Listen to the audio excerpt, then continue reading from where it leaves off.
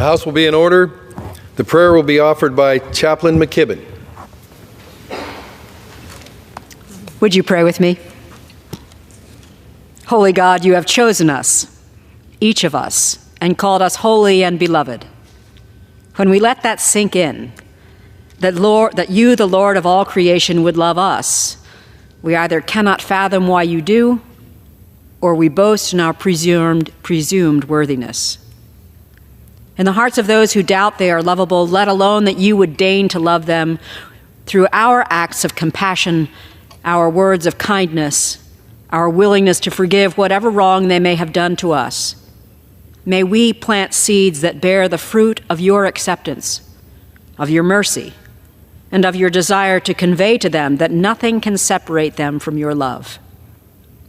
And in the hearts of those who believe they have a leg up on others, who assume superiority or entitlement, through our acts of compassion, words of kindness, and our willingness to forgive whatever wrong they may have done to us, may we plant seeds that bear the fruit of your humility, your forbearance, and your desire that they separate themselves from anything that does not reflect your love.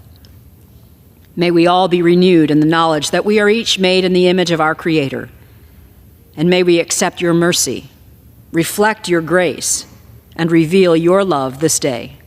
In your eternal name we pray. Amen. Amen. Thank you, Chaplain. The chair has examined the journal of the last day's proceedings and announces to the House the approval thereof. Pursuant to Clause 1 of Rule 1, the journal stands as approved.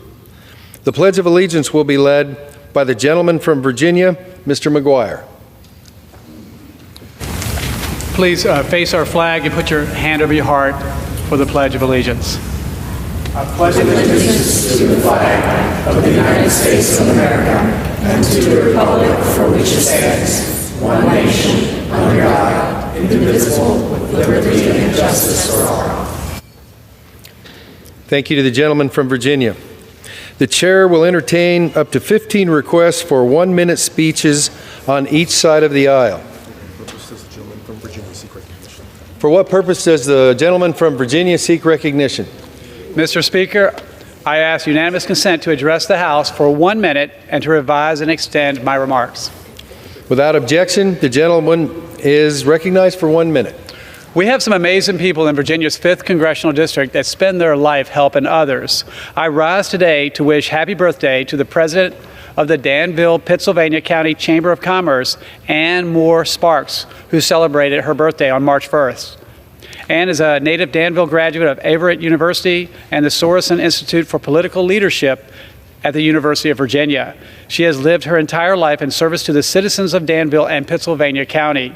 As president of the Chamber, she has led the charge to build a secure economy in Southside Virginia.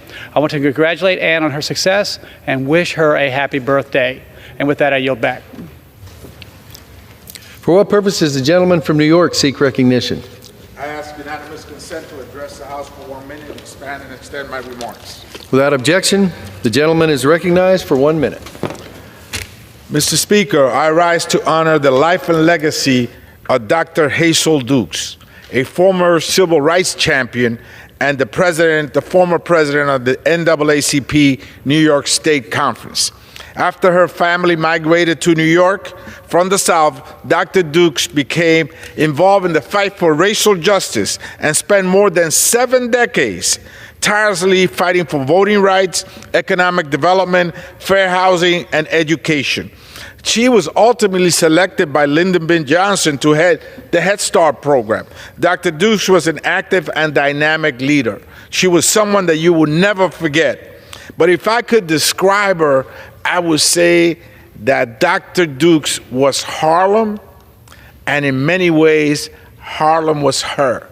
We would always remember her as an icon and the heartbeat of Harlem and the NAACP. She would always be with us in thought. Rest in power, Mama Dukes. Harlem loves you. I yield back. For what purpose does the gentleman from Pennsylvania seek recognition? South Carolina. Yeah. For what purpose does the gentleman from South Carolina seek recognition? Mr. Speaker, I ask unanimous consent to address the House and revise and extend my remarks for 1 minute. Without objection, the gentleman is recognized for 1 minute. Thank you, Mr. Speaker. Today, House Republicans will vote on a continuing resolution which will avoid a government shutdown funding core government services. President Trump backs the legislation so that, quote, we can continue to put the country's financial house in order, end of quote. Among the benefits today, it maintains government operations without increasing borrowing more of taxpayers' money. It increases border security.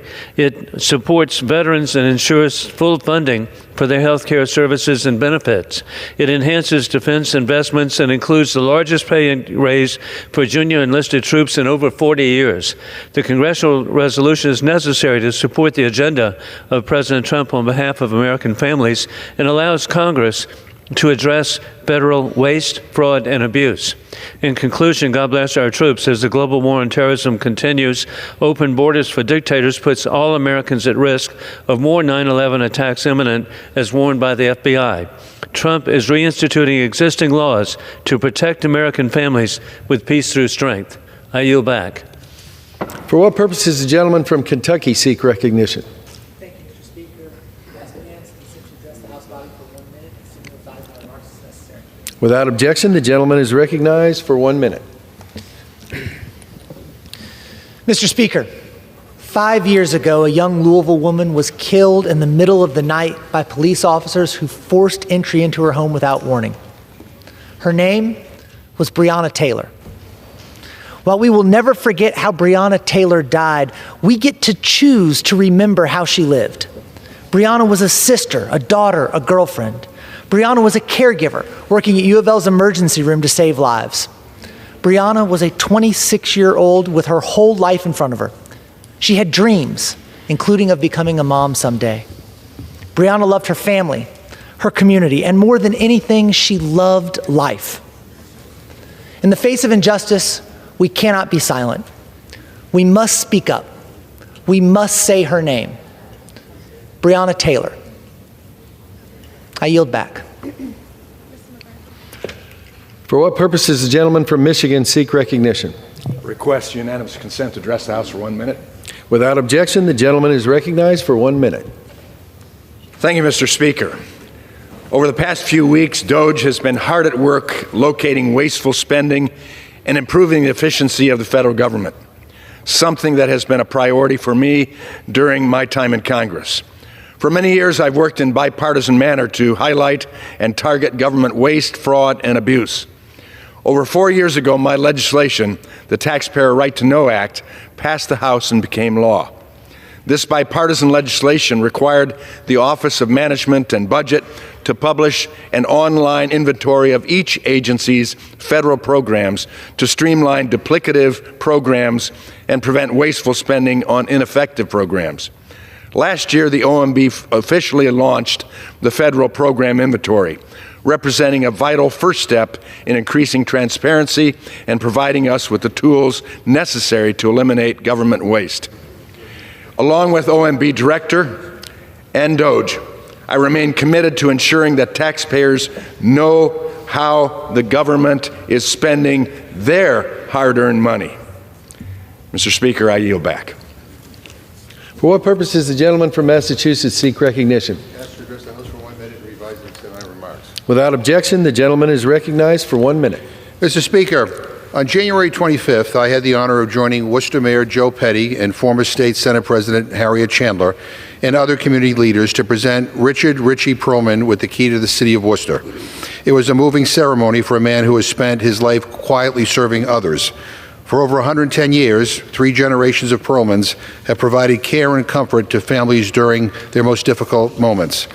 As a funeral director, Ritchie has ensured that every person is treated with dignity and respect, honoring sacred traditions that have stood the test of time, including the sacred Jewish ritual of Tahara. Ritchie's service has strengthened our community and upheld the values of compassion, faith, and humanity. Worcester is better because of him. I was proud to stand with so many local leaders to celebrate Ritchie's contributions, and I congratulate him once again on receiving this great honor. I yield back. For what purpose does the gentleman from Pennsylvania seek recognition? Mr. Speaker, request unanimous consent consent to address the House for 1 minute and revise and extend my remarks. Without objection, the gentleman from Pennsylvania is recognized for 1 minute. Thank you, Mr. Speaker.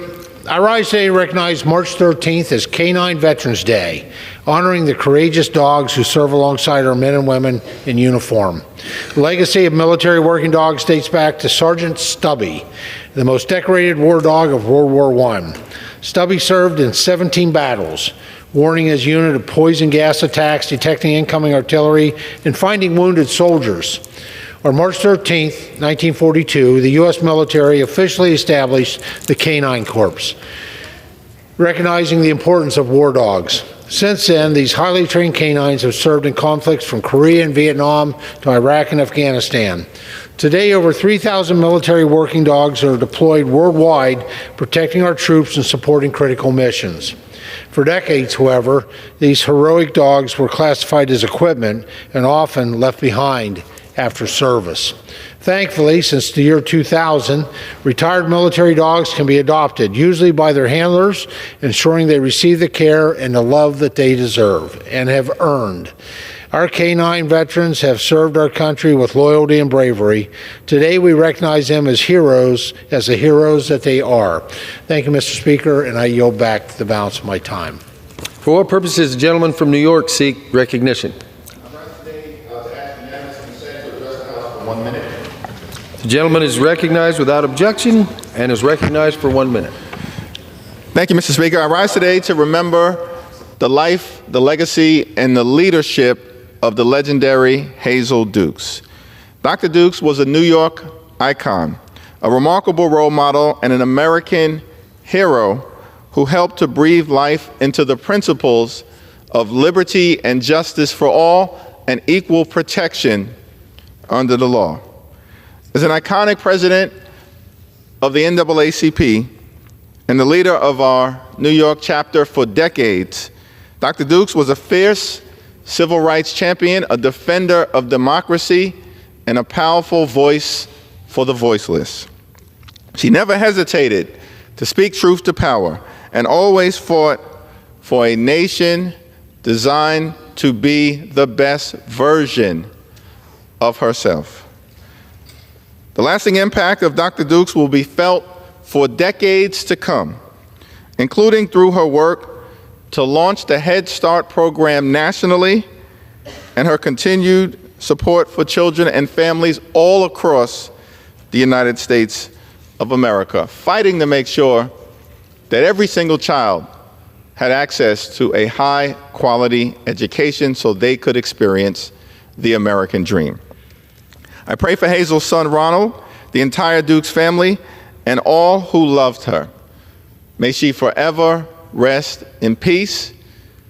God bless Hazel Dukes, God bless New York, and may God continue to bless the United States of America. I yield back.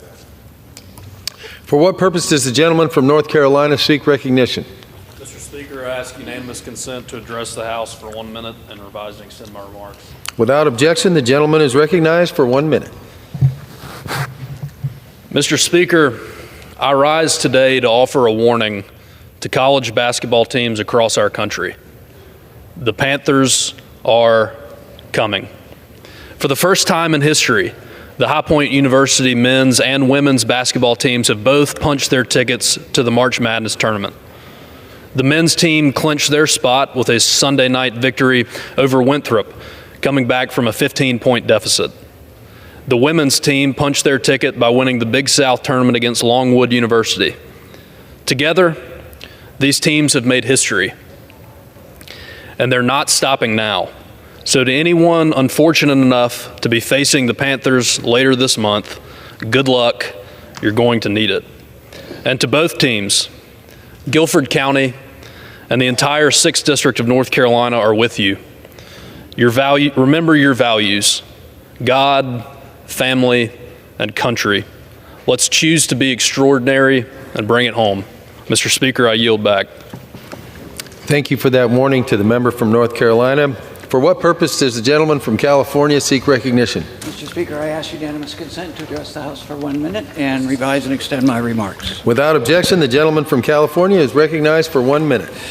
Mr. Speaker, I rise today to honor the life of Reverend Phil Lawson, a civil rights leader, pastor, a tireless advocate for social justice, a mentor, and a friend. From a young age, Reverend Lawson committed himself to faith and peace, studying nonviolent direct action under the leadership of Bayard Rustin. He emerged as a powerful voice for civil rights, participating in events like the historic 1965 Selma to Montgomery marches alongside his friend, Dr. Martin Luther King, Jr. After leading a Methodist parish in Kansas City, Reverend Lawson took a job with the city of Berkeley, California. He later served in roles of 2 local Methodist parishes before being appointed to lead the Easter Hill United Methodist Church in Richmond, California. His work on social justice issues earned him recognition as the Contra Costa County Humanitarian of the Year in 2003. After a distinguished life of service, Reverend Lawson passed away earlier this year at the age of 92. He will be remembered for his outstanding character, his deep impact to this country and to our community in California. I ask my colleagues to join me in honoring the life of Reverend Phil Lawson. Thank you, Mr. Speaker. I yield back. For what purpose does the gentleman from California seek recognition? Speaker, seeking to ask for the Senate to address the House will rise to extend my remarks. Without objection, the gentleman from California is recognized for 1 minute. Thank you, Mr. Speaker. Per the continuing resolution, one of the good aspects is for California and nationally, for those that like California-grown food, is a portion that will be in there for, under the WIN Act, under Bureau of Reclamation, funding for water projects in California, mainly the Sites Reservoir. What you see here is the Shasta Reservoir and all that water going over that's actually going nowhere except for out to the Pacific Ocean. Sites Reservoir's existence will mean we'll have the ability to impound up to 1.5 million acre-feet of saved water that the whole state can use instead of being lost. We've lost so much water this year due to, I think, not great management of that resource. At least 800,000 acre-feet, many up to 2 million acre-feet have been lost just from Lake Shasta down the river out to the ocean. So this funding here will help build a good project that will help California's water supply go much farther than what we see happening right now. We see farms being cut to 35% of their allocation. We see people in the urban areas being cut to 42 gallons per day because we can't manage this water supply. Build the storage, manage the water better, and we'll get a lot more wins. I yield back. For what purpose does the gentlewoman from Maryland seek recognition? I ask unanimous consent to address the House for 1 moment and revise and extend my comments. The gentlewoman is recognized for 1 minute. Mr. Speaker, I rise today in defense of the National Park Service, whose payroll and costs may be cut up to 30% by the administration in the coming weeks. For over a century, the National Park Service has protected and preserved the stunning beauty of our country for all Americans. And these parks have further generated tens of billions of dollars for our local economies. My district is the 6th District of Maryland, and we're home to 7 national parks, including Antietam and the C&O Canal, which has over 4 million visitors annually. This supports thousands of jobs, hotels, and restaurants. Cuts to the National Park Service just don't hurt its employees, like my constituent Carrie Schmidt, who was laid off by the Catoctin Mountain Park 2 weeks ago. They also hurt the millions of small businesses who depend on our parks to keep the lights on. And equally important, our future generations, who, like my first grandbaby, 7-week-old Charlie, deserves to see the beauty and the grandeur of our geography. We must protect our parks and the dedicated public servants who take care of them. I yield back. For what purpose does the gentleman from Ohio seek recognition? Mr. Speaker, I ask unanimous consent to address the House for 1 minute to revise and extend my remarks. Without objection, the gentleman from Ohio is recognized for 1 minute. Thank you, Mr. Speaker. I rise today to commend President Trump for his position that the United States Steel Corporation must remain an American company. Steel is foundational to our nation's economic and national security. We must maintain a strong domestic steel industry. United States Steel was once the largest steel producer in the world, a symbol of global competitiveness, but over decades it was weakened by an onslaught of subsidized steel dumped from overseas. Instead of auctioning off critical manufacturing assets to the highest foreign bidder, President Trump is focused on policies to ensure our American steel industry stays resilient. This is not about being anti-Japan or any other nation, but about being pro-America and protecting our economic future and our national security. We shouldn't sell out our workers or our future to foreign corporations. Thank you, Mr. Speaker, and I yield back. For what purpose does the gentlewoman from Minnesota seek recognition? Mr. Speaker, I'm requesting that this is consent to address the House and to revise and extend my remarks. Without objection, the gentlewoman is recognized for 1 minute.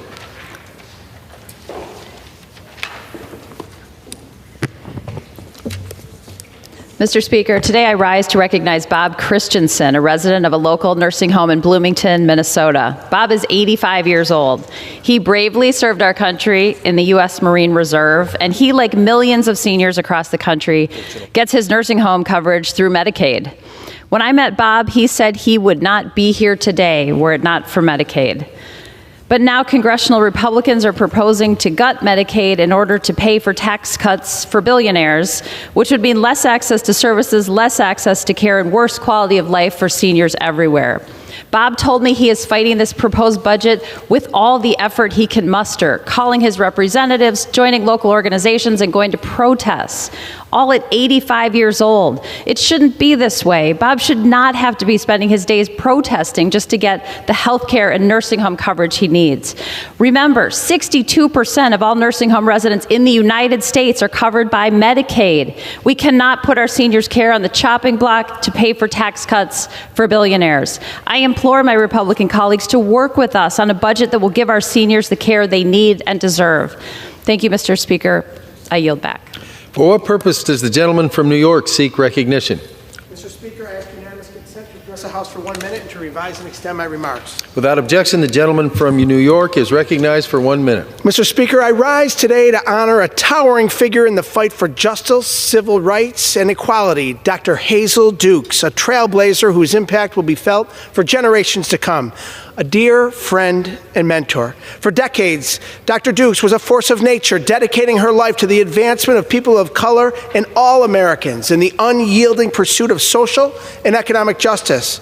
As the longtime president of the NAACP New York State Conference, she led with extraordinary courage, wisdom, and an unwavering commitment to the cause of equality. From 1990 to 1992, she carried that leadership to the national stage as president of the NAACP, steering the organization through a pivotal era in the ongoing struggle for civil rights. She was not just an advocate, she was a warrior, fighting on the front lines for fairness, dignity, and opportunity for all. From her early days pushing for desegregation to her tireless work empowering marginalized communities, Dr. Dukes was a guiding light, illuminating the path toward justice for countless Americans. Her influence extended far beyond the NAACP. She shaped policy, broke down barriers, and lifted up those who too often had been left behind. She never wavered, never backed down, and never stopped believing in the power of collective action to change the world. New York and our entire nation are stronger because of her relentless dedication to equality and fairness. Her legacy is one of courage, resilience, and an unshakable belief in what is right. Let us honor her memory not just with words, but with action, by continuing her fight and working toward a future where justice is not just an aspiration, but a reality for all. May Dr. Hazel Dukes rest in peace and power. I yield back. For what purpose does the gentleman from the Empire State seek recognition? Address the floor for 1 minute. Revise and extend my remarks. The gentleman from New York is recognized for 1 minute. Thank you, Mr. Speaker. I am deeply saddened today for the passing of Dr. Hazel Dukes. We called her Ma Dukes. Her lifelong commitment to equality, from breaking racial barriers in New York to leading the NAACP at the national and state levels, has left an indelible mark on our society. She was a trailblazer. For many of us, she was our present-day sojourner truth. She was the first black woman employed at the Nassau County Attorney's Office in 1966, Her tireless work for voting rights, fair housing, education, and economic development uplifted countless individuals and communities. Through her leadership and determination, she not only changed policies, but she also inspired generations to continue the fight for justice. While words cannot fully ease the pain of such great loss, I find comfort in the extraordinary legacy that she leaves behind. May her memory continue to inspire us all to carry forward the work she so passionately championed. And as all of us grieve in the state of New York and across America, we find peace in the words of Psalm 34:18. The Lord is close to the brokenhearted and save those who are crushed in spirit. May his presence bring strength, wisdom, and healing to all who are mourning the loss of the great Ma Dukes, a woman of warmth, a woman of wisdom, and a woman of unwavering dedication to those she served. Her impact is extended beyond her advocacy. She was a mentor, a friend, and a guiding force to me and so many others. I yield back the balance of my time. For what purpose does the gentleman from New York seek recognition?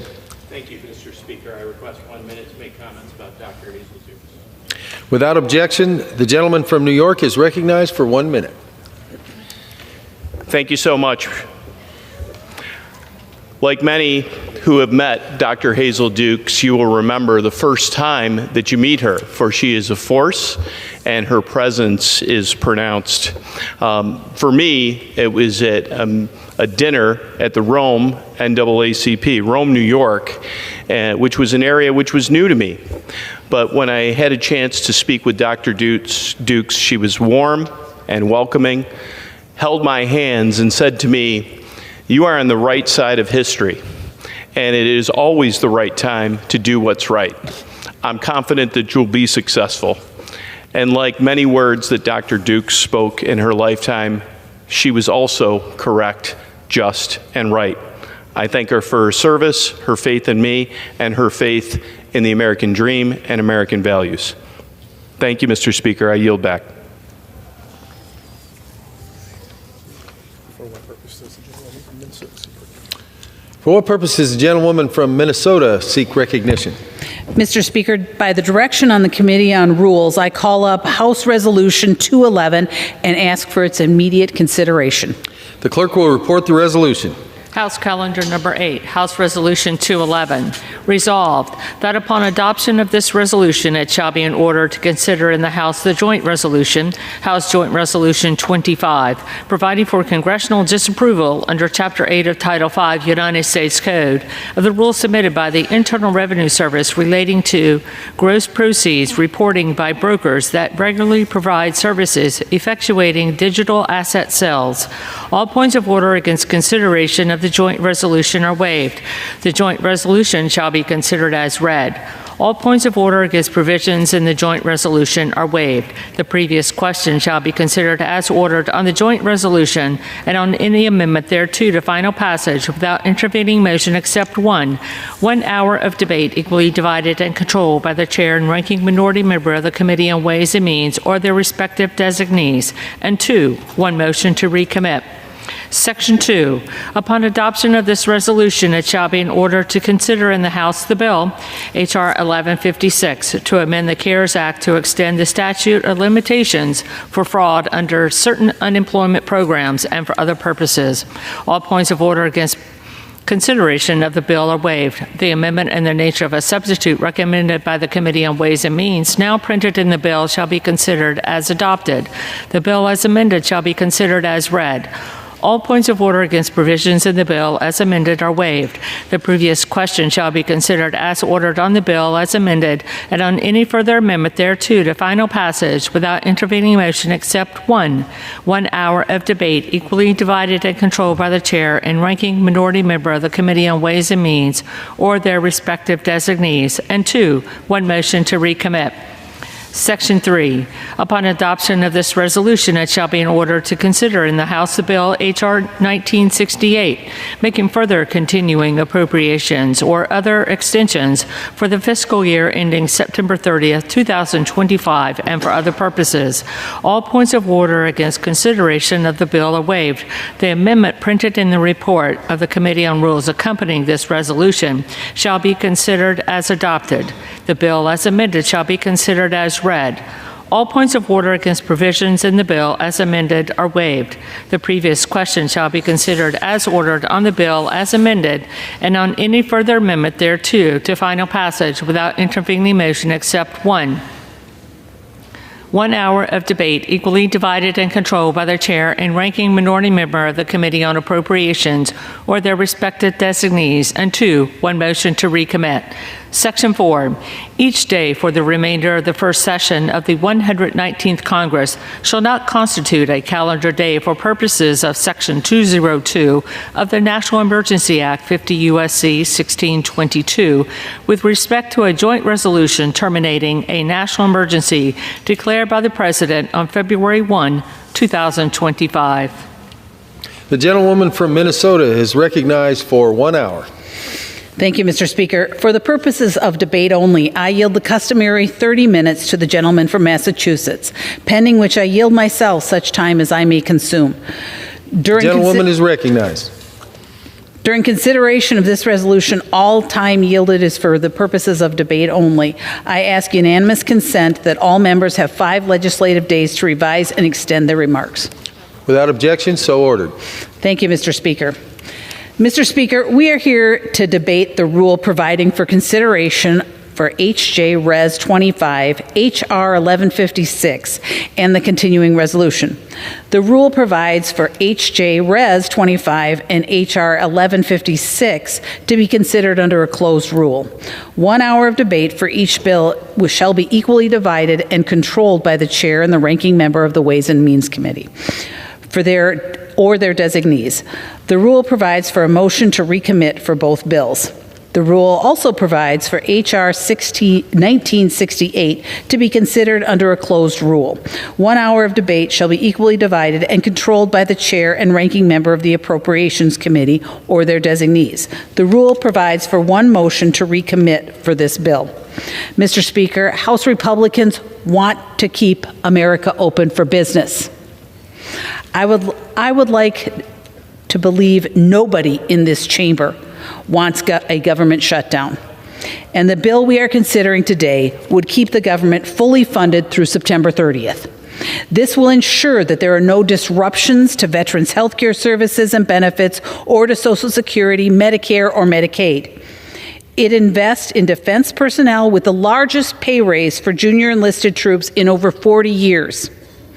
And it includes funding for the Toxic Exposures Fund to treat veterans who have experienced service-related exposure to toxic substances. This bill fully funds the program that provides key nutrition assistance for mothers, infants, and children, and increases funding for the WIC program, and it increases funding for the FAA. There are no poison pills in this bill. It is a clean CR that fully funds the government. And a shutdown would mean small businesses cannot get their federal loans, national parks would close, and assistance programs for family would quickly run out. There's nothing controversial in here for my Democrat colleagues to vote against, but I am certain many of them will. You see, my colleagues on the other side of the aisle have taken to fear-mongering. They are okay with the chaos of a government shutdown because they cannot see past their blind hatred of President Trump. We are also here today to discuss legislation to repeal a misguided Biden rule that requires decentralization finance platforms to file a Form 1099-DA. This would include disclosing taxpayer information and transaction details these platforms currently do not collect. This rule demonstrates a lack of understanding about how decentralized currencies and their platforms they are traded on actually work. Misguided policies like this need to be repealed, and that is what the CRA will do. Finally, we're here to debate the Pandemic Unemployment Fraud Enforcement Act, which was which was introduced by the Ways and Means Chairman, Mr. Jason Smith, to extend the statute of limitations for prosecuting unemployment insurance fraud that took place under the CARES Act. Currently, the statute of limitations is 5 years, which means many of these would expire at the end of this month. Unfortunately, we saw a wide range of fraud and abuse take place in this federally funded unemployment insurance program, and more time is needed to root it all out. This bill, which extends the statute of limitations to 10 years, is a clear example of the House's commitment to removing waste, fraud, and abuse from the federal government. Anyone who is serious about protecting taxpayer dollars should agree that simply giving law enforcement the ability to continue to investigate and prosecute fraudsters is a common sense proposal. Thank you, Mr. Speaker, and I reserve. For what purpose does the gentleman from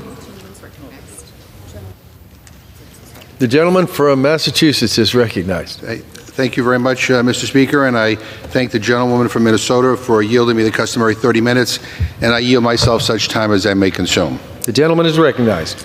Mr. Speaker, as we speak, prices are going up, inflation is up, groceries are up. I saw eggs for $10 recently. Used car prices are up, other than Teslas. Those seem much cheaper these days for some reason. Energy prices are up 25% in the gentlelady's home state of Minnesota. 25% energy price increases for her constituents thanks to Trump's tariffs that she is supporting by bringing this rule to the floor. Boy, I'm just glad she's not my representative. Meanwhile, Elon Musk was on Fox Business this morning. He's not talking about food prices or energy prices. He's talking about how he wants to, quote, eliminate entitlements. This is the guy that calls Social Security a Ponzi scheme, the guy that's laying off people at Social Security offices already. Maybe Elon doesn't know this, but Social Security is not an entitlement. It's a program that people have spent their entire life paying into. Shame on him. Maybe Elon needs to watch the news instead of going on it, because you know what else is going down, Mr. Speaker? Consumer confidence. People are waking up to the fact that Trump's trade war is going to hurt them in their pocketbooks. The stock market is going down. People in this country are starting to panic because their retirement accounts are dropping. Planes are going down. We've had several major accidents, several close calls, and we just learned that Elon Musk, the guy whose rocket just exploded in midair this weekend, wants to fire air traffic controllers. Make that make sense. And Republicans are doing nothing about any of it. Trump spent 2 minutes in his 2-hour lecture last week talking about lowering prices. 2 minutes. Now Republicans bring to the floor this CR, basically a blank check to Trump and Musk that says, keep doing what you're doing, we're all fine with it. No way, no way. My Republican friends want to pretend like this is a clean CR. It's 99 pages, for God's sake. A CR is pretty simple. The government gets funded at the same levels. Calling this CR clean is laughable.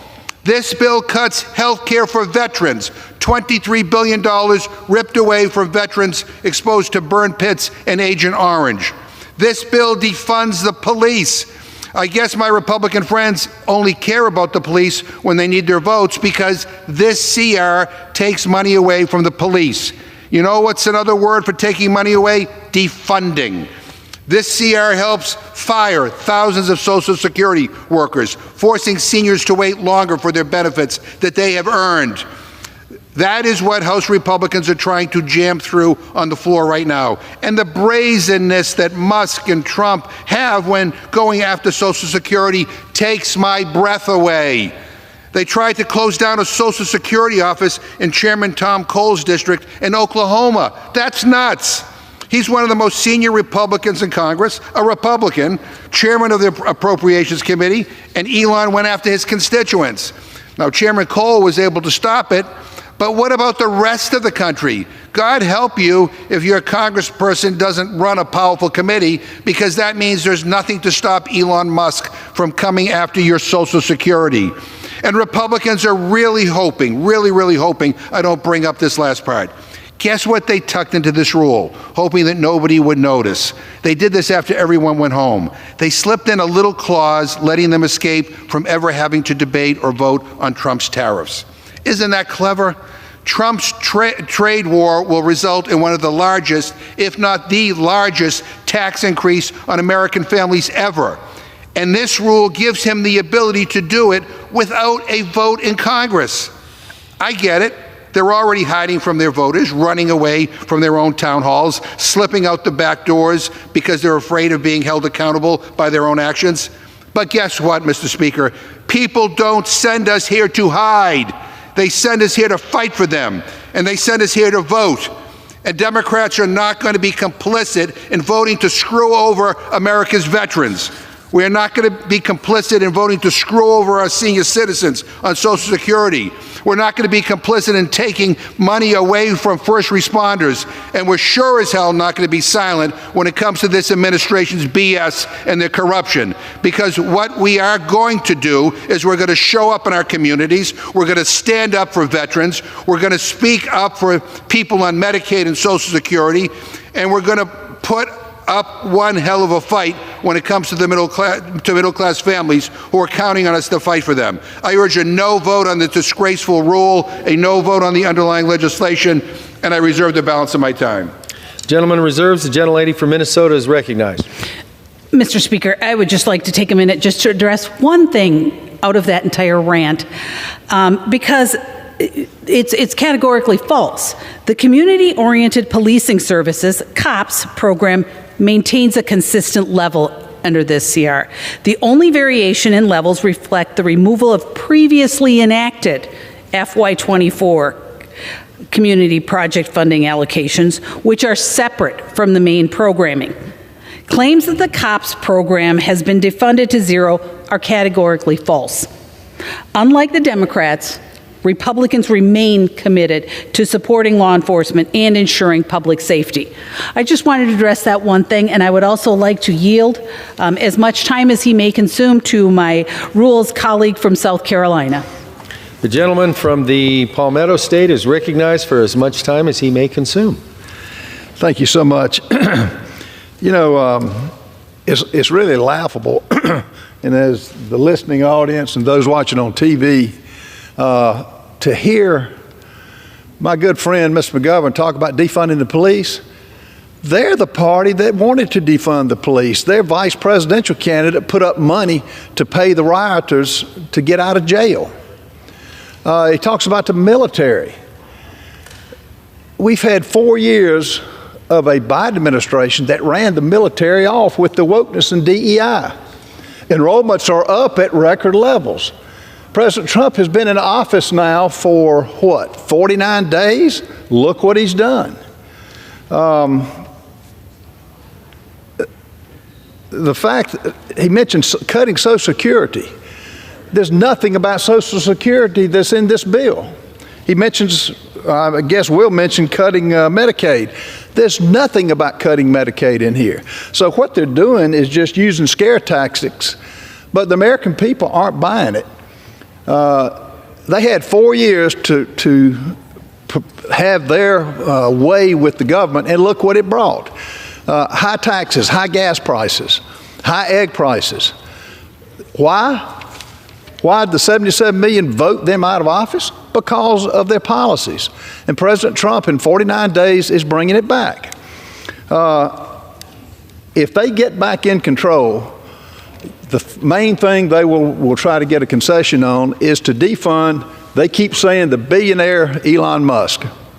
I'm sorry, Elon Musk didn't make it from government. He made it from producing a product. And guess what he has had the mind and the genius to find? They support these things that he found in the different agencies, mainly leading off of the USAID. And I want everybody to listen to see if you agree with this. For the taxpayers, what Elon Musk found, $2 billion, which was part of a greenhouse gas emission fund. Guess where it went? Stacey Abrams. Is that where the taxpayers want their money spent? $1 million to Social Security's administration's Gen X initiative marker. Is that where the taxpayers want their money to go? $45 million diversity, equity, and inclusion scholarship in Burma.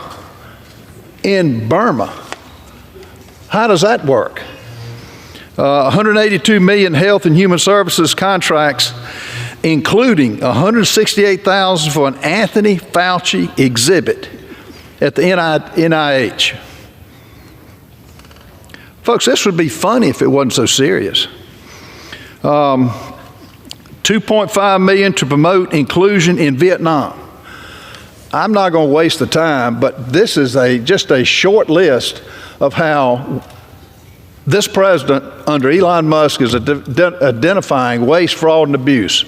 And to all the things that you're saying are just not true. I sat through this. You mentioned this was like needles in your eyes.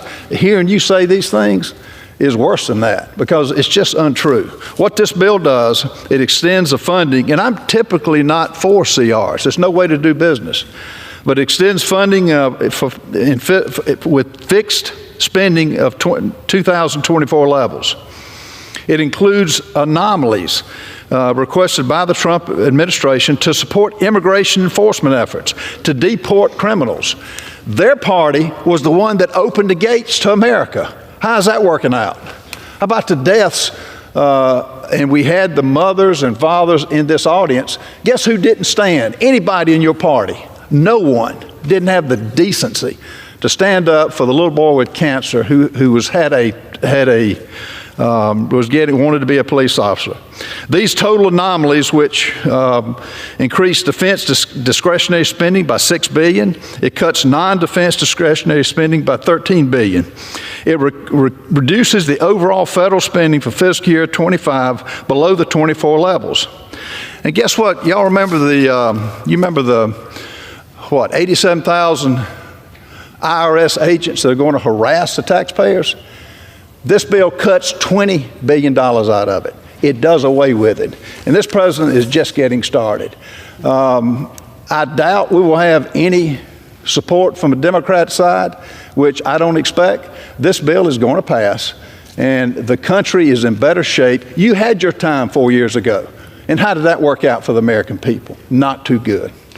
I fully support this bill, and Madam Chairman, I yield the balance of my time. Reserve. Gentlelady reserves. Members are reminded to address their remarks to the chair. The gentleman from Massachusetts is recognized. Mr. Speaker, the gentleman wants to talk about grocery prices. Read the room, man. Or better yet, visit a grocery store. Give me a break. Mr. Speaker, if we defeat the previous question, I will offer an amendment to the rule to bring up H.R. 1974, a short-term continuing resolution that keeps the government funded through April 11th. Mr. Speaker, I ask unanimous consent to insert the text of my amendment into the record, along with any extraneous material immediately prior to the vote on the previous question. And to discuss our proposal, I yield 2 minutes to the gentlewoman from Minnesota, Ms. McCollum. Without objection, so ordered. The gentlelady from Minnesota is recognized. Thank you, Mr. Speaker. I rise in opposition to the full year CR. This bill abdicates our constitutional responsibilities to direct funding, and it gives it to Elon Musk and Mr. Trump. It undercuts the separations of powers in our Constitution. This CR cuts $13 billion from domestic priorities that Americans rely on. I'm going to talk specifically about $2.2 billion in reduction to health care. Here's a few examples. $280 million cut from NIH means cuts to research and clinical trials. Fewer lives will be saved. The bill removes congressional directions for CDC funding. That's how we detect and control health threats at home and from abroad. And there's an $891 million reduction to HHS investments. That will lead to more health care workforce shortages. The ramifications of these cuts will be felt everywhere, but especially to the most vulnerable Americans who are already hurting from the illegal cuts Elon Musk is making to healthcare grants and research. $17 million reduction to Indian Health Service facilities, and they're already falling apart. The bill shortchanges our veterans by failing to include $22 billion in advance funding for VA toxic exposure. That jeopardizes the health care of our veterans exposed to burn pits and Agent Orange. And the bill cuts DoD medical research by over $850 million. This will obstruct new cures for cancer and infectious diseases. These just aren't funding cuts. The Republicans are cutting cures and treatments and hopes for healthier American families. And this is before we know what Elon Musk has in store for Social Security, disability, Medicaid, and Medicare. A full-year CR is a disaster, and it does not have to be this way. The American people deserve better. I urge my colleagues to defeat this PQ and bring forward a short-term CR, and let's get to work. I yield back. Gentleman from Massachusetts reserves. Gentlelady from Minnesota is recognized. Mr. Speaker, I yield 5 minutes to my colleague on the Rules Committee from Texas. The gentleman from Texas is recognized for 5 minutes. I thank the gentlelady. So here we are again.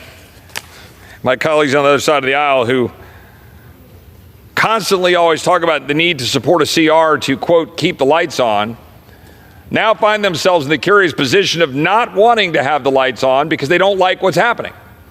So they don't want the lights to be on because you've got people in the executive branch who have taken seriously the election mandate that was given to the President of the United States to end the absurdity of nonstop wasteful spending, the ridiculousness of expenditures like $32,000 for a transgender comic book in Peru. Like, that's the kind of stuff that make the American people's head explode. And there are dozens, hundreds of these examples. I could sit here and list. And the fact is, this stuff is getting exposed in real time. The American people are seeing it. And now my colleagues on the other side of the aisle are trying to run from it. That's why they don't like this bill. That's why they want to have a shutdown after all of these years of decrying the possibility of shutdown. You're seeing all of the news today talking about the possibility of a Schumer shutdown. You're talking about, there's news article after news article. The Hill, February 11th, Democrats step up talk about using shutdown as leverage against Donald Trump. Democrat senators who request anonymity said that March 14th deadline may be the best leverage they have. Democrats in Congress see potential shutdown as leverage to counter Trump. U.S. Congress, The Guardian, February 15th. I could insert into the record dozens of these stories because the fact of the matter is the gig is up.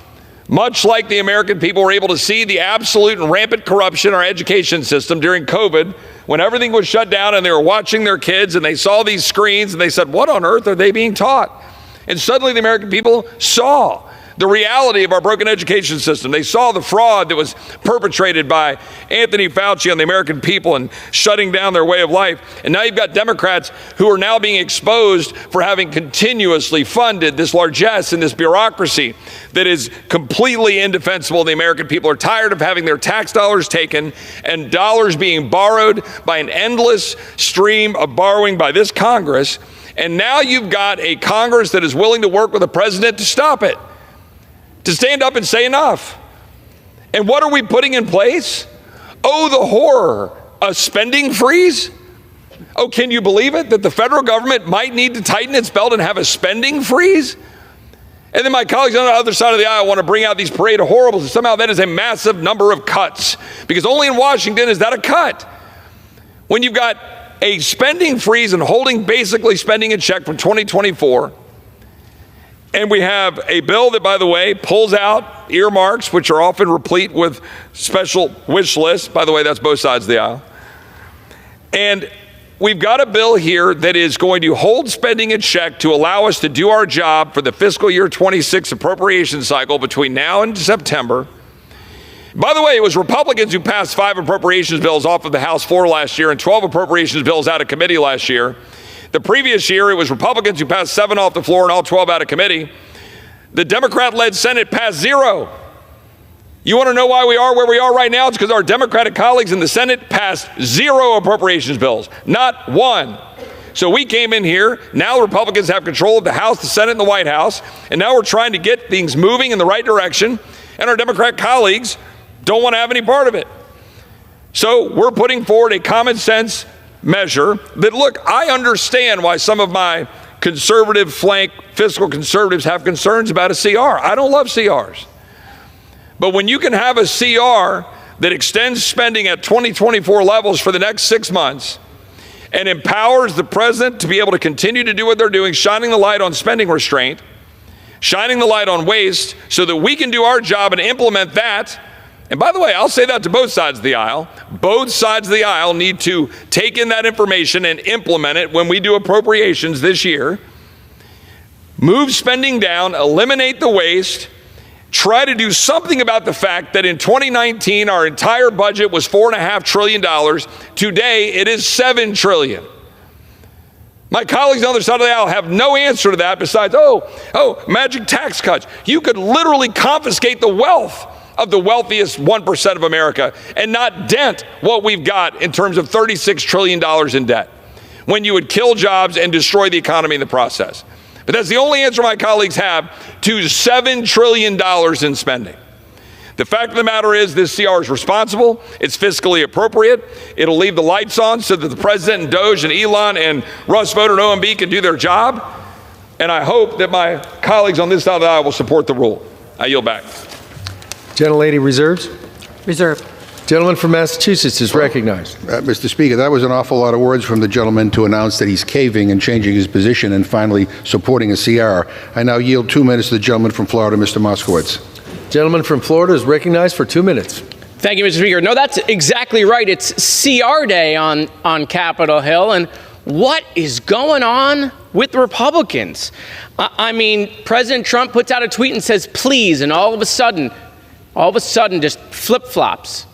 But you know what? Let me do some mean tweets about how you feel about CRs when you're in the minority only. And the first one actually is from the gentleman from Texas. And it says, it's Groundhog Day in the House chamber, all the time, every day. Yet again, spending money we don't have, apparently only when he's in the minority. Another one from a colleague, comparing continuing resolutions to attending a P. Diddy party. In any given year, another colleague says, if Congress raises the debt ceiling, passes a CR, and rams through an omnibus bill, no member of Congress should receive a paycheck. That's awkward for you guys. How many of you are going to give back your paycheck? Another colleague, I've never voted for a CR. You sent me to Congress to cut wasteful spending, and I'm a woman of my word. You can guess who that is. And this one, this is my favorite. What does a CR stand for? It stands for capitulating Republicans, caving Republicans, said by a Republican. And you know what? I'm going to miss the Never CR group. I mean, they were great, but they're breaking up. And it was great to see them live while they were together. They had lots of fans. I'm going to miss them. I mean, they were mostly a boy band, okay? Some of them are going solo. Appears it's only Thomas Massey. But you know what? Something tells me there'll be a reunion, but only when they're in the minority. And to quote Representative Massey, talking about Republicans, I guess deficits only matter when we're in the minority. So listen, go home to your families, turn in your voting cards, give Trump the gavel, because that is what has happened to your entire party. You don't need to be here. He tells you to do something, you jump. And so what's going on in the world? Another representative brought what's going on in the world in the last 30 days. Well, let's see. Egg prices are up. Goods are up. Stock market is down. Thank you, Mr. Chairman. Gentleman yields back to gentleman from Massachusetts. Reserve. Reserve. Mr. Speaker. Members are admonished for the second time and reminded to address their remarks to the chair. Thank you. And thank you, Mr. Speaker. From Minnesota is recognized. Thank you, Mr. Speaker, for that reminder. I appreciate that. And Mr. Speaker, I would like to yield 2 minutes again from to my colleague from the Rules Committee from Texas. Gentleman from Texas is recognized for 2 minutes. Well, I appreciate the sudden religion my colleagues on the other side of the aisle have found on spending restraint and the need to cut spending. I look forward to all the proposals that my colleagues will put forward on reducing significant amounts of spending and waste, fraud, and abuse. And I'll look for that press conference they'll no doubt have sometime this week. I would also note that when we talk about continuing resolutions, what my colleague just failed to mention was the fact that literally every single Democrat voted for the CR that we just had in December. Like literally every single Democrat except for one who I think maybe took a present vote. The fact of the matter is, it has nothing to do with that. The fact of the matter is, for those of us who do not like CRs as a general principle, the fact is, because Democrats literally wouldn't pass an appropriations bill out of the Senate, we're left doing the cleanup work of trying to figure out how to move forward while we have an administration that isn't at war with its own people. When the previous administration was blatantly disregarding the well-being of the American people, to have wide open borders, letting fentanyl and letting all manners of evil come into our country, leading to the death and destruction of the people that I represent, people like Jocelyn Nungare, who lost her life to the hands of Tren de Aragua because Joe Biden decided it was more important to let millions of people into this country in violation of our laws, endangering the people. That's why our bill has additional funding for ICE, to make sure that we've got the beds to undo the damage that the Biden regime has carried out on the American people. Those are the actual facts. The fact of the matter is, no, you don't want to have a CR to continue the funding under Joe Biden because Joe Biden was at war with the American people. Now we have a president and administration that is trying to do the job that they sent him there to do. Secure the border of the United States, hold back spending, eliminate waste, fraud, and abuse, get this economy going again, get the regulations out of the way of the American people, and do the job they want us to do. With that, I yield back. Gentlelady reserve. The chairs of each respective side are advised that the gentlelady from Minnesota has 13 minutes remaining, and the gentleman from Massachusetts has 20 and a half minutes remaining. The gentleman from Massachusetts is recognized. Mr. Speaker, forget about it. I'm not going to respond. I just want to yield 2 minutes to the gentleman from New York, the distinguished ranking member of the Committee on Foreign Affairs, Mr. Meeks. The gentleman from New York is recognized for 2 minutes. The fact of the matter is, Donald Trump's unemployment is rising. The NASDAQ had its worst days since the COVID crash.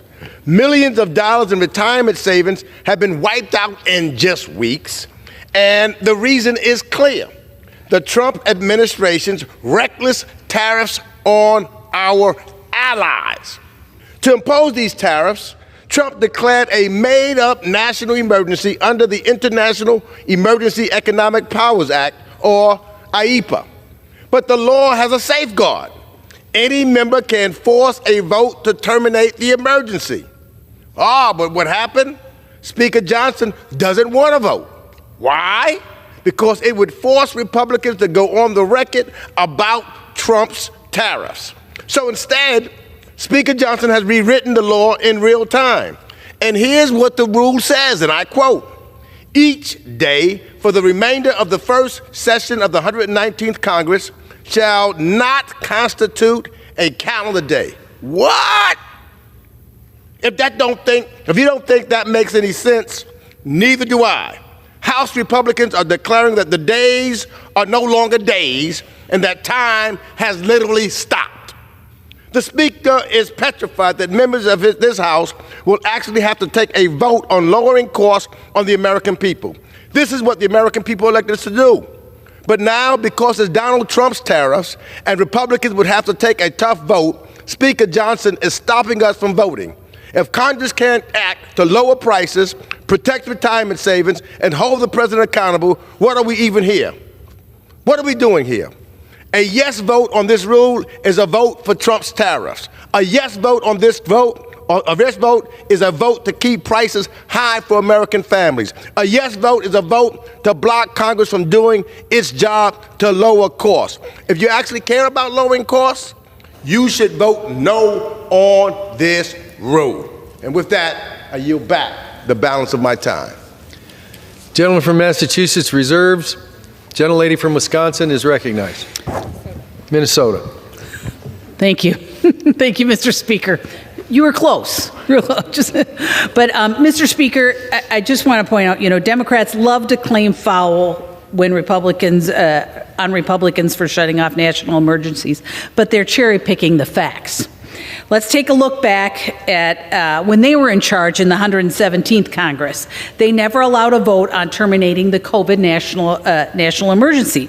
Mr. Gosar introduced 2 separate national emergency disapproval resolutions, and Democrats, who were in control at the time, not only shut off consideration of those resolutions without a single vote, they shut them off for the remaining 18 months of the Congress. Even 2 years after the COVID emergency was declared, Democrats still silenced the voices of Republicans who wanted to take a vote. What's that saying again? Rules for thee, but not for me. I reserve.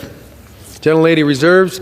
Gentleman from Massachusetts is recognized. Thank you, Mr. Speaker. The gentlelady just conceded that this rule would prevent the House from voting on Trump's tariffs, thereby resulting in the biggest tax increase on middle-class families that we've ever seen. I now yield 2 minutes to the gentleman from New Mexico, Ms. Stansbury. The gentlelady from New Mexico is recognized for 2 minutes. Thank you, Mr. Speaker. Sometimes when I'm standing in this chamber, I literally cannot believe my ears. And I have to say that today is one of those days, because as we stand here on the floor today, I am hearing members of the other side of the aisle who said they would never vote for a continuing resolution, that they would never vote to raise the debt, that they would never vote for a bill that extends the debt ceiling, say that we have to pass this bill. And so I literally cannot believe my ears today, because the GOP today is here with a great American bait and switch. So let me explain to you what exactly is going on. Donald Trump spent the weekend calling our colleagues across the aisle, asking them to keep the government open until the end of the fiscal year so that they can get on with their real agenda. And you all know what the real agenda is. The real agenda is that they're dismantling the federal government. They're firing tens of thousands of federal workers, teachers, firefighters, veterans, military, members of our community who are in crisis right now, and they are illegally impounding funds.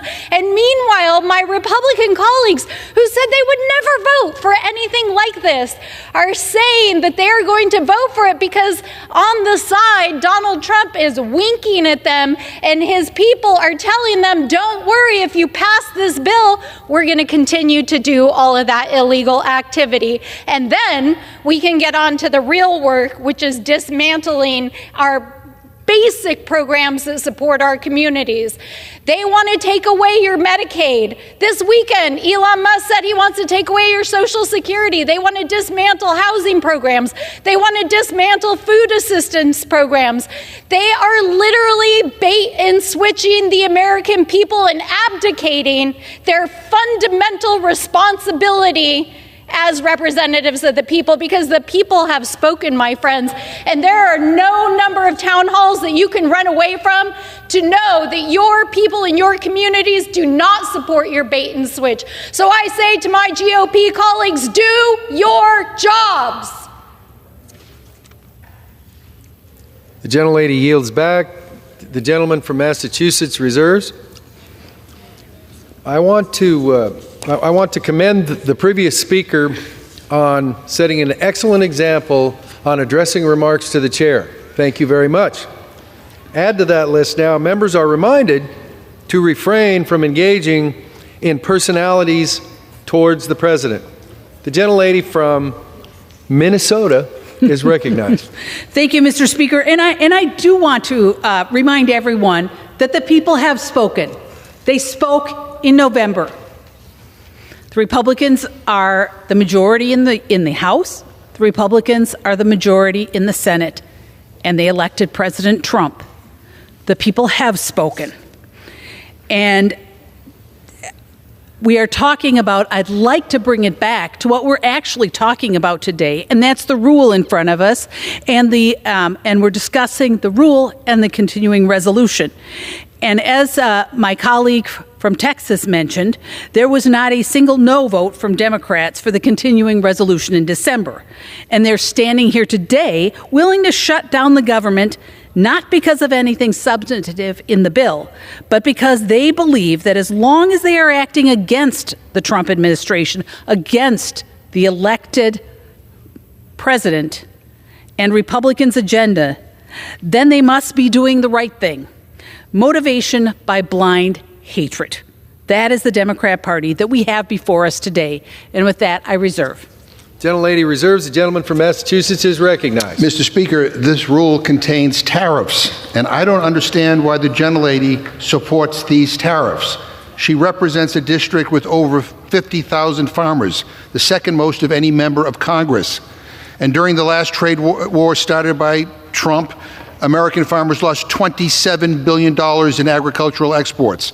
It's farmers in the Gentlelady's district who are being harmed by these tariffs. So I don't understand why she supports them. I now yield 2 minutes to the gentleman from Florida, Mr. Frost. The gentleman from Florida is recognized for 2 minutes. Thank you. I appreciate it. I think it's interesting because anytime my colleagues want to defend horrible moves by the Trump administration, whether trying to cut Medicare, cut Medicaid, they keep saying, the people have spoken, without realizing that the people are speaking. That's why they continue to cancel their town halls, because they don't want to hear what the people are saying right now. Costs are at an all-time high. I came down here to tell people that if you're struggling to afford food, you can't pay your rent, the medical bills are stacking up, this bill will make your life worse. Why? To give tax cuts to billionaires and big corporations. This bill sets up major cuts to Medicaid, which 60,000 children in my district rely on for health care. Cuts to Medicare. Steals from veterans, ripping away benefits. Steals from working people and families. Gives even more unchecked power to President Elon Musk and Doge. And recently, Musk said that Social Security is a Ponzi scheme. So every vote in favor of this bill endorses those words. You vote for this, go to your constituents and be loud and proud. Tell them that the program that they've paid into and worked on their entire life so they can retire with dignity is a Ponzi scheme. Oh wait, Republicans have been told by their leadership to stop doing town halls. Why? Because the people are pissed off. They're scared. Many have been sold this BS lie that if we just give all the power to billionaires like Elon Musk, we'll all be okay. But I got breaking news for you. The billionaires have always had immense power in this country, and it hasn't worked out for us. I'm opposing today's rule so we can stop the House from voting on the Republican Party spending bill that works to cut Medicaid, Medicare, Social Security, veterans benefits, and school lunches, all in favor of the ultra-rich. I know what it's like to not be able to pay for housing, to go into debt just to survive. We're not in this because people have lived beyond their means, but because we've been denied the means to live. So vote no on this rule, and I yield back. Thank you. Gentleman from Massachusetts reserves. The gentlelady from Minnesota is recognized. Thank you, Mr. Speaker. And this is just another example of how talking points are written before they actually read the bill, because this is about a government shutdown, plain and simple. We have to have the rule to pass the CR so that we can avoid government shutdown. I reserve. Gentlelady reserves. The gentleman from Massachusetts is recognized. Yeah, Mr. Speaker, this is a rule to protect tariffs. I yield 1.5 minutes to the gentlewoman from Illinois, Ms. Ramirez. The gentlelady is recognized for 1.5 minutes. Thank you, Mr. Speaker. So this is about the rule so that we can get to this continuing resolution, or so-called continuing resolution. But let me tell you what continuing resolutions are. They give Congress time to negotiate budget bills in the interest of the American people.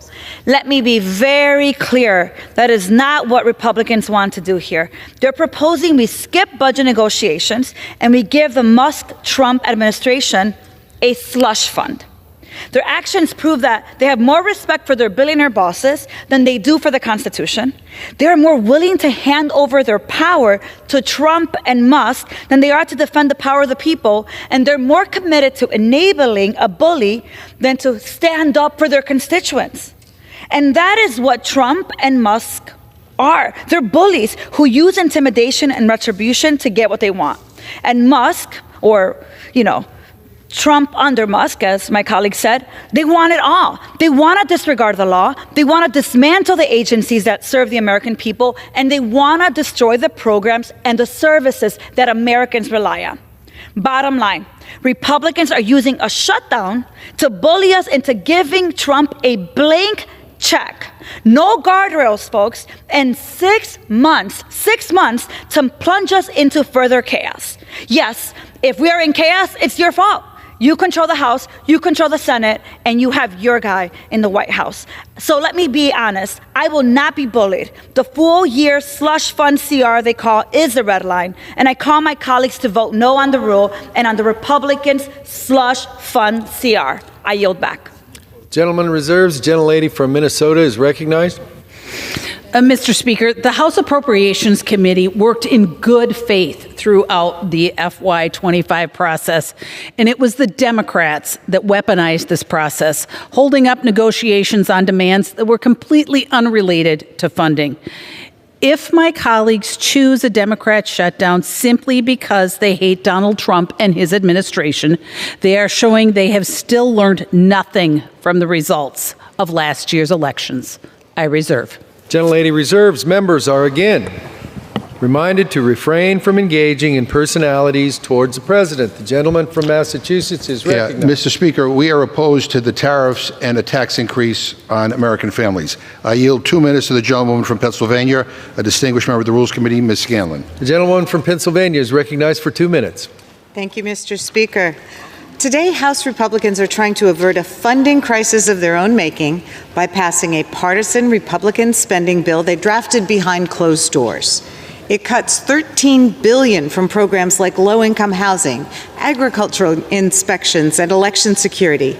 This bill would allow President Trump and Elon Musk to supercharge their attacks on essential federal programs and workers, including Social Security and the FAA, with no input from Congress. I want to highlight how this bill impacts our nation's veterans, particularly in light of the administration's recent actions. Due to the success of the PACT Act, more veterans than ever before have enrolled in VA care, and we should celebrate that success. Instead, this bill reneges on a commitment of $23 billion in health care funding for veterans who were exposed to burn pits and Agent Orange. It also fails to guarantee essential programs within the Veterans Health Administration.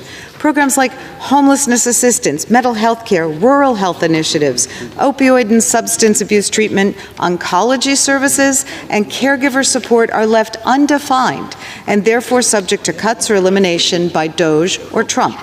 This isn't an oversight. Our Republican colleagues are supporting this bill because it allows Musk to eliminate more programs without congressional approval. Look, in just 6 weeks, over 6,000 veterans have been fired from the VA and other federal programs. Veterans comprise 30% of our federal workforce. They're among the hardest working, most patriotic employees in our country. But Trump has allowed Elon Musk and DOJ to fire thousands of them without cause. And more jobs are on the chopping block, 80,000 at the VA, tens of thousands at the IRS, 7,000 at Social Security. When DOJ destroys federal programs, it's not just cutting essential services for American families, it's also firing veterans. Between deep VA cuts, eliminating funding for veterans' health care, and job cuts that disproportionately hit veterans, it appears that the Trump White House has declared war on veterans. Our veterans and their families deserve better than this. I urge my colleagues to reject this travesty of a bill and instead pass the clean CR offered by the ranking member on appropriations. I yield back. Gentleman from Massachusetts reserves. The gentlelady from Minnesota is recognized. Reserve. Gentlelady reserves. The gentleman from Massachusetts is recognized. No speakers? Okay. Mr. Speaker, I yield 3 minutes to the gentlewoman from the District of Columbia, Ms. Holmes Norton. The gentlelady from the District of Columbia is recognized for 3 minutes.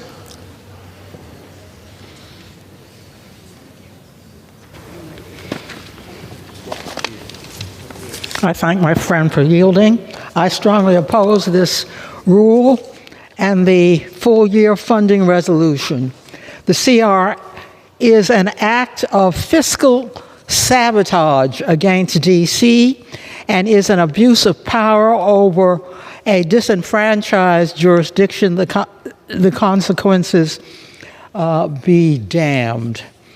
For the last 20 years, D.C. has been able to operate under the local budget enacted by D.C. for the next fiscal year for the duration of every CR, including full-year CRs and the first 2 fiscal year 2025 CRs. The CR under consideration does not allow D.C. to do so. Indeed, the CR effectively repeals the fiscal year 2025 local budget enacted by D.C., which D.C.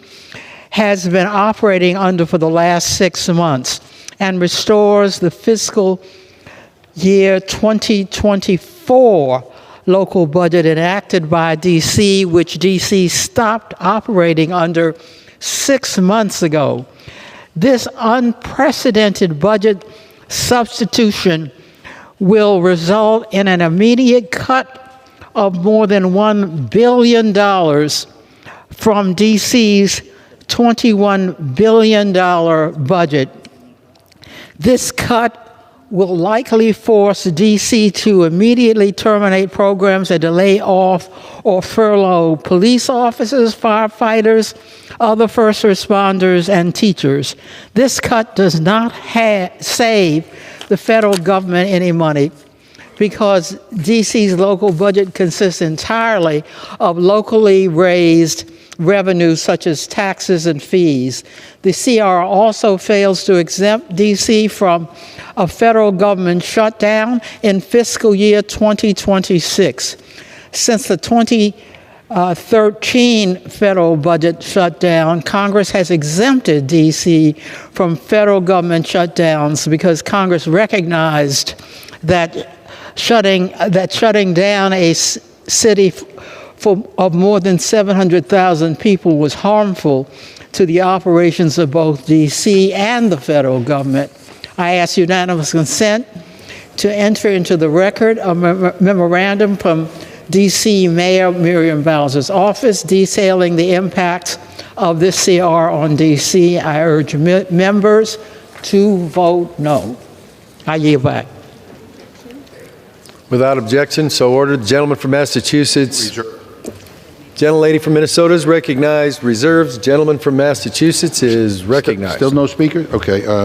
I yield 2 minutes to the gentleman from New York, Mr. Goldman. Gentleman from New York is recognized for 2 minutes. Thank you very much to the ranking member for yielding. I rise today in strong opposition to the Republicans' partisan sham of a government funding bill, which is nothing more than a blank canvas for Donald Trump and Elon Musk to continue their smashing and looting of our federal government. There are too many things that are wrong with this bill to mention in just 2 minutes, including cuts to safety net programs for housing, food, veterans, law enforcement, as well as essential community projects for every district in the country. But what's really shocking is that Republicans rejected any and all input from Democrats, even though they need Democratic votes to pass this bill in the Senate. If you want to go it alone, then go it alone. But you can't blame anyone but yourselves when it fails. If the government shuts down with a Republican House, Republican Senate, and Republican President, it will be solely because the Republicans have moved forward with a terrible partisan take-it-or-leave-it bill. In November, the clear number one issue on voters' minds was the economy and the cost of living. But since he has taken over, President Trump has increased costs significantly and tanked the economy. But it gets even worse. The president has not only failed to keep his promise to help working Americans, but he has enlisted a corrupt, unelected billionaire to slash essential programs that hundreds of millions of Americans depend on. Elon Musk isn't cutting waste, fraud, and abuse. He doesn't even know what he's cutting. And unlike regular appropriations bills, this bill does not include the usual language to fund specific programs. And what that means is that Elon Musk has unfettered discretion to cut whatever he wants. You don't need to take my word for it. The House Freedom Caucus issued a press release supporting this bill because of that very reality.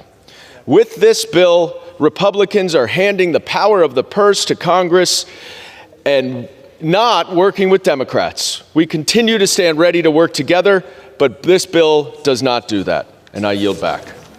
Gentleman reserves. Gentlelady is recognized. Reserve. Gentlelady reserves. Gentleman from Massachusetts is recognized. Can I inquire in the time, Mr. Speaker? Massachusetts has 5.5 minutes. All right. Okay. And the gentlelady has no speakers?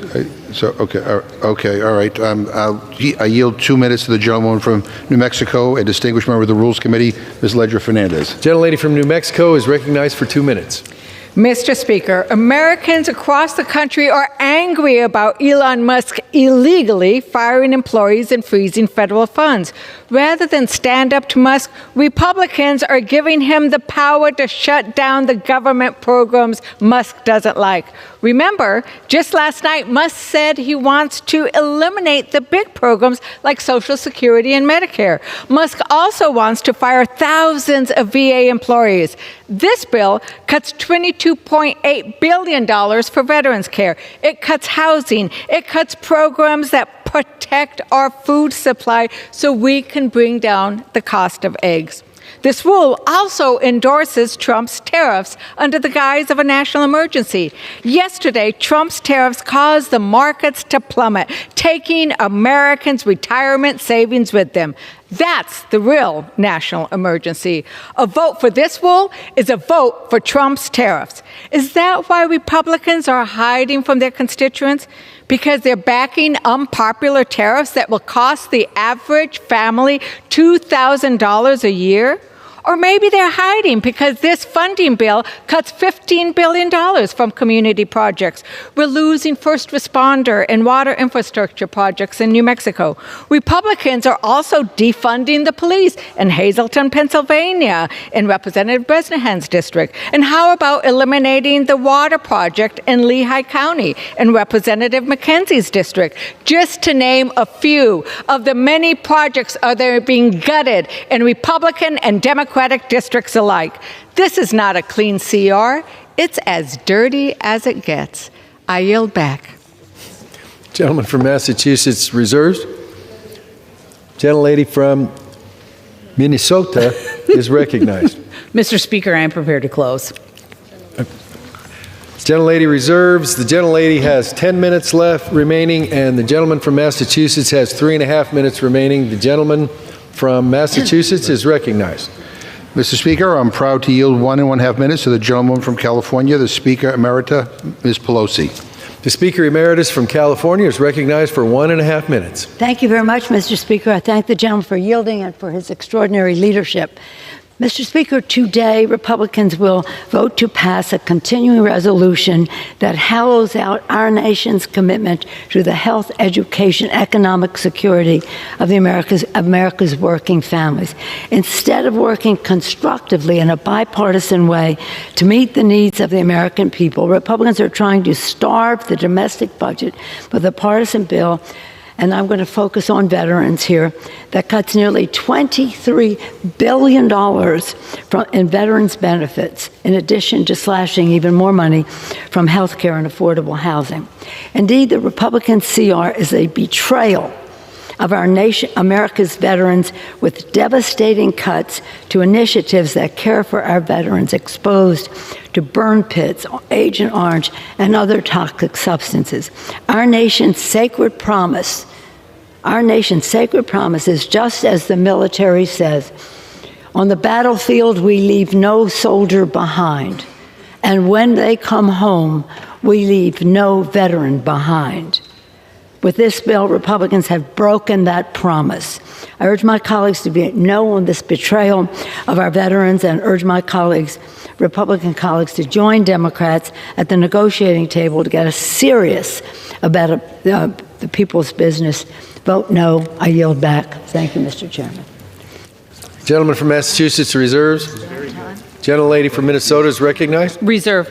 Gentlelady from Minnesota reserves. The gentleman from Massachusetts is recognized. Is the gentlelady prepared to close, Mr. Speaker? Okay. I'm sorry, yes. We haven't heard a speaker in a long time. I just wasn't sure. Okay. All right. Thank you. Gentleman from Massachusetts is recognized. Thank you. Mr. Speaker, if you vote for this rule, you own the tariffs. Republicans snuck in a provision that blocks this House from voting on resolutions that could end the tariffs. They know these tariffs will cost families an extra $1,200 a year, and they're scared to vote for them. So instead of letting Congress do its job, they're shutting down the debate. They're hiding, and they're shielding themselves from any accountability. And do you know who's going to feel the pain, Mr. Speaker? It's working families and small businesses who are already struggling with high costs. It's farmers who are already the victim of retaliatory tariffs. Meanwhile, the stock market was in a free fall yesterday, and today it's going down again. Retirement accounts have taken a huge hit. Ontario is already hitting us with a 25% electricity surcharge, hurting families in Minnesota. In fact, I saw a breaking news story this morning that Trump's now escalating his trade war by doubling tariffs on Canadian steel and aluminum. So he and his enablers are pushing forward, full steam ahead, into a possible recession with no regard for the chaos he's causing in this country. That's why House Democrats, led by Ranking Member Meeks, introduced resolutions to end Trump's devastating tariffs. According to the National Emergencies Act, these resolutions should be fast-tracked for a vote on the House floor. Republicans are using this rule to shut them down. And I'd love to hear them explain to their constituents why they're standing by while prices are skyrocketing. But Republicans are scared of their constituents too, hiding in their offices instead of holding town halls. So let me be perfectly clear. If your representative votes for this rule, they're voting to ratify the Trump tariffs. They're hoping you won't notice while they let our economy burn. That's not leadership, that's cowardice. And a vote against this CR is not a vote to shut down the government. We have offered a 1-month CR to fund the government while appropriators finish the budget process. Instead of giving up on it Gentleman's time has expired. Check to Trump and Musk. Vote no on this. Gentleman yields back. And the gentlewoman from Minnesota is recognized. Thank you, Mr. Speaker. And now that we've finished listening to the Democrats' talking points, the same talking points that they use over and over and over to mislead the American people and demonize Republicans and demonize President Trump, I will actually focus on what we're talking about today and what is actually in front of the body. And that's the rule to deal with the CR and 2 other bills. And even with the additional funding for veterans and the FAA and families in this bill, it will cost less than last year. Not by gutting programs, as my Democrat colleagues have so wrongfully claimed, but by removing projects from the FY24 bill so that they are not double funding projects that have already received funds in FY24. My Democrat colleagues must be confused because I certainly would not want to be accused of calling them liars. This bill upholds the responsibility of our veterans and ensures full funding for the health care services and benefits. It includes the largest pay raise for junior enlisted troops in over 40 years.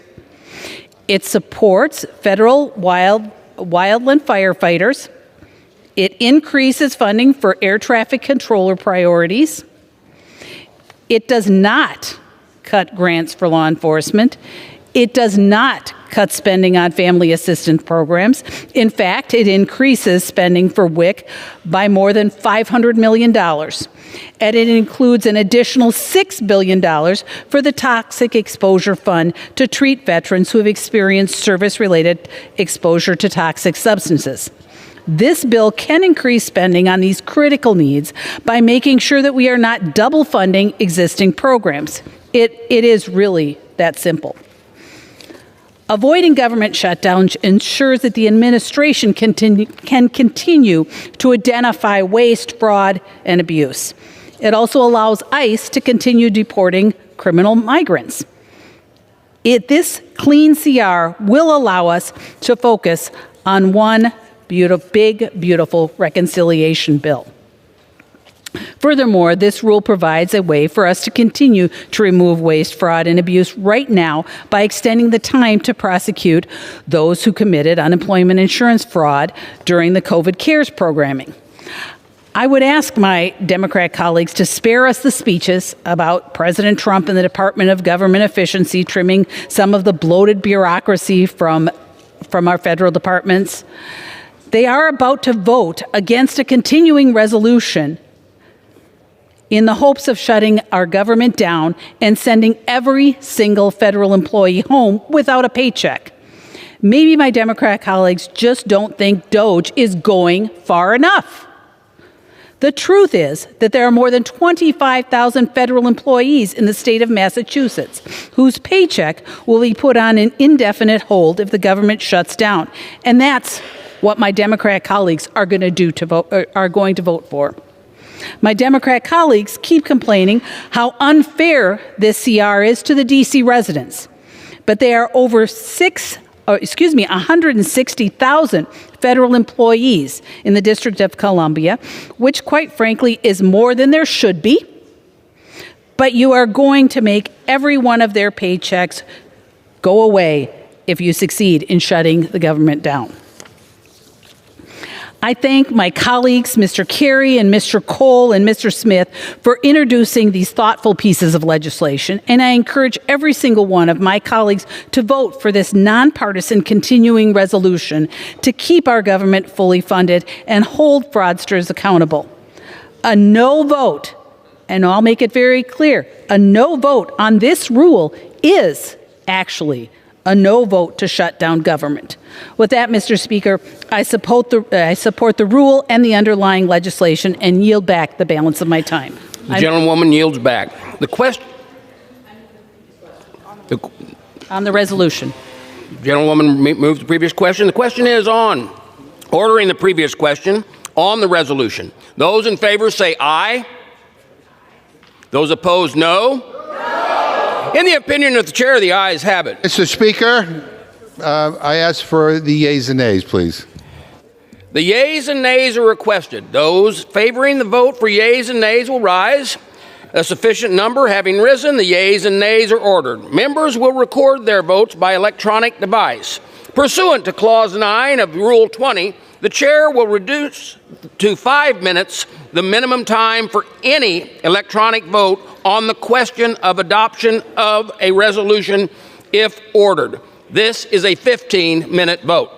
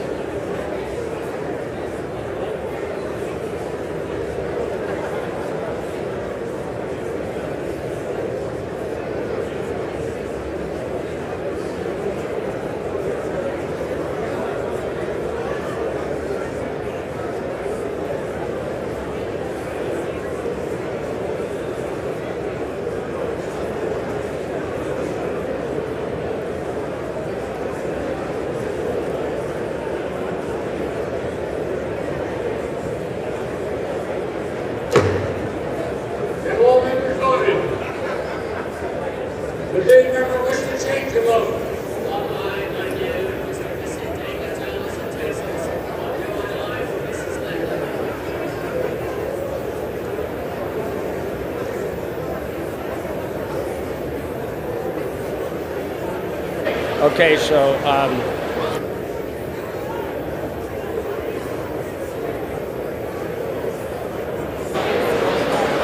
okay. On this vote, the yeas are 216, the nays 212. The previous question is not ordered. I thought so.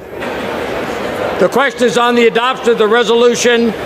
Those in favor say aye. Those opposed, no.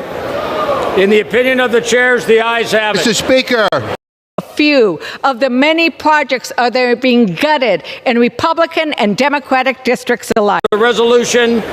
Those in favor say aye. Those opposed, no. In the opinion of the chairs, the ayes have it. Mr. Speaker.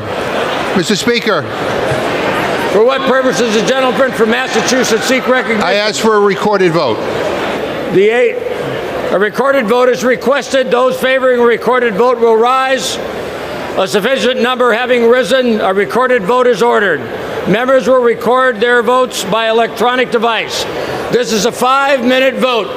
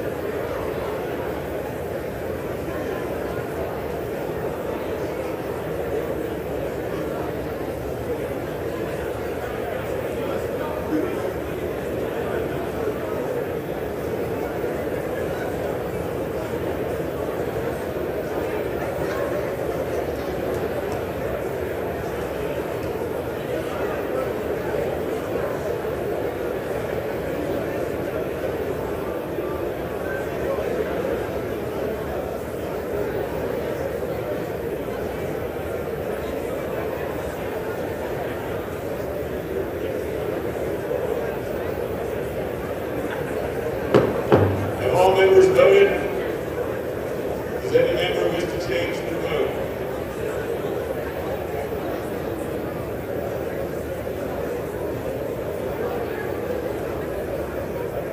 On this vote, the yeas are 216, the nays are 214. The resolution is adopted. Without objection, a motion to reconsider is laid on the table. I always have to get it.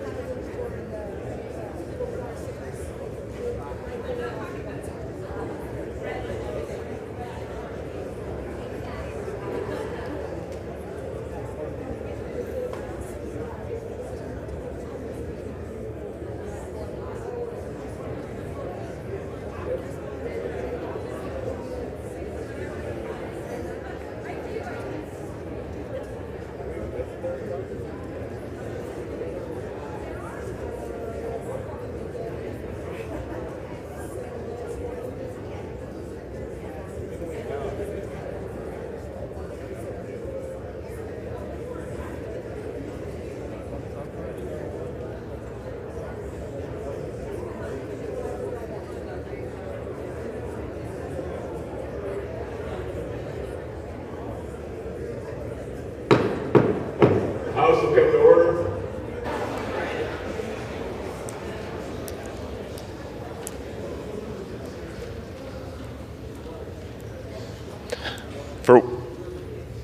For what purpose does the gentleman from Missouri seek recognition? Thank you, Mr. Speaker. I offer a resolution constituting a question of the privileges of the House. The clerk will report the resolution. House Resolution 212. Resolved that the Senate Joint Resolution 3 entitled A Joint Resolution Providing for Congressional Disapproval under Chapter 8 of Title 5 United States Code of the rules submitted by the Internal Revenue Service relating to gross proceeds reporting by brokers that regularly provide services effectuating digital asset sales, in the opinion of this House, contravenes the first clause of the 7th section of the first article of the Constitution of the United States and is an infringement of the privileges of this House, and that such joint resolution be respectfully returned to the Senate with a message communicating this resolution. The resolution presents a question of the privileges of the House. Without objection, the resolution is adopted. Without objection, the motion to reconsider is laid upon the table.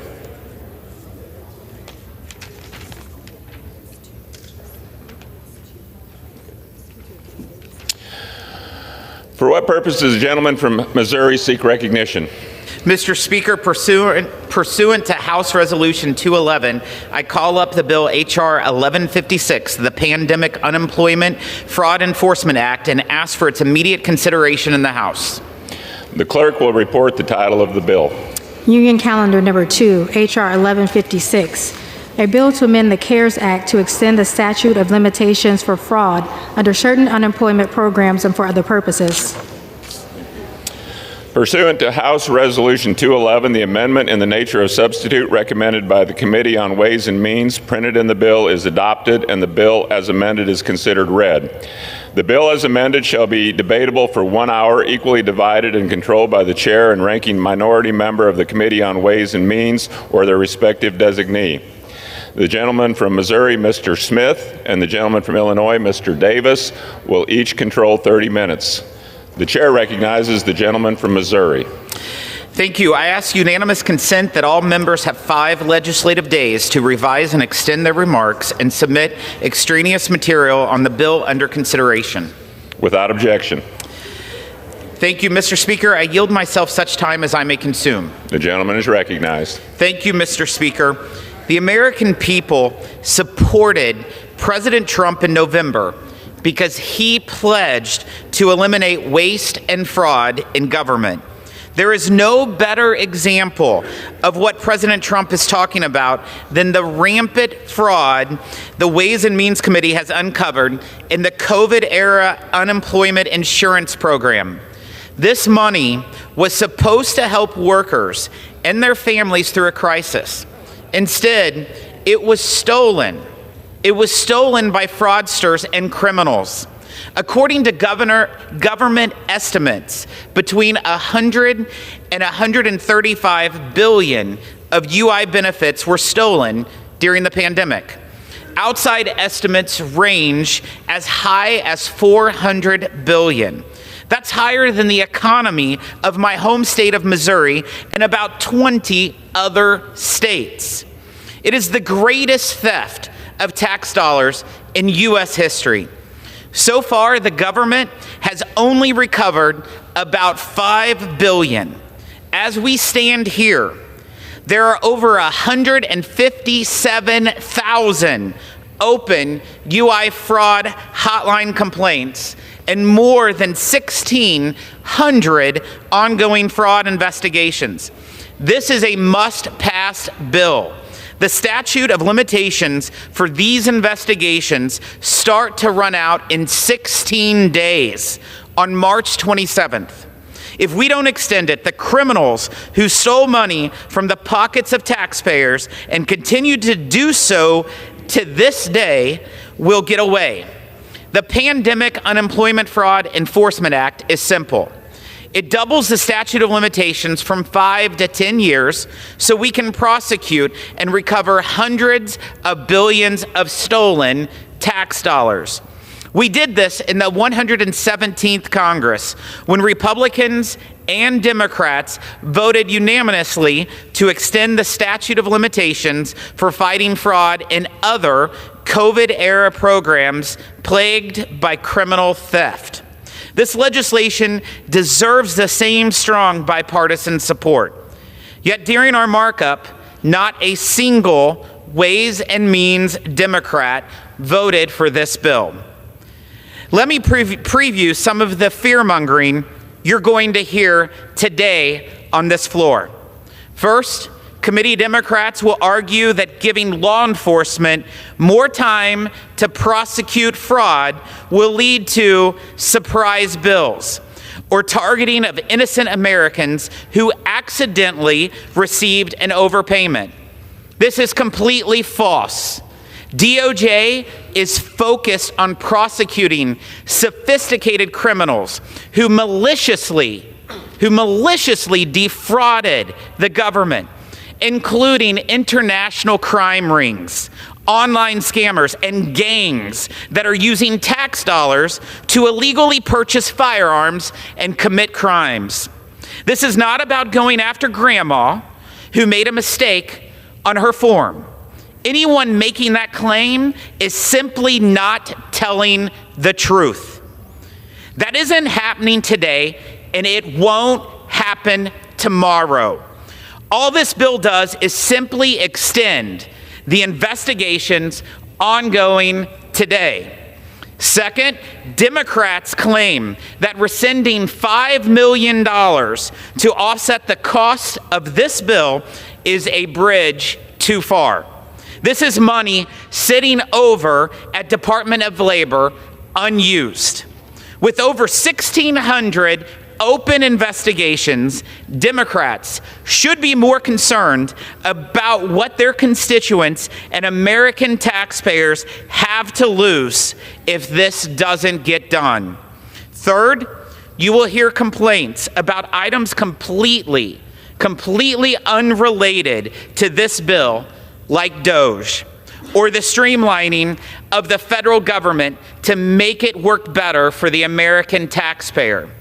I understand that my colleagues on the other side may want to use their floor time to discuss those issues, but that is not what the bill in front of us is all about. It is simply about continuing ongoing efforts to recoup tens of billions criminally taken from the American taxpayer. A no vote is a vote to allow these criminals to keep the money they stole from taxpayers. It's a vote to surrender to fraudsters. And it's a vote that says to Americans, we don't care about your hard-earned taxpayer dollars. I urge all of my colleagues to support this legislation, and I reserve the balance of my time. The gentleman from Missouri reserves. The gentleman from Illinois, Mr. Davis, is recognized. Thank you, Mr. Speaker. Mr. Speaker, I yield myself such time as I may consume. The gentleman is recognized. Mr. Speaker, I rise to reluctantly oppose H.R. 1156 that would extend the statute of limitations for pandemic unemployment insurance fraud for 5 years. During the pandemic, criminal actors and fraud rings took advantage of overwhelmed state unemployment offices and unqualified contractors to steal billions of dollars from American taxpayers. Like the rest of my Democratic colleagues, I have strongly supported the Department of Labor Inspector General, or OIG, efforts to serve justice and recover taxpayer dollars. We opposed Republican cuts to the OIG budget that slowed their work. Then 2 years ago, when the Inspector General recommended we extend the statute of limitations for specific crimes to allow more time for prosecution of criminal rings, we tried to work with our Republican colleagues on a bill to accomplish that. Why then am I opposing this bill today? Just before this bill was introduced, President Trump illegally fired the very Inspector General who recommended this extension of the statute of limitations and who led the OIG's work to prosecute criminal rings, securing 1,400 convictions and over $1 billion in court-ordered restitution. President Trump also illegally fired 16 other nonpartisan inspectors general, the same officials we depend on to fight fraud and hold agencies accountable.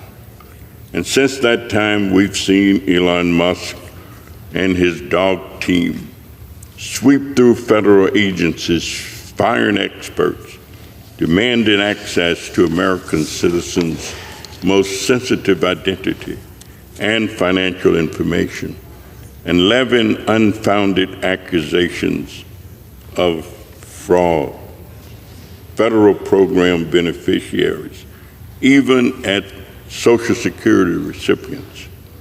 1 in 4 Americans received pandemic unemployment benefits. Many of them unknowingly received modest overpayments, often because of state or contractor errors. For example, Arkansas businesses received specific instructions from the Arkansas Unemployment Office about how their workers should report income on their pandemic unemployment applications. Unfortunately, this guidance was incorrect, resulting in overpayments. Consequently, the Arkansas Unemployment Office applied to the Department of Labor for permission to waive overpayments to employees whose employers gave them incorrect information. These workers did nothing wrong, but still today, the Dodge team falsely claimed these workers defrauded the government and filed criminal charges 10 years after they spent the funds on rent, food to survive, and the pandemic. Extending the statute of limitations without a Senate-confirmed nonpartisan inspector general and without guardrails limiting the extension to serious criminals could put every American who lost their job during the pandemic at risk of harassment and accusations of fraud. Given the false accusations of rampant fraud by federal program beneficiaries, coupled with administration stopping enforcement against criminal activity by certain foreign adversaries, any extension of the statute of limitation need guardrails in the law to protect workers who were unemployed during the pandemic. I filed an amendment to limit the extension to cases with an expected recovery of at least $100,000, which is standard practice at the Office of Inspector General right now. I am deeply disappointed that my amendment that would simply codify current practice was not made in order so that I could support the bill. This bill will also cut the Department of Labor's limited budget to support state fraud prevention, including criminal identity verification tools. As unemployment surges across the country due to the Dodge firing of federal employees and contractors, due to the Trump administration's illegal cuts to nonprofits and theft of federal funding. And due to the Trump trade wars, states will need all the help they can get to pay benefits accurately and to protect against the same bad actors that targeted us during the pandemic. Given the failure of this Republican bill to protect the tens of millions of unemployed workers during the pandemic from the Dodge witch hunt, I urge my colleagues to oppose this bill until language is included that ensures that the prosecution focus remains on criminal rings and large-scale fraud rather than overpayments due to state or individual error. And I reserve the balance of my time. The gentleman from Illinois reserves. The gentleman from Missouri is recognized. I yield as much time as he may consume to the gentleman from Illinois, Mr. LaHood, the chairman of the Work and Welfare Subcommittee. The gentleman is recognized. Thank you, Mr. Speaker. Thank you, Chairman Smith, for your leadership on this very important topic. I rise in strong support of H.R. 1156, the Pandemic Unemployment Fraud Enforcement Act. This bill extends the statute of limitations for CARES Act unemployment fraud from 5 to 10 years to provide law enforcement agencies with more time to go after the fraudsters and international criminal organizations. Nearly 5 years after the CARES Act was signed into law, we are facing the expiration of the statute of limitations for holding criminals accountable. Congress must act quickly. We cannot retroactively change criminal liability for federal crimes. As chairman of the Work and Welfare Subcommittee, we have done considerable oversight to investigate the size and scope of unemployment fraud throughout the pandemic. GAO estimates between 100 and 135 billion with a B was lost to fraud, yet only 5 billion has been recovered. This February, our subcommittee held a hearing with fraud experts from across the country. One of our witnesses said that as much as 70% of the fraudulent unemployment benefits went to Russian mobsters, Chinese hackers, and Nigerian scammers.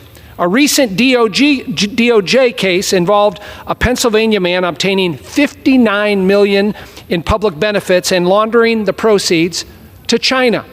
As a member of the House Select Committee on China, cases like this are deeply concerning to me and confirm our worst fears regarding the attacks on our institutions by hostile nations such as China and the CCP. Witnesses also told us that fraud is continuing to happen.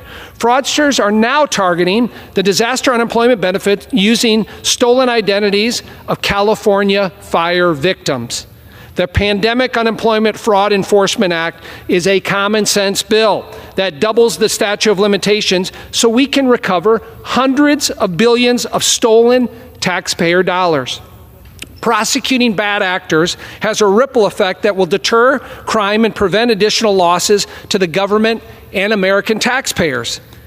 The DOJ has more than 1,600 open cases, uncharged COVID-19 criminal matters, and the Department of Labor Inspector General has yet to investigate 157,000 UI fraud hotline complaints. This bill is simple. Once the statute of limitation expires, these cases will go cold and criminals will go unpunished. Let me be clear. A vote against this bill is a vote to surrender to fraudsters and criminals. Don't let the criminals and fraudsters win. I urge my colleagues to support this bill, and I yield back. Gentleman yields back. Gentleman from Missouri reserves. Gentleman from Illinois is recognized. Mr. Speaker, I give 4 minutes to the gentleman from Texas, Mr. Doggett. Gentleman from Texas is recognized for 4 minutes. Thank you, Mr. Speaker. Well, today Republicans offer a truly remarkable answer to unemployment insurance fraud, and that's to make a big cut in those who are already fighting unemployment insurance fraud and abuse. Likely gone will be the resources for providing the states access to databases that they use to prevent fraud by confirming identities. Once again, arithmetic is just simply not a Republican friend. They cut $5 million from anti-fraud efforts that are going on today to produce a savings of $500,000 over a 10-year period, according to the independent, nonpartisan Congressional Budget Office, which estimates also that, quote, any additional recoveries from their sorry bill of overpaid benefits would be insignificant.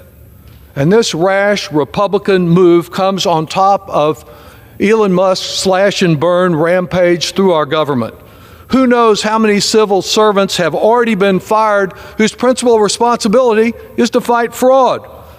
And not only what the fraud that's occurred in the past, but some shyster who's come up with a new approach. As the sponsor of anti-fraud legislation myself, legislation which Mr. Smith has refused to consider to prevent some bilking of Medicaid, I can tell the difference between a real anti-fraud measure and one advanced on behalf of administration extremists who don't believe in unemployment insurance in the first place. This bill's true objective is to penalize working Americans who, through no fault of their own, both lost their jobs during the pandemic and then received mistaken amounts of overpayment thereafter.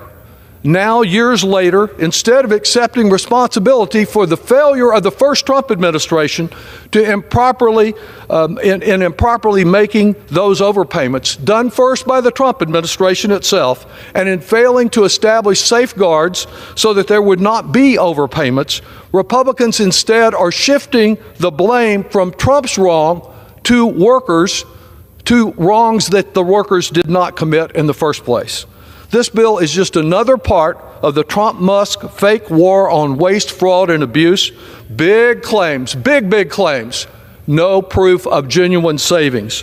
Really all about wrecking programs like unemployment insurance that the extremist Project 2025 said they wanted to eliminate, even though they don't actually help taxpayers. One thing we can be sure of is that with Trump, we have no accountability, no transparency, and no watchdogs. That's why he moved quickly to fire at least 17 inspectors generals in different agencies, including the Department of Labor Inspector General Larry Turner. At the very time he was fired, Mr. Turner received no cause for being fired, of course, because the real cause was they didn't want a watchdog there. He was about fighting fraud. He was prosecuting large, sophisticated criminal rings responsible for stealing hundreds of millions of dollars in other ways. Make no mistake, if they had really wanted to target those who are taking this money unfairly and in a criminal way, they would have taken Mr. Davis' amendment to prioritize those who are doing the most damage. I believe that Trump, Musk, and their House Republican enablers here today are much more interested in brash declarations than in genuine savings.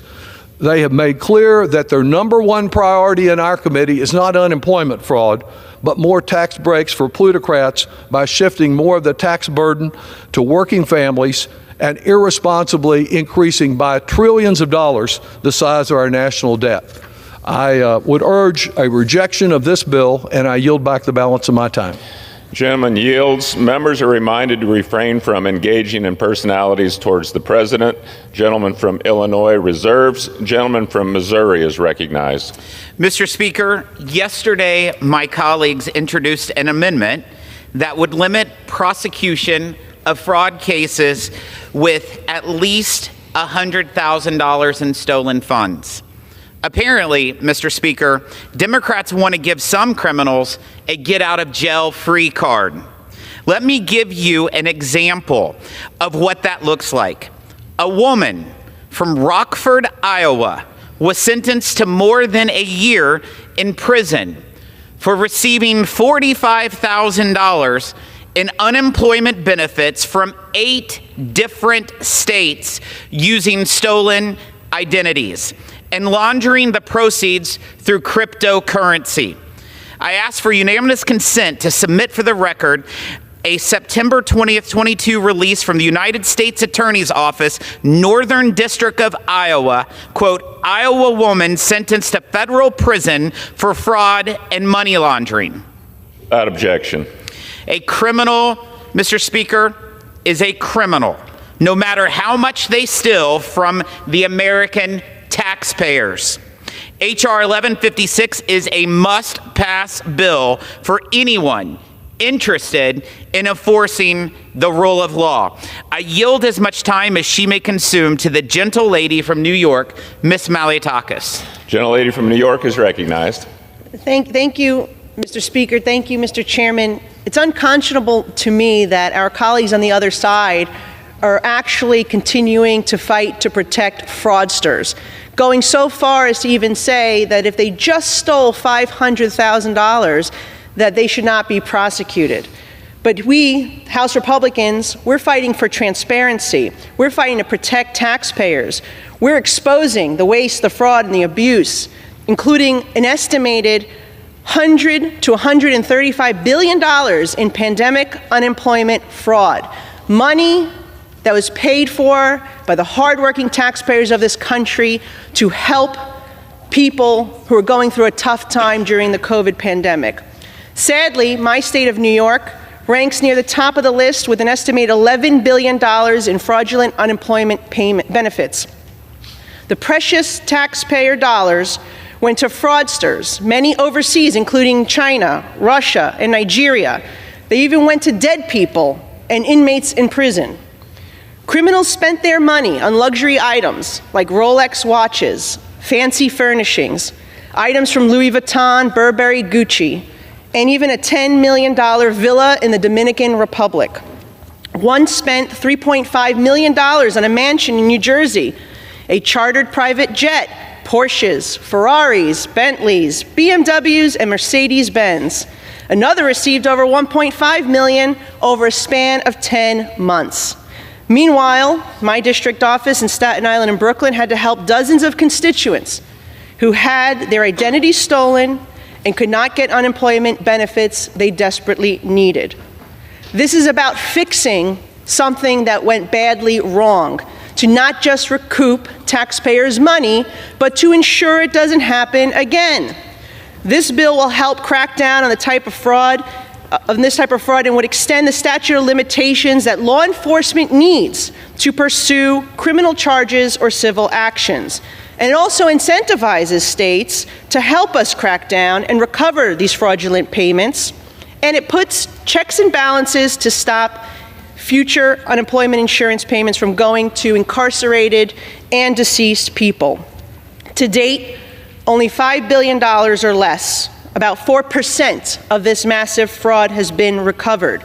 This statute of limitations for prosecuting fraud in COVID-19 era pandemic era unemployment insurance will expire on March 27th. And there's roughly 1,000 open cases investigating the fraud, and we must allow law enforcement to do their work. And so I gladly support this bill because I'm on the side of the hardworking, tax-paying American who has had to foot this bill, while my colleagues on the other side of the aisle continue to defend and protect the criminals and the fraudsters. Thank you, and I yield back. Gentlelady from New York yields. Gentleman from Missouri reserves. Gentleman from Illinois, Mr. Davis is recognized. Mr. Speaker, I yield 2 minutes to the gentlelady from Alabama, Representative Sewell. Gentlelady from Alabama is recognized for 2 minutes.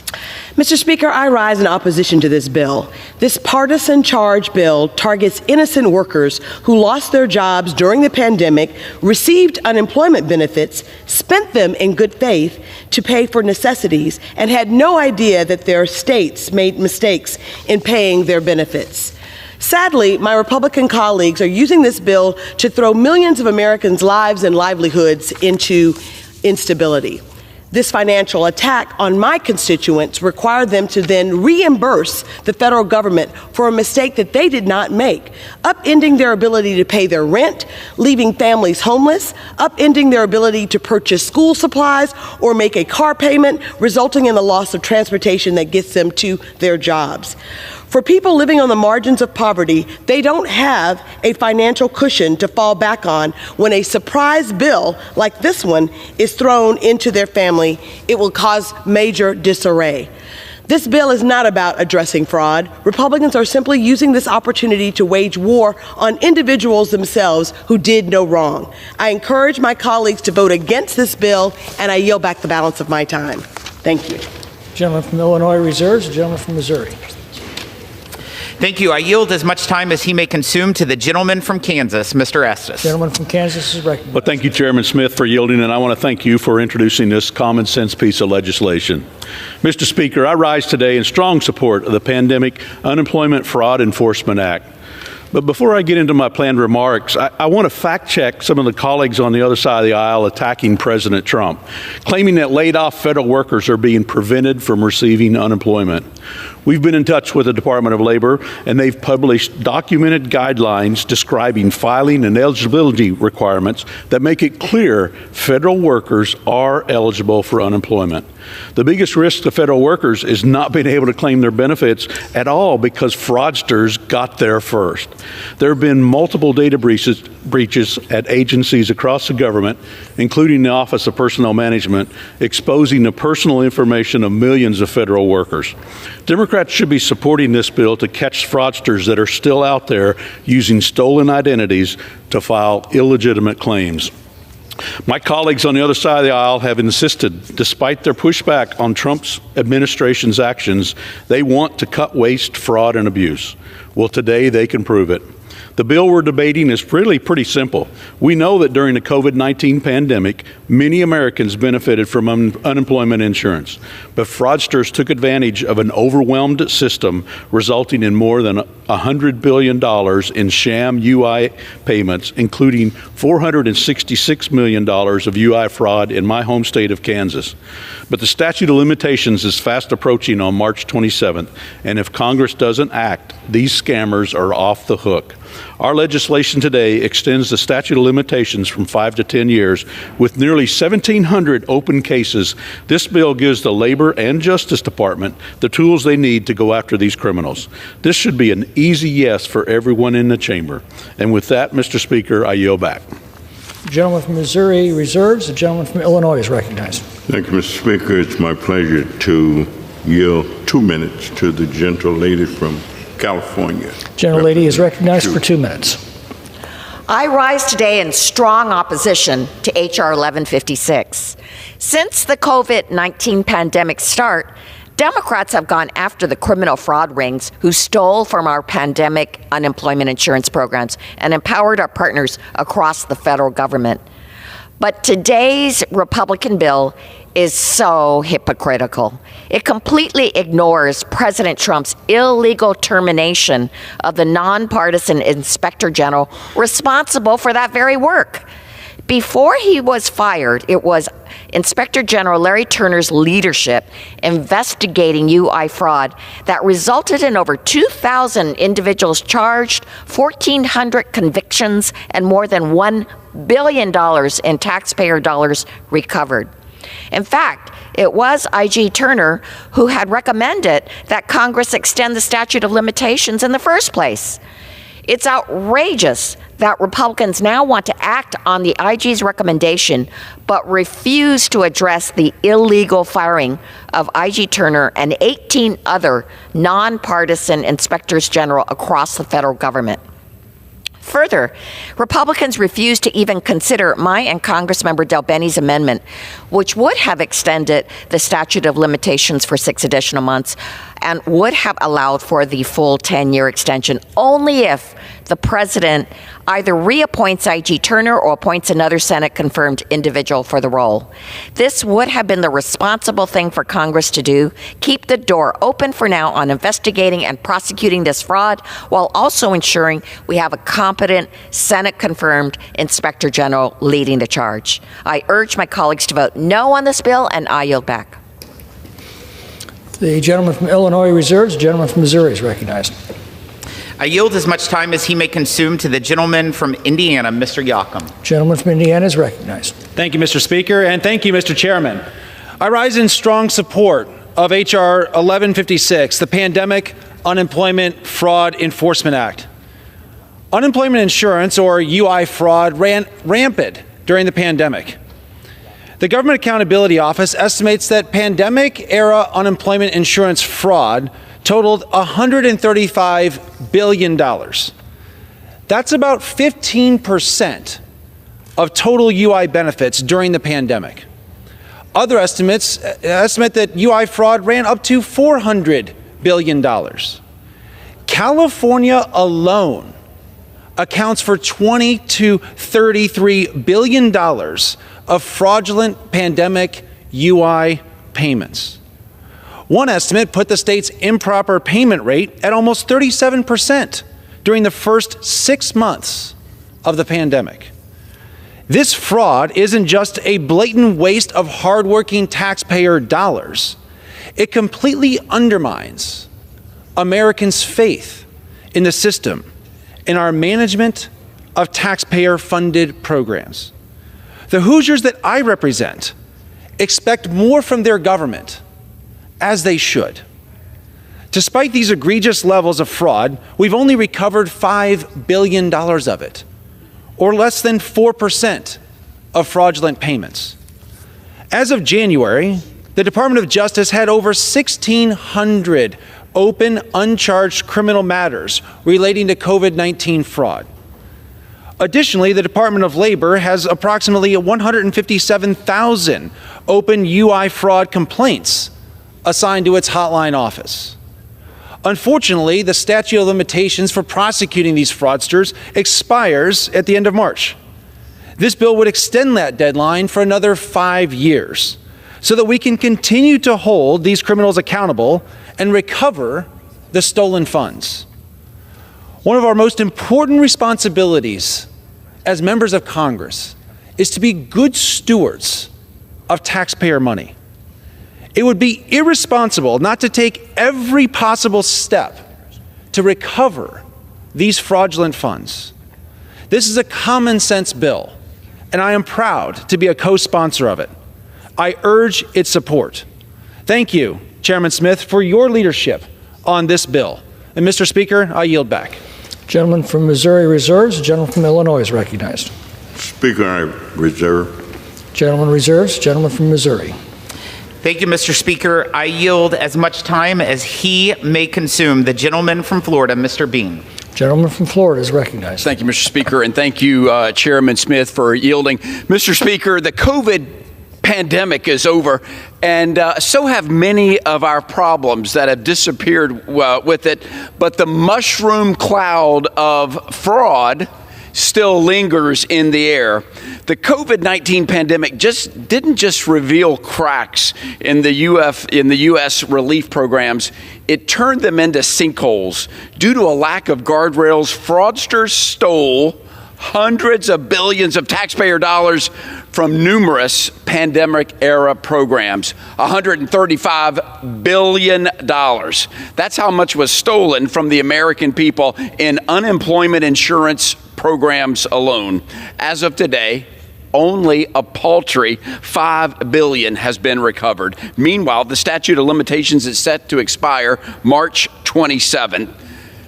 Mr. Speaker, letting cheats get away with stealing taxpayer money would truly be a tragedy. To the fraudsters, con men, and outright thieves, I've got a message to you from the American people. We want our money back, and this bill is going to help us get it. That's why, Mr. Speaker, I am proud today to rise in favor of my colleague from Missouri, Ways and Means Committee Chairman Jason Smith's bill, H.R. 1156, the Pandemic Unemployment Fraud Enforcement Act. This must-pass bill will extend the statute of limitations for criminal prosecution and civil enforcement actions from 5 to 10 years so the Justice Department can deliver justice and go after these fraudsters and recover our money. The only answer, Mr. Speaker, is to vote yes. Let's go get them. I yield back. Gentleman from Missouri reserves. The gentleman from Illinois is recognized. Mr. Speaker, I continue to reserve. Gentleman reserves. The gentleman from Missouri. I yield as much time as he may consume to the gentleman from Texas, Mr. Moran. Gentleman from Texas is recognized. Thank you, Mr. Speaker. I rise today in support of H.R. 1156, the Pandemic Unemployment Fraud Enforcement Act, introduced by our chairman, Jason Smith. It is clear by the day that the COVID pandemic gave rise to widespread financial fraud. A prime example of that is the fraudulent unemployment insurance claims that were filed, which total between $100 and $150 billion, most of which happened as a result of organized crime. Incredibly, to date, less than 4% of these stolen funds have been recovered. And if we do nothing before March 27th, the statute of limitations to bring these criminal cases against these fraudsters will come to an end, and the rest of these taxpayer funds will be lost forever. We cannot allow this to happen, and we must make best efforts to recover these stolen funds. Mr. Speaker, make no mistake, the Pandemic Unemployment Fraud Enforcement Act is supported by both red and blue states across the country. The National Association of State Workforce Agencies, a nonpartisan association representing all states, endorsed extending the statute of limitations so that criminal prosecutions and civil enforcement actions could continue uninterrupted. I ask for unanimous consent to submit for the record a letter from the National Association of State Workforce Agencies dated February 11th, 2025, supporting passage of H.R. 1156. Mr. Speaker, this bill gives states the time they need to go after criminals who commit acts of malice and intentional fraud against American taxpayers. As a proud co-sponsor of this legislation, I strongly urge my colleagues to stand in support of the American taxpayer and stand in support of passage of this important piece of legislation. Mr. Speaker, I yield back. The gentleman from Missouri reserves. The gentleman from Illinois is recognized. I continue, Mr. Speaker, to reserve. Gentleman reserves. Gentleman from Missouri. Thank you. I yield as much time as he may consume to the gentleman from North Carolina, Mr. Edwards. The gentleman from North Carolina is recognized. Thank you, Mr. Speaker, and thank you, Chairman Smith, for your leadership on this important piece of legislation. During the pandemic, Congress created 3 new unemployment benefits and issued $675 billion in benefits to folks who lost their job because of the pandemic. Since then, the Government Accountability Office estimates up to $135 billion in fraud nationwide, with some of the more egregious states like California and New York reporting $18 billion and $11 billion respectively in fraud alone. Despite such rampant fraud, only $5 billion, less than 4%, has been recovered. Without H.R. 1156, the statute of limitations to recover fraud will expire in just 2 weeks. Simply put, we cannot let criminals who defrauded the federal government retain over $100 billion of improper payments. That money rightfully belongs to the American people and must be recovered. I strongly urge us to support this bill, and with that, I yield back. Gentleman reserves. Gentleman from Illinois is recognized. Continue to reserve. Gentleman reserves. Gentleman from Missouri. I yield as much time as he may consume to the gentleman from California, Mr. Kiley. Gentleman from California is recognized. Thank you, Mr. Speaker. And Mr. Chair, I'm quite astonished. I had every expectation I'd be coming to the floor for what would be a bill with overwhelming bipartisan support. After all, COVID-era unemployment fraud was the largest fraud of taxpayer dollars in U.S. history. In California alone, it amounted to some $32 billion. By the way, California made it really easy. People would submit claims with the name Mickey Mouse or something along those lines, and it was given no scrutiny as the state ignored the basic fraud detection procedures that were recommended by the federal government. But because of the scale of this fraud, there's a very small percentage of the cases that have been prosecuted, and thousands remain unresolved. So there's the need to extend the statute of limitations. And the question with this bill is, are we going to allow those cases to go forward, or are they all going to be dismissed? Are we going to hold the perpetrators accountable, or are we going to let them all go free? Are we going to try to recover these funds for taxpayers, or are we going to allow the international criminal syndicates to keep it? And by the way, what do you think they're going to do with the money? Give it to charity? No, they're going to use it for further criminal activity. This is a common sense measure. I'm sure 99.9% of Americans support it, and I sure hope 100% of our friends on the other side of the aisle don't oppose it when it comes for a vote. I yield back. Gentleman from Missouri reserves. A gentleman from Illinois. I continue, Mr. Speaker. Gentleman reserves. A gentleman from Missouri is recognized. I yield as much time as he may consume to the gentleman from Kansas, Mr. Schmidt. Gentleman from Kansas is recognized. Thank you, Mr. Speaker, and I also want to thank the chairman of the committee for bringing this bill. I rise in strong support of H.R. 1156, the Pandemic Unemployment Fraud Enforcement Act. There's an old expression that we've all heard at one time or another about the somewhat famous bank robber Willie Sutton. He was asked, "Why do you rob banks?" And his answer was, "Because that's where the money is." Well, that is exactly what happened with expanded pandemic unemployment insurance during the pandemic. We all lived through it. We saw it. I had a front row seat as a state law enforcement official at the time. We saw enormous, unprecedented amounts of money shoveled from this town out into state unemployment systems that were ill-equipped to handle them. And you know what? We didn't just know that. The fraudsters, the criminals, the organized criminal enterprises knew it too. And they saw opportunity, they saw that's where the money was, and they chased it. And they stole enormous amounts of money. In the case of my state, Kansas, a subsequent forensic audit suggests about $466 million in documentable stolen pandemic funds. So the question is, what are we going to do about it? I'll tell you what we did about it as state officials at the time. We looked to our federal partners. Because we worked closely, everybody was dealing with a circumstance we hadn't seen before, and we were assured that our federal partners had the tools, had the capacity, had the reach to exceed our borders and reach out and touch these transnational criminal organizations operating from overseas that stole money from our taxpayers right here at home. So we deferred. We relied on the assurances that the federal government was going to step up and enforce the law to its full extent.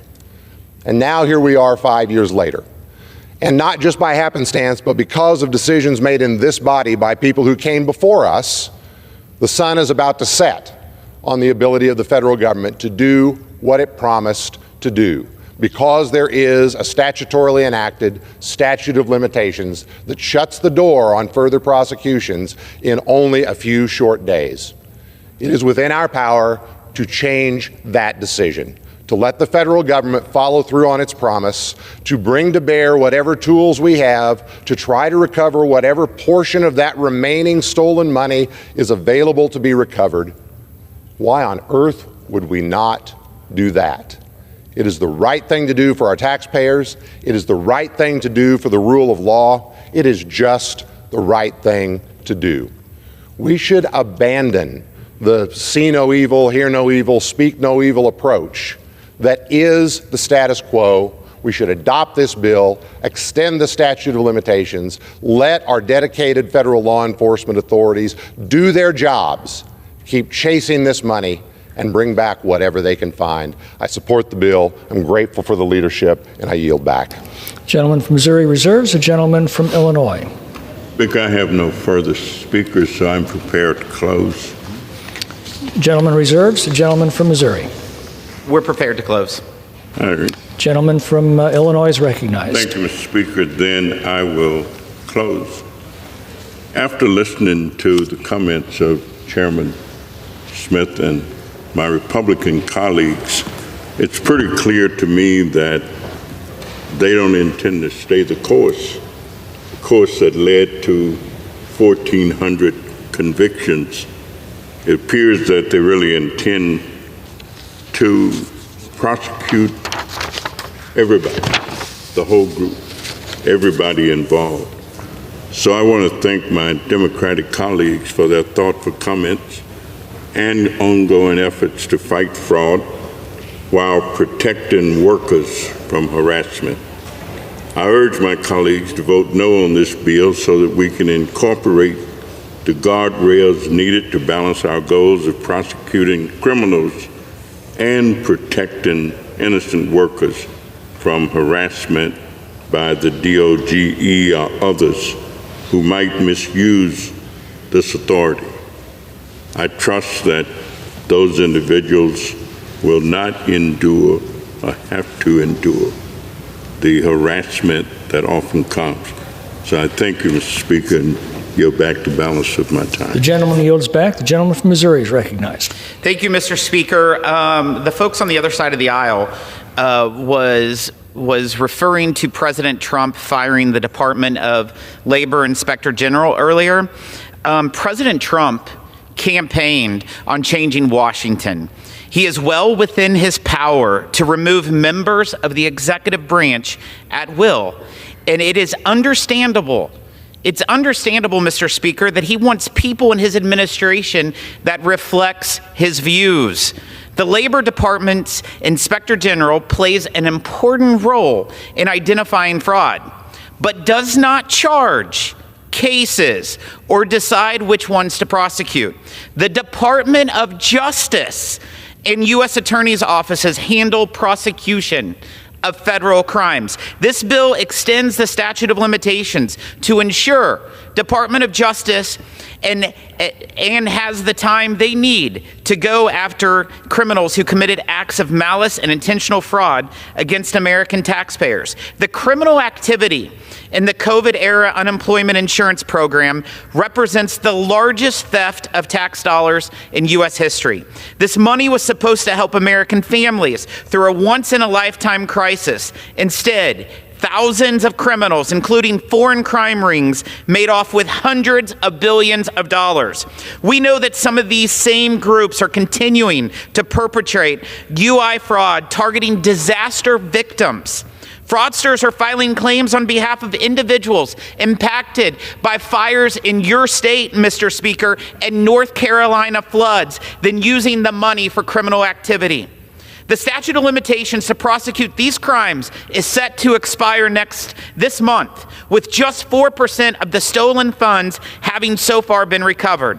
Criminals are going to get away scot-free unless we pass this legislation.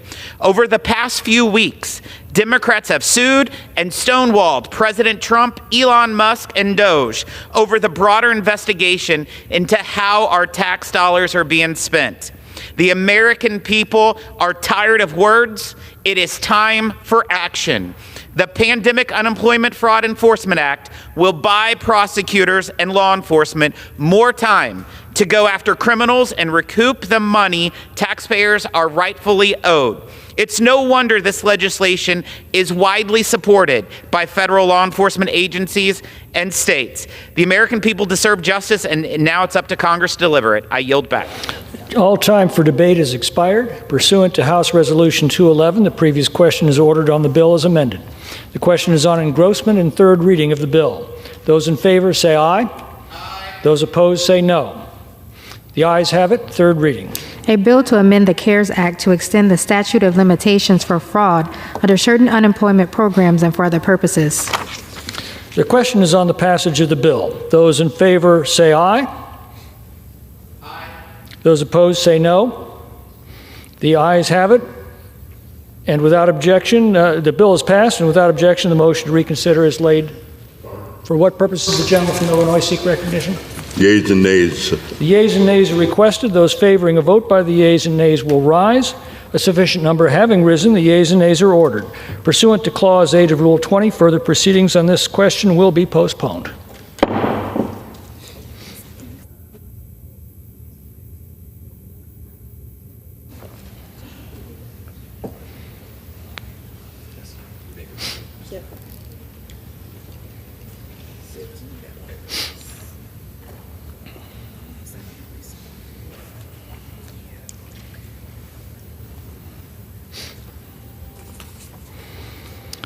For what purpose does the gentleman from Missouri seek recognition? Mr. Speaker, pursuant to House Resolution 211, I call up the bill H.J. Res. 25, disapproving the rule submitted by the Internal Revenue Service related to gross proceeds reporting by brokers that regularly provide services effectuating digital asset sales, and ask for its immediate consideration in the House. The clerk will report the title of the joint resolution. Union Calendar Number 3, House Joint Resolution 25, Joint Resolution providing for congressional disapproval under Chapter 8 of Title 5 United States Code of the rules submitted by the Internal Revenue Service relating to gross proceeds reporting by brokers that regularly provide services effectuating digital asset sales. Pursuant to House Resolution 211, the joint resolution is considered read. The joint resolution shall be debatable for 1 hour, equally divided and controlled by the chair and ranking minority member of the Committee on Ways and Means or their respective designees. The gentleman from Missouri, Mr. Smith, and the gentleman from Illinois, Mr. Davis, will each control 30 minutes. Chair recognizes the gentleman from Missouri. I ask unanimous consent that all members have 5 legislative days to revise and extend their remarks and submit extraneous material on the bill under consideration. Without objection. Mr. Speaker, I yield myself such time as I may consume. The gentleman is recognized. Thank you, Mr. Speaker. I rise today in support of a Congressional Review Act resolution repealing the last-minute, unfair, and unworkable Biden IRS rule that places a bureaucratic burden on the Americans who own cryptocurrency and the platforms that allow them to own it. Congress gave the IRS clear instructions in the 2021 infrastructure law regarding digital asset reporting. The IRS was given an inch and took a mile, writing a rule that is overly broad and downright sloppy in the process. The rule subjects decentralized finance platforms or DeFi exchanges to the same reporting requirement as a centralized bank or traditional securities broker. Under President Biden, the IRS traded congressional intent for a politically motivated mandate. The Biden administration made no secret of its opposition to digital assets and America's leadership in this booming industry. Bureaucrats weaponized every tool in the toolbox, including finalizing this rule at the 11th hour, crippling the digital asset industry and threatening American leadership and innovation in the process. Approximately 1 in 4 Americans own cryptocurrency. This rule puts a huge burden on these regular folks and could discourage participation in the digital asset market altogether. While workers lose, foreign countries win. Since only American companies and taxpayers have to comply with the burdensome rules, only American companies and taxpayers will need to spend billions of dollars to change their business models and report billions of pieces of taxpayer data. America risks losing our edge to foreign companies as a result. The rule disincentivizes the very innovation that has powered American leadership in the digital asset industry. In a global economic competition with China, this rule chips away at a source of American economic strength. There are real questions if the rule can ever even be administered. DeFi exchanges are not the same as centralized crypto exchanges or traditional banks or brokers. DeFi platforms do not and cannot even collect the information from users needed to implement this rule. Their software never controls the digital assets. DeFi platforms cannot exchange currencies, hold assets in escrow, or maintain third-party records of financial transactions like their counterparts. Yet, the Biden administration, they wanted to treat them the same. As former IRS Commissioner Rettig said himself, these new IRS crypto regulations require millions of taxpayers to file new Form 1099s in a way that would, quote, overwhelm the agency and have little or no value to be effective and efficient tax administration. The lesson here is simple. Laws passed by Congress should be interpreted and implemented fairly, not used as a pretext to gain more control over the economy at the expense of individual taxpayers. The repeal of this misguided rule would remove a barrier, preventing American consumers from participating in crypto and help cement America's digital asset leadership. I want to thank my Ways and Means colleague, Congressman Mike Carey, for leading the effort to protect taxpayers from an unjustified overreach from the Biden IRS. I urge my colleagues to support this bill, and I reserve the balance of my time. Gentleman reserves. The gentleman from Illinois is recognized. Thank you, Mr. Speaker. I yield myself such time as I might consume. Gentleman's recognized. Mr. Speaker, back in 2021, when we passed the bipartisan infrastructure law, Congress felt it was necessary to pay for what we spent. That's a novel concept around here these days, I know. As part of the offsets to that truly bipartisan bill, we made some changes around tax reporting for the sale of cryptocurrency. Under the tax system, taxpayers are required to pay tax when they sell an asset, such as stock or securities, at a gain. I know that some of my colleagues on the other side of the aisle bristle at that notion, but that's how our income tax works. Nothing in the bipartisan infrastructure law changed anything about the tax that cryptocurrency sellers owe. Instead, we created a reporting requirement related to the sales of these assets. When you sell stock with a stockbroker, the broker reports the proceeds of the sale to both you and the Internal Revenue Service. Probably to no one's surprise, when there is independent reporting on these sales, taxpayers are more likely to report their income to the Internal Revenue Service. It's a simple nature. When there's an independent check on one's financial gain, taxpayers are more honest in their reporting of that gain. This resolution today would repeal some, but not all of the Treasury regulations by the Biden administration regarding the new reporting requirements related to sales of cryptocurrency. Although cryptocurrency is exchanged on both centralized and decentralized platforms, the bill today only repeals the regulation related to decentralized exchanges. This inconsistent treatment of cryptocurrency exchanges leaves a significant gap in this reporting system. If this CRA, well, we've done it, passes, taxpayers who would rather avoid paying taxes on the gains of their cryptocurrency sale can now move to a decentralized exchange, knowing that the transaction will not be subject to reporting.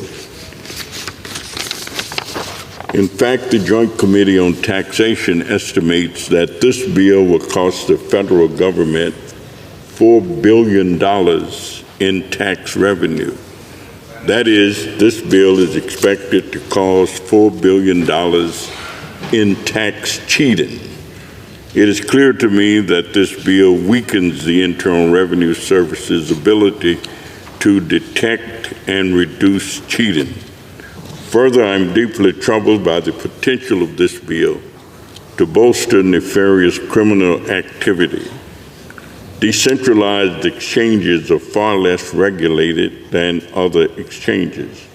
They are known for being a method of laundering the sales of fentanyl and human trafficking. My colleagues on the other side of the aisle yesterday at the Rules Committee suggested that nothing is stopping Congress from coming back and modifying the rules to ensure tax compliance. Unfortunately, given that my Republican colleagues have repeatedly promoted tax cheating by the wealthy, by their repeated efforts to cut funding for IRS enforcement, this claim that they would take action to ensure tax compliance in the deregulated crypto world rings hollow. In short, this is an unpaid for $4 billion giveaway to wealthy crypto traders with the potential for side effects that are much worse. And for that reason, I do not support this joint resolution and reserve the balance of my time. Gentleman reserves. The gentleman from Missouri is recognized. Thank you, Mr. Speaker. I yield as much time as he may consume to the gentleman from Ohio, Mr. Carey. Gentleman from Ohio is recognized. First, I'd like to thank Chairman Smith for his work on bringing this legislation to the floor.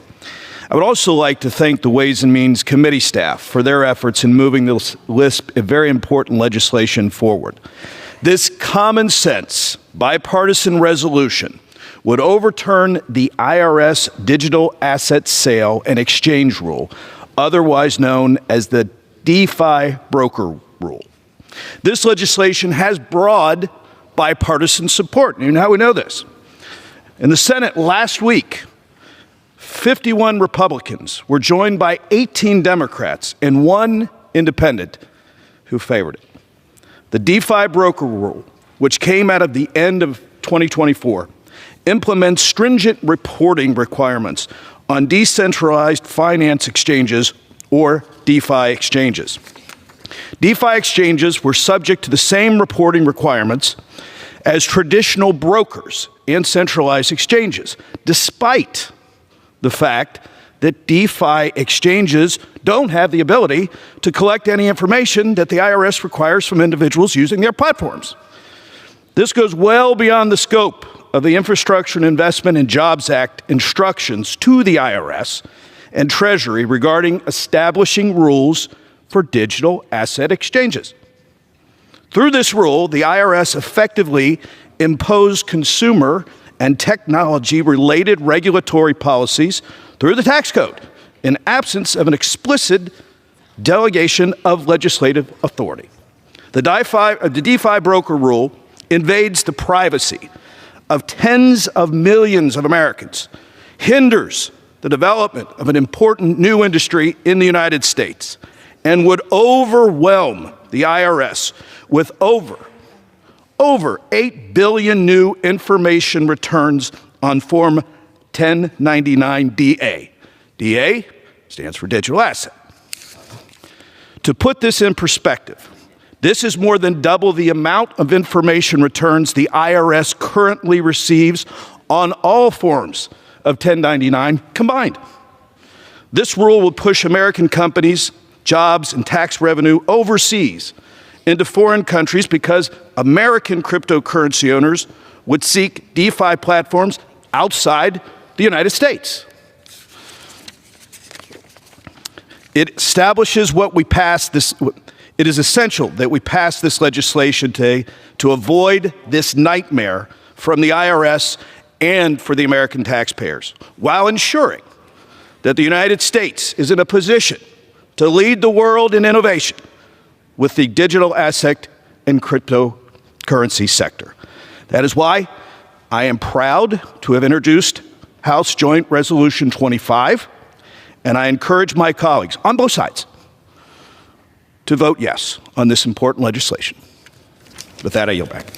Gentleman from Missouri reserves. The gentleman from Illinois is recognized. Sure. I yield such time as he might consume to Mr. Doggett. Gentleman from Texas is recognized. Well, thank you very much. Brokers who sell stocks and mutual funds have long been required to file a report in January of each year on Form 1099. They send it to their customers. They send it to the Internal Revenue Service. Many honest taxpayers out there right now have been collecting their 1099s from a bank or a securities broker to attach when they pay their taxes. Well-established crypto exchanges like Coinbase and Binance are this year required to do the same thing. So why is it that Republicans are coming here today and saying we want these decentralized finance crypto exchanges to be exempt from what everyone else in the financial service industry does? Well, the answer is 2 words. The answer is the same answer as to why it is we're about to see approved a new spending bill tonight. It's the same answer as to why Republicans are insistent on a reconciliation bill that will add literally trillions of dollars to our national debt as they boast about being fiscal conservatives who are cutting health care in this country. It's the same answer as to why Republicans can't find their tongue when Elon Musk goes rampaging through our civil service. The president is responsible for dismissing more veterans than any president in the history of the United States. It's the same answer that exists when the same rampage is undermining Social Security and the ability of the Social Security system to pay those checks that have been the lifeline for so many individuals who are seniors or individuals with disability. The answer, in short, is Donald Trump. Because shortly before he became president, Mr. Trump began raking in tens of millions of dollars in fees by launching his own meme coin, and the Trump family launched World Liberty Financial, which seeks to become a future decentralized finance. As usual, the Trumps don't want to play by the rules that apply to mere commoners. King Trump, as he has self-described himself, plays by different rules for the royalty. And of course, disclosure and transparency are absolute anathema to this administration, for whom lies are the currency of the realm. Getting a special interest exemption from a pesky 1099 disclosure makes tax evasion and money laundering so much easier for the wealthy Republican donors who've been using these decentralized exchanges. And this bill to exempt crypto fraud is consistent with the decision of Trump's SEC last week, sudden decision to halt prosecuting fraud against a Chinese businessman who just coincidentally invested $75 million in the Trump family's World Liberty Financial. In this administration, friends don't prosecute friends, or certainly not friendly investors. And despite President Trump's claim that he must launch a trade war and impose a 25% tax on Americans who purchase anything from Canada in order to stop the estimated fraction of 1% of the fentanyl that enters our country from that longtime ally, today's bill opens the door to rewarding drug traffickers in fentanyl and cocaine and whatever, as well as terrorists. You need not take my word for it. We can turn to a Republican, Senator Bill Cassidy of Louisiana, who said, quote, "Cryptocurrency has played an increasingly prominent role in the global fentanyl trade, both in terms of manufacturing and trafficking of fentanyl and in launching drug cartels and criminal proceeds. This is particularly true," he says, "of the so-called decentralized crypto exchanges for which this bill provides a totally unjustified special treatment." And according to the Nonpartisan Fact Coalition, cryptocurrency is becoming attractive to hostile actors like Hamas, who seek ways to sidestep sanctions.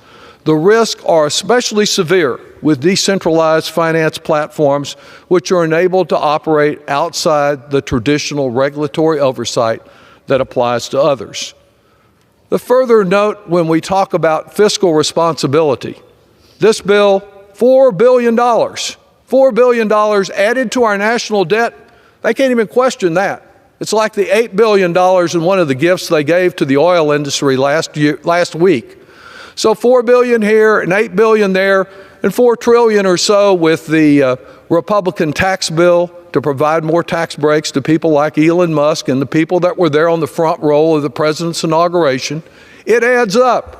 And those Republicans who've been telling us we have a great national security problem with our national debt are so concerned about it that they're going to add trillions of dollars more. And $4 billion is nothing to ignore, which this bill does and does not pay for. We should reject this new Trump special interest legislation that will just result in more corruption in this administration, a loophole that would be exploited by wealthy tax cheats, drug traffickers, and terrorist financiers, and for which there is absolutely no reasonable justification. I yield back the balance of my time. The gentleman from Illinois reserves. Members are reminded to refrain from engaging in personalities toward the president. Gentleman from Missouri is recognized. I yield as much time as he may consume to the gentleman from Ohio, Mr. Miller. Gentleman from Ohio is recognized. Thank you, Mr. Speaker, and thank you, Chairman Smith. The IRS's DeFi broker rule is a misguided and overreaching attempt to impose financial reporting requirements, which represents a fundamental misunderstanding of digital assets and its underlying technology. DeFi protocols are not brokers. They don't facilitate transactions like traditional financial institutions, nor can they collect and report user information. DeFi protocols provide infrastructure. Expecting them to track and report user activity is both impractical and misaligned with their core function of what they do. Yet the IRS wants to force software developers, validators, and even everyday users into compliance with regulations that simply don't fit. This is the equivalent of requiring the builders of our interstate highways to report the identity of every driver who uses them. It's unworkable, it's unfair, and it completely misses the mark. This rule would drive U.S. blockchain innovation overseas, killing jobs and stifling economic growth while doing little to increase tax compliance. Congress should lead in crafting clear, workable regulations that protect consumers, ensuring that innovation isn't stifled and compliance remains practical. I urge my colleagues to vote yes and do away with this unworkable rule. I yield back. The gentleman from Missouri reserves. The gentleman from Illinois is recognized. I reserve. Gentleman reserves. The gentleman from Missouri. Thank you, Mr. Speaker. I yield as much time as he may consume to the gentleman from North Carolina, Mr. Moore. The gentleman from North Carolina is recognized. Thank you, Mr. Speaker. Thank you, Mr. Chairman. I rise today in strong support of House Joint Resolution 25, which overturns the Biden administration's misguided attempt to impose unworkable reporting requirements on the digital asset industry. In November, the American people sent a very clear message. They were tired of the far-left policies of the Biden administration. They gave President Trump a mandate to turn our country around. Despite this clear mandate and warnings from committees, the Biden administration pressed forward with partisan midnight rulemaking. Last December, the Internal Revenue Service finalized a rule that would require decentralized platforms to facilitate digital asset transactions to report user data to the IRS. User data. While the Biden administration claimed this rule was about improving tax compliance, in reality it goes far beyond what Congress ever intended.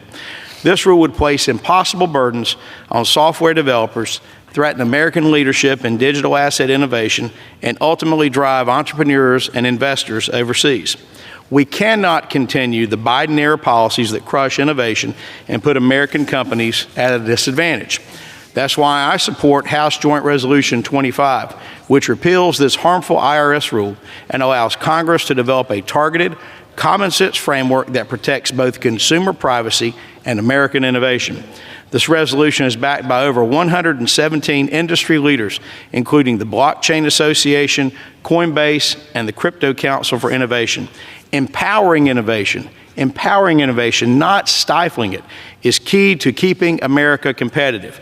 Mr. Speaker, I urge my colleagues to stand with American entrepreneurs and innovators by supporting House Joint Resolution 25. Thank you, and I yield back. Gentleman from Missouri reserves. The gentleman from Illinois is recognized. Mr. Speaker, I have no further requests. I'm prepared to close. Gentleman reserves. The gentleman from Missouri is recognized. Pardon me. The gentleman from Missouri is ready to close? Yes. The gentleman from Illinois is recognized. Thank you, Mr. Speaker. I yield myself the balance of my time. Gentleman is recognized. I appreciate the heartfelt arguments from my colleagues on the other side of the aisle. But at the end of the day, it's hard for me to overcome the fact that this bill would add $4 billion to the deficit solely due to taxpayer noncompliance. If Republicans have a meaningful solution to address this noncompliance, we look forward to working with you on it. But embracing tax cheating by completely throwing these rules out is simply not the answer. And for that reason, I do not support this joint resolution and yield back the balance of my time. The gentleman yields back. The gentleman from Missouri is recognized. Thank you, Mr. Speaker. Earlier this afternoon, we reminded the other chamber that the Constitution says all revenue measures must originate in the House of Representatives. The Senate must have been just so excited about this bipartisan CRA that they couldn't wait another minute. But that's okay. Whether it's the CRA or the budget, guess they will just have to vote again. Mr. Speaker, the repeal of the Biden IRS rule is a victory for common sense. The federal government shouldn't demand decentralized finance platforms used by ordinary Americans to buy and sell cryptocurrency to fill out forms when those platforms don't collect the information needed for the form. Neither the American people nor the IRS are equipped to handle the demands of this unworkable rule. These platforms are not like banks. They're not like security brokers, yet this rule treats them as if they are. In order to justify the burden placed on ordinary people, Mr. Speaker, the Biden IRS stretched and twisted congressional intent to enact regulations designed to cripple the digital asset industry. I urge all of my colleagues to vote for this bill and help dismantle the politically motivated regulations from the last administration. I yield back the balance of my time. All time for debate has expired. Pursuant to House Resolution 211, the previous question is ordered on the joint resolution. The question is on the engrossment and third reading of the joint resolution. Those in favor, say aye. Aye. Those opposed, no. The ayes have it. Third reading. Joint resolution providing for congressional disapproval under Chapter 8 of Title 5 United States Code of the rules submitted by the Internal Revenue Service relating to gross proceeds reporting by brokers that regularly provide services effectuating digital asset sales. The question is on passage of the joint resolution. Those in favor will say aye. Aye. Those opposed, no. The ayes have it. The joint resolution is passed. Mr. Speaker. First, the gentleman right. I request the yeas and nays. The yeas and nays are requested. Those favoring a vote by the yeas and nays will rise. A sufficient number having risen, the yeas and nays are ordered. Pursuant to Clause 8 of Rule 20, further proceedings on this question will be postponed.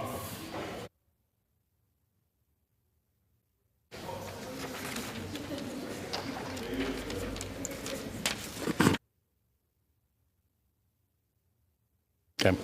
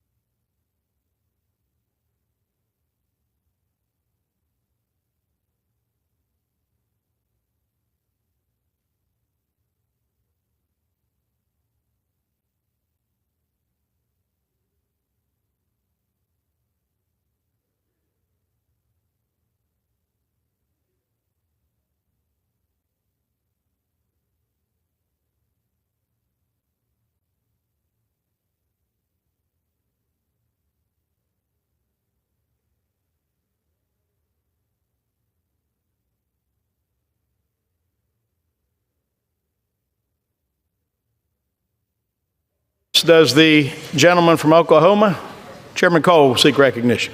Mr. Speaker, pursuant to House Resolution 211, I call up the bill H.R. 1968, a full year continuing appropriations and extension act for 2025, and ask for its immediate consideration in the House. The clerk will report the title of the bill. H.R. 1968, a bill making further continuing appropriations and other extensions for the fiscal year ending September 30th, 2025, and for other purposes. Pursuant to House Resolution 211, the amendment printed in House Report 11915 is adopted and the bill as amended is considered read. The bill as amended shall be debatable for 1 hour, equally divided and controlled by the chair and ranking minority member of the Committee on Appropriations or their respective designees. The gentleman from Oklahoma, Mr. Cole, and the gentlewoman from Connecticut, Ms. DeLauro, each control 30 minutes. The chair recognizes the gentleman from Oklahoma. Mr. Speaker, I ask unanimous consent that all members have 5 legislative days to revise and extend their remarks and include extraneous material on the measure under consideration. Without objection. Thank you, Mr. Speaker. Mr. Speaker, I yield myself such time as I may consume. I rise today in support of H.R. 1968, the full year Continuing Appropriations and Extensions Act of 2025. Today's bill comes about at a critical time for this institution and this nation. As members are well aware, government funding all runs out at midnight on Friday. That means that members are faced with a stark but clear choice. Will they vote in favor of this bill and thereby keep the government open and operating, or will they vote no, thereby affirmatively choosing to shut down the government? This choice is the choice we face today. We are now nearly 5.5 months into the fiscal year 2025. Congress has previously passed 2 short-term continuing resolutions, both of which extended government funding and kept the status quo in place, ensuring the government can remain open.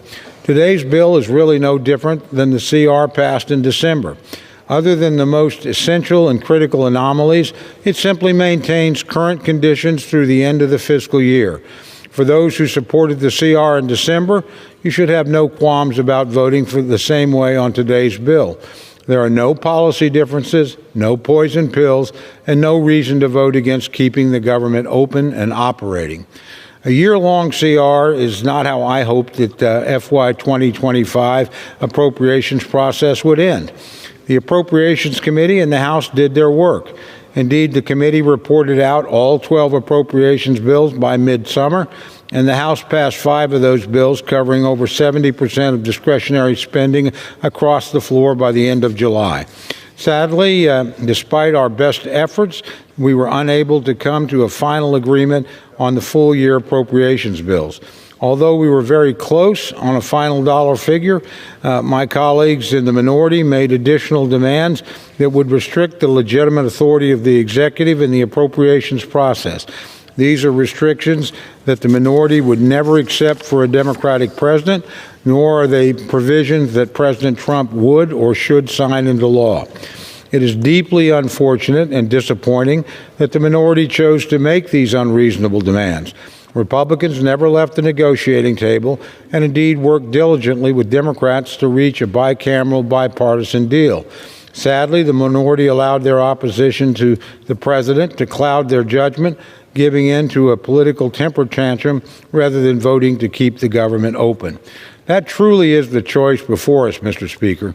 Today's bill is a simple, straightforward, continuing resolution, funding the government and keeping it open through September 30th.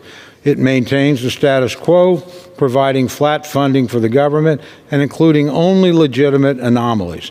Importantly, this bill does not contain a single poison pill policy rider. It's a clean CR, fully funding our government. This includes our military and defense needs, and indeed we've accomplished this while also fully funding the Department of Defense, including the largest pay raise for junior enlisted personnel in over 40 years. We're also maintaining funding for other critical functions of government, including border defense, roads, parks, child care, water infrastructure projects, biomedical research, job training, and countless others. I know members have heard some fear-mongering about Social Security, Medicare, and Medicaid. This bill makes no changes to any of these programs, leaving them intact, as is, and with the funding they need to operate through the end of the fiscal year. Let me say that again. There are no changes to Social Security, Medicare, and Medicaid, period. Mr. Speaker, the outcome of the fiscal year 2025 appropriations process is not what I wanted. But at the end of the day, it is significantly better than the alternative, a government shutdown. The choice is clear. Either members will vote for this bill and for keeping the government open, or they will vote to shut the government down. I know which option my constituents expect, and I know which I will choose. I urge all my colleagues to do the same. Vote for this bill. Vote to keep the government open and operating. Thank you, Mr. Speaker, and I reserve the balance of my time. Gentleman yields. And gentleman reserve. The gentlelady from Connecticut, Ms. Doyle, is recognized to debate the bill. Mr. Speaker, I yield myself such time as I may consume. Lady is recognized. Mr. Speaker, I am opposed to this one-year continuing resolution. It is not a simple stopgap that keeps the lights on, the doors open. This is Republican leadership handing over the keys of the government and a blank check to Elon Musk and to President Trump. As the White House has said, this bill creates more flexibility for this administration to continue to undermine the Constitution and the countless spending laws by stealing promised investments from American families, children, and businesses, unlawfully dismantling agencies, arbitrarily firing civil servants, and canceling union contracts. Read the Constitution, Article 1, Section 9, Clause 7. The power of the purse resides with the Congress and not with the executive. And in fact, the president has no legitimate authority from meddling in the appropriations process. Our colleagues across the aisle have gone to their districts. They witnessed rage from their constituents at these actions. They have been advised by their political consultants not to do town halls altogether. Why bother listening to the American people? It was President Lincoln who said, "Public sentiment is everything, and without it you can do nothing." They do not have public sentiment. So now what we should do? The answer should not be cutting non-defense programs by $15 billion and defense by $3 billion as compared to the Fiscal Responsibility Act agreement in 2025. They are in violation of the Fiscal Responsibility Act. There is an agreement with Senator Schumer, Speaker Johnson. We all voted for it here. But this is a violation, cuts non-defense $15 billion and defense by $3 billion. Why do they want to shortchange defense investments by $3 billion? I ask them. Not only is it bad for our military, there is a reason the Department of Defense has never operated for an entire year under a continuing resolution. And above all, it transfers more power to the administration to shut off and repurpose funding as they see fit. The will of the Congress and the people ignored. Elon Musk and President Trump would be able to fire thousands of employees. Yes, we do not oversee Social Security. That's in the purview of the Ways and Means Committee. However, we do have control over the administration of Social Security.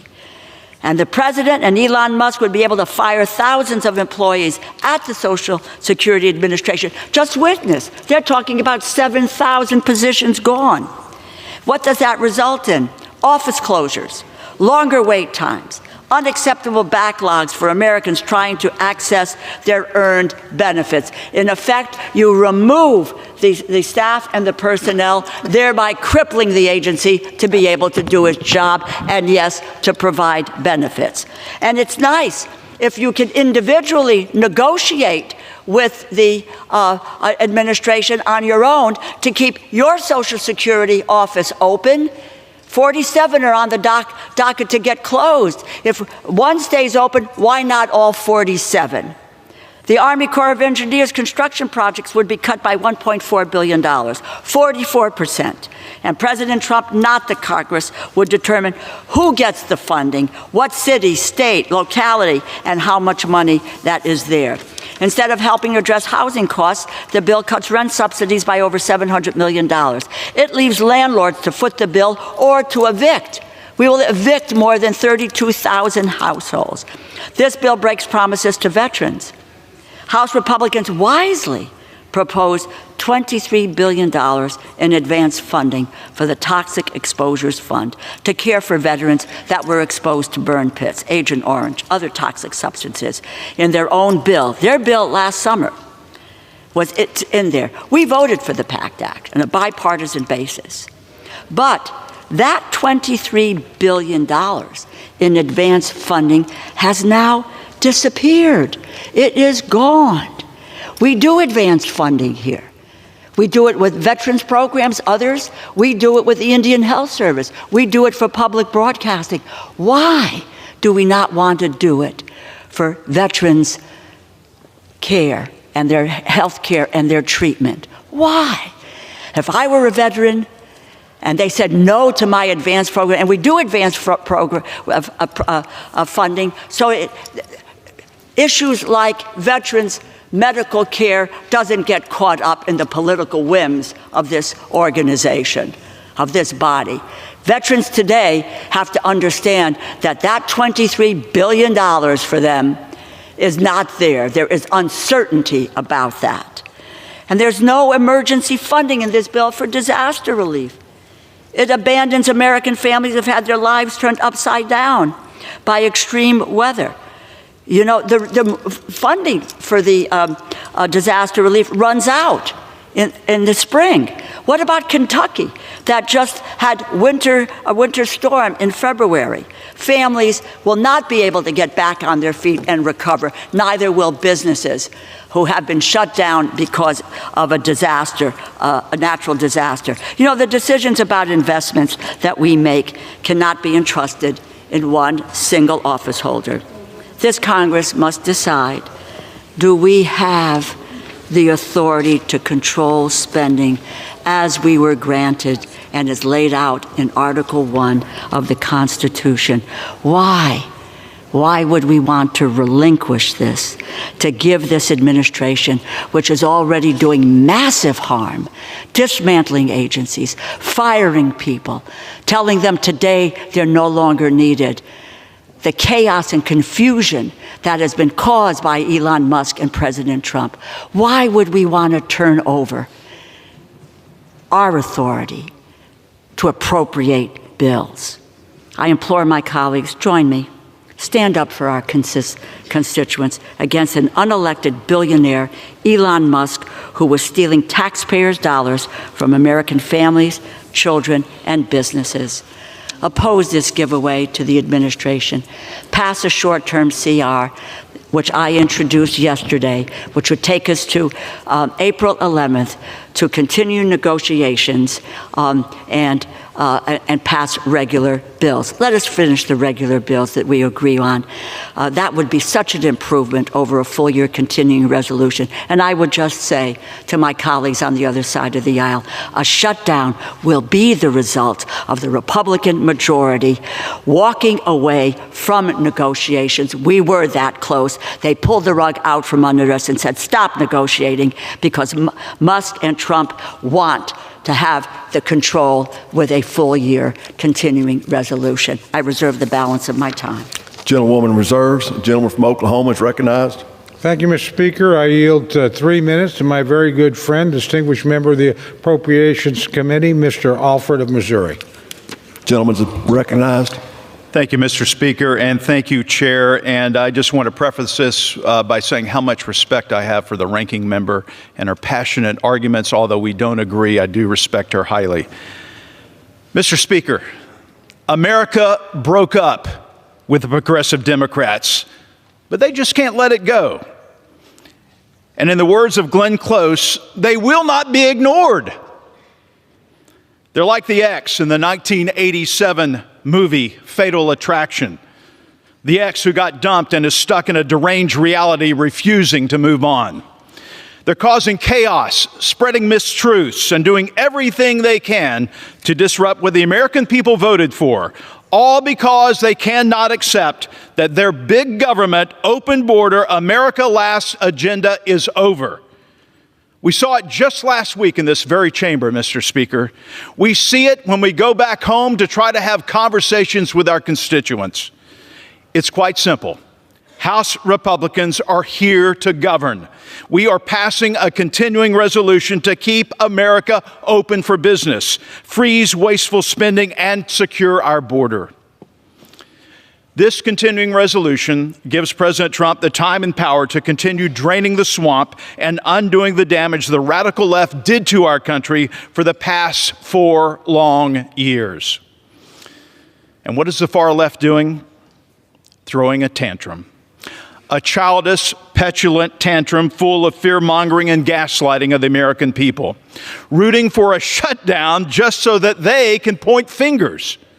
Well, let me tell you something, Mr. Speaker. It's not going to work. We're not falling for it. We're not playing this game. This will be a Schumer shutdown when it gets to the Senate, if that happens. The American people chose secure borders, a secure economy, secure neighborhoods, and an America First agenda. The progressive Democrats just can't accept it. But guess what, Mr. Speaker? This breakup is final. Republicans are moving on. We will pass this CR. We will keep America running. I urge progressive Democrats to join the rest of the nation. It's that, or they can keep screaming into the void, because America is not taking them back. The breakup is over. So leave the rabbit in the backyard alone. With that, Mr. Speaker, I yield back. Gentleman yields. Gentlewoman is recognized. Speaker, I yield 1 minute to the gentleman from New York, the distinguished Democratic leader, Mr. Jeffries. Gentleman is recognized. I thank the distinguished gentlelady for her tremendous leadership and for yielding. I don't really understand the fatal attraction reference, because if anyone is dealing with fatal attraction, it's between President Trump and House Republicans. As soon as he says jump, your only answer is how high. It doesn't matter whether you are hurting the American people. That's why House Republicans are marching the country on a track toward the largest Medicaid cut in American history.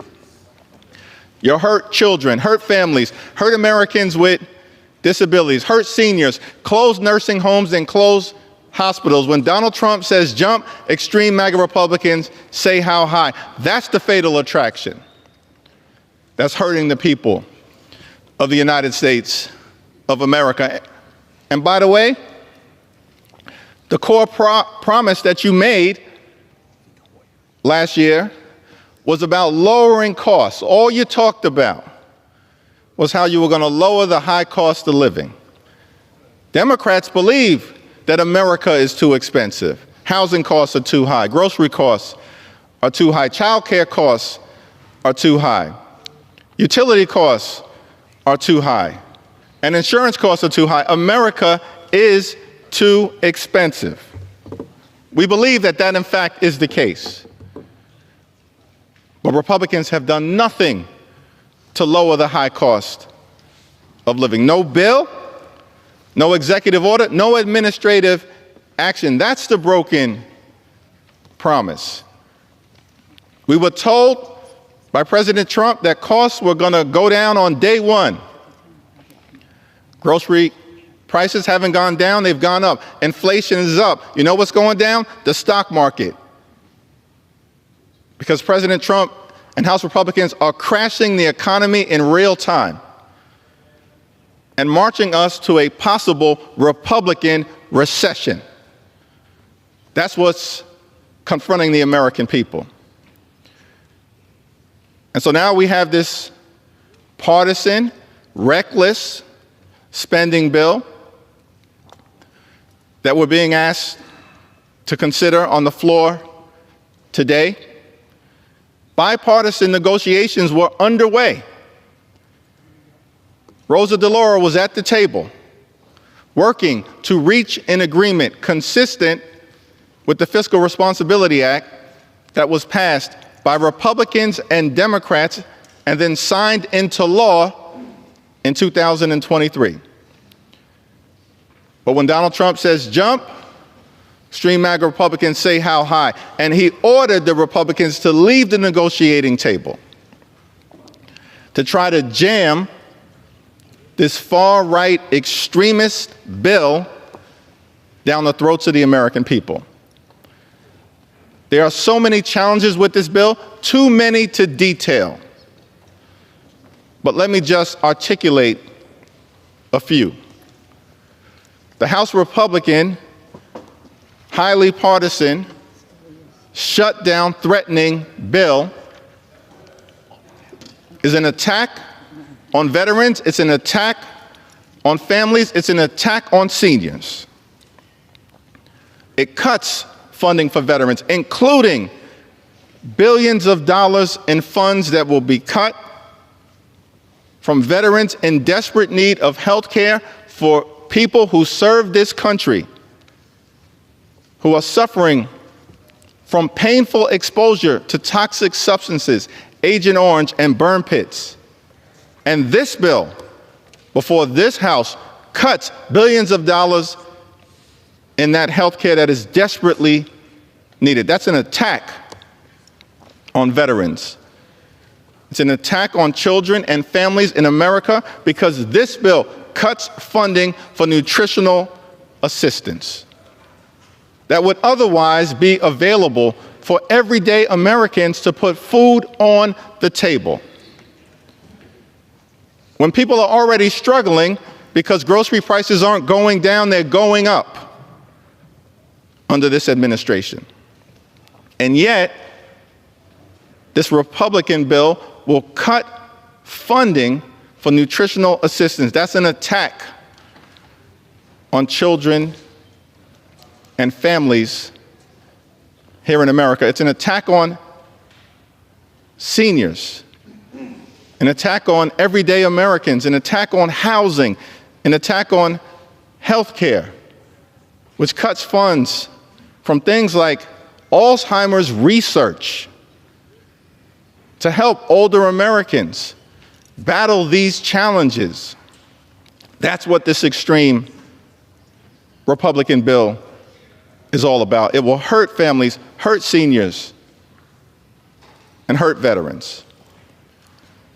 The second problem, equally troublesome, is that this bill does nothing to protect Social Security, Medicare, and Medicaid. We've been very clear.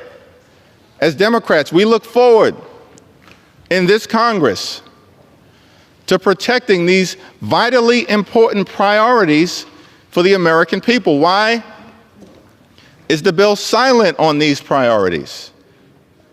Because you are trying to set in motion a chainsaw to Social Security, a chainsaw to Medicare, and a chainsaw to Medicaid. Your other boss yesterday confirmed that when he said that these entitlement programs, as he called them, they're not entitlement programs, they are earned benefits. When you start to use the language of entitlement programs, it's because you're trying to set in motion an assault on Social Security and an assault on Medicare. It's saying the quiet part out loud. We know you're going after Social Security and Medicare because you've been firing thousands of people from the Social Security Administration. You want to collapse the system. And this bill does nothing to stop that.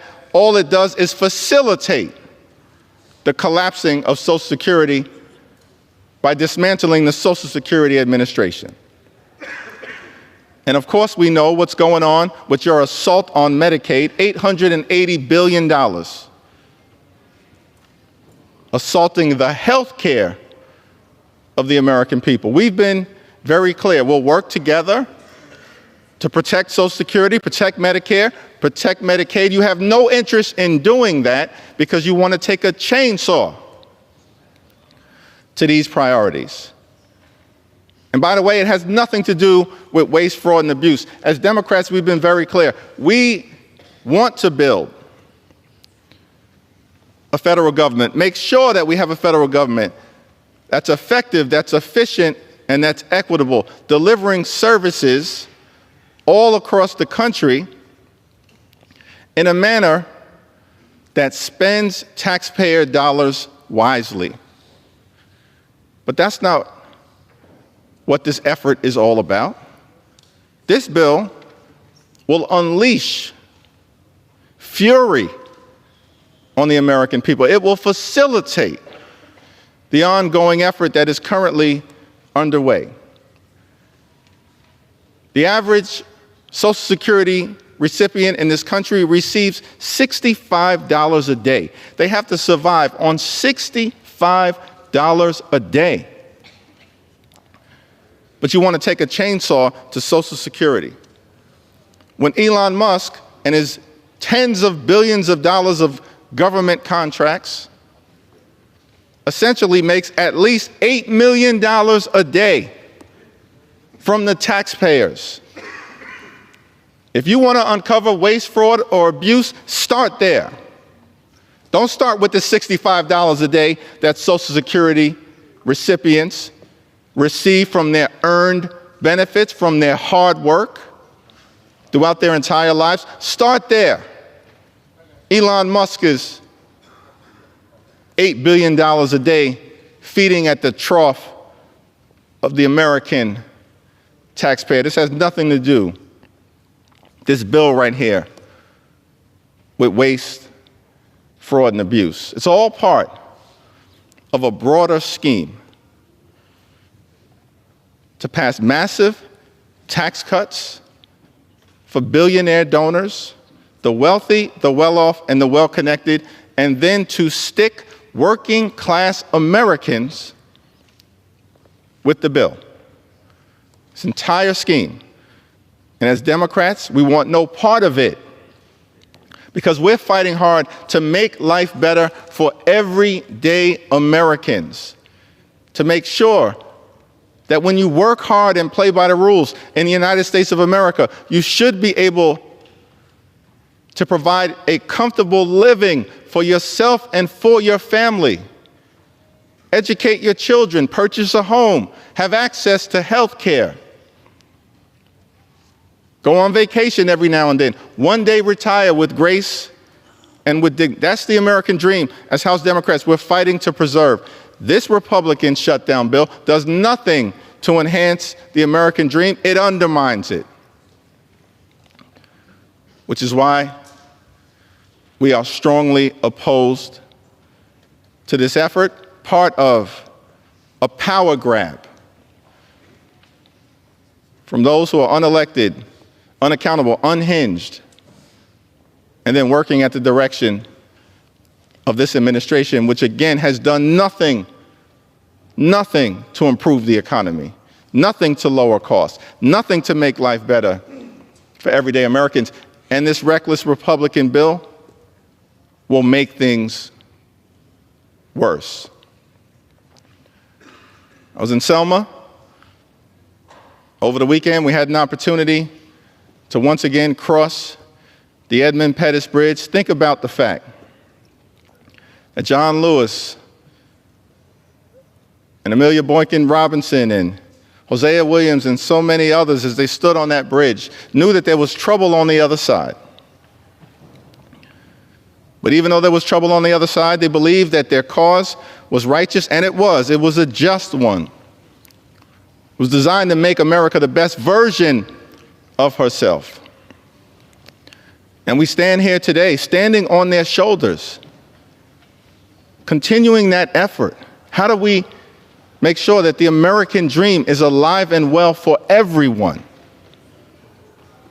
in every corner of America, throughout every community? And that's what House Democrats will continue to fight for. That's why we oppose this bill, this effort to hurt families and veterans and seniors and children and everyday Americans. And so we're going to continue to show up. We're going to continue to stand up. We're going to continue to speak up for what is right. We oppose this bill. We oppose this partisan effort to hurt the American people. And we will continue to stand on the side of bringing the American dream to life for every single American. I yield back. Gentleman yields. Oklahoma. Gentleman from Oklahoma is recognized. Thank you, Mr. Speaker. I yield myself such time as I may consume. I have great respect for the Democratic leader, and certainly great respect and personal friendship for a distinguished ranking member of the Appropriations Committee. But I don't know what bill the the leader read, but it certainly wasn't this bill. We've heard a lot of time about Social Security. There's nothing in this bill on Social Security, not a single thing.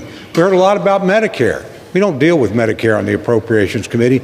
It's not in here. We heard a lot about Medicaid. It's not in here either. If it'll be dealt with, it'll be dealt with in a reconciliation bill, but not this bill.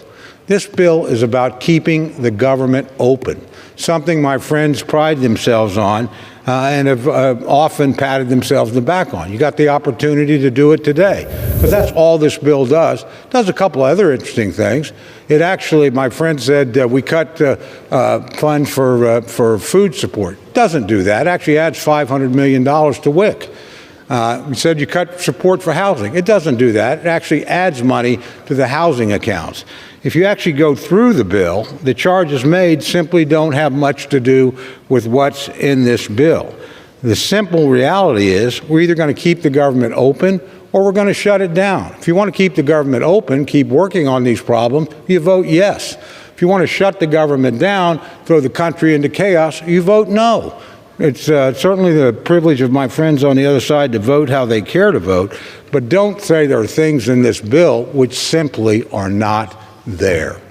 That's just the fear-mongering of the worst sort. Frankly, again, I would just urge my friends to keep the government open. And by the way, just for the record, neither the president nor the speaker ever asked me to leave the negotiating table, ever. Quite the opposite. The speaker said, keep going, keep trying, keep at it. We are 4 days away from a shutdown. It was my friends that introduced a lot of things in the negotiations that aren't normally appropriations issues. Chose to do that. We couldn't come to a deal. We're pretty close on the top line number. We were right there. But we're not going to have a Republican Senate and a Republican House restrict a Republican president from the legitimate exercise of executive authority and then, oh, by the way, ask him to sign the bill. How do you think that's going to work out? That's not a very reasonable request. We resisted it. My friend Senator Collins, who was my negotiating partner from the Senate, resisted it. And we'll continue to resist it. And that's not going to happen. But this bill is about none of those things. This bill is about keeping the government open. You choose to shut it down, then that's your prerogative. You're allowed to do that. But I don't intend to do that. I don't think my colleagues on my side of the aisle intend to do that. And I would urge Democrats who actually read the bill to reflect on it and avoid shutting down the government as well and working with that us in that regard. And with that, Mr. Speaker, I reserve the balance of my time. Gentleman reserves. Gentlewoman is recognized. The President has no legitimate authority by the Constitution to insert himself into the appropriations process. I yield 2 minutes to the gentleman from Maryland, the distinguished ranking member of the Financial Services and General Government Subcommittee, Mr. Hoyer. Gentleman's recognized. Well, thank the gentlelady for yielding. And I adopt all of what the leader said, notwithstanding the rebuttal from the chairman of our committee. This bill is about giving Trump more unfettered power. That's what this bill is about. This country is in crisis and chaos over the last 45 days plus days. And this bill will continue that process.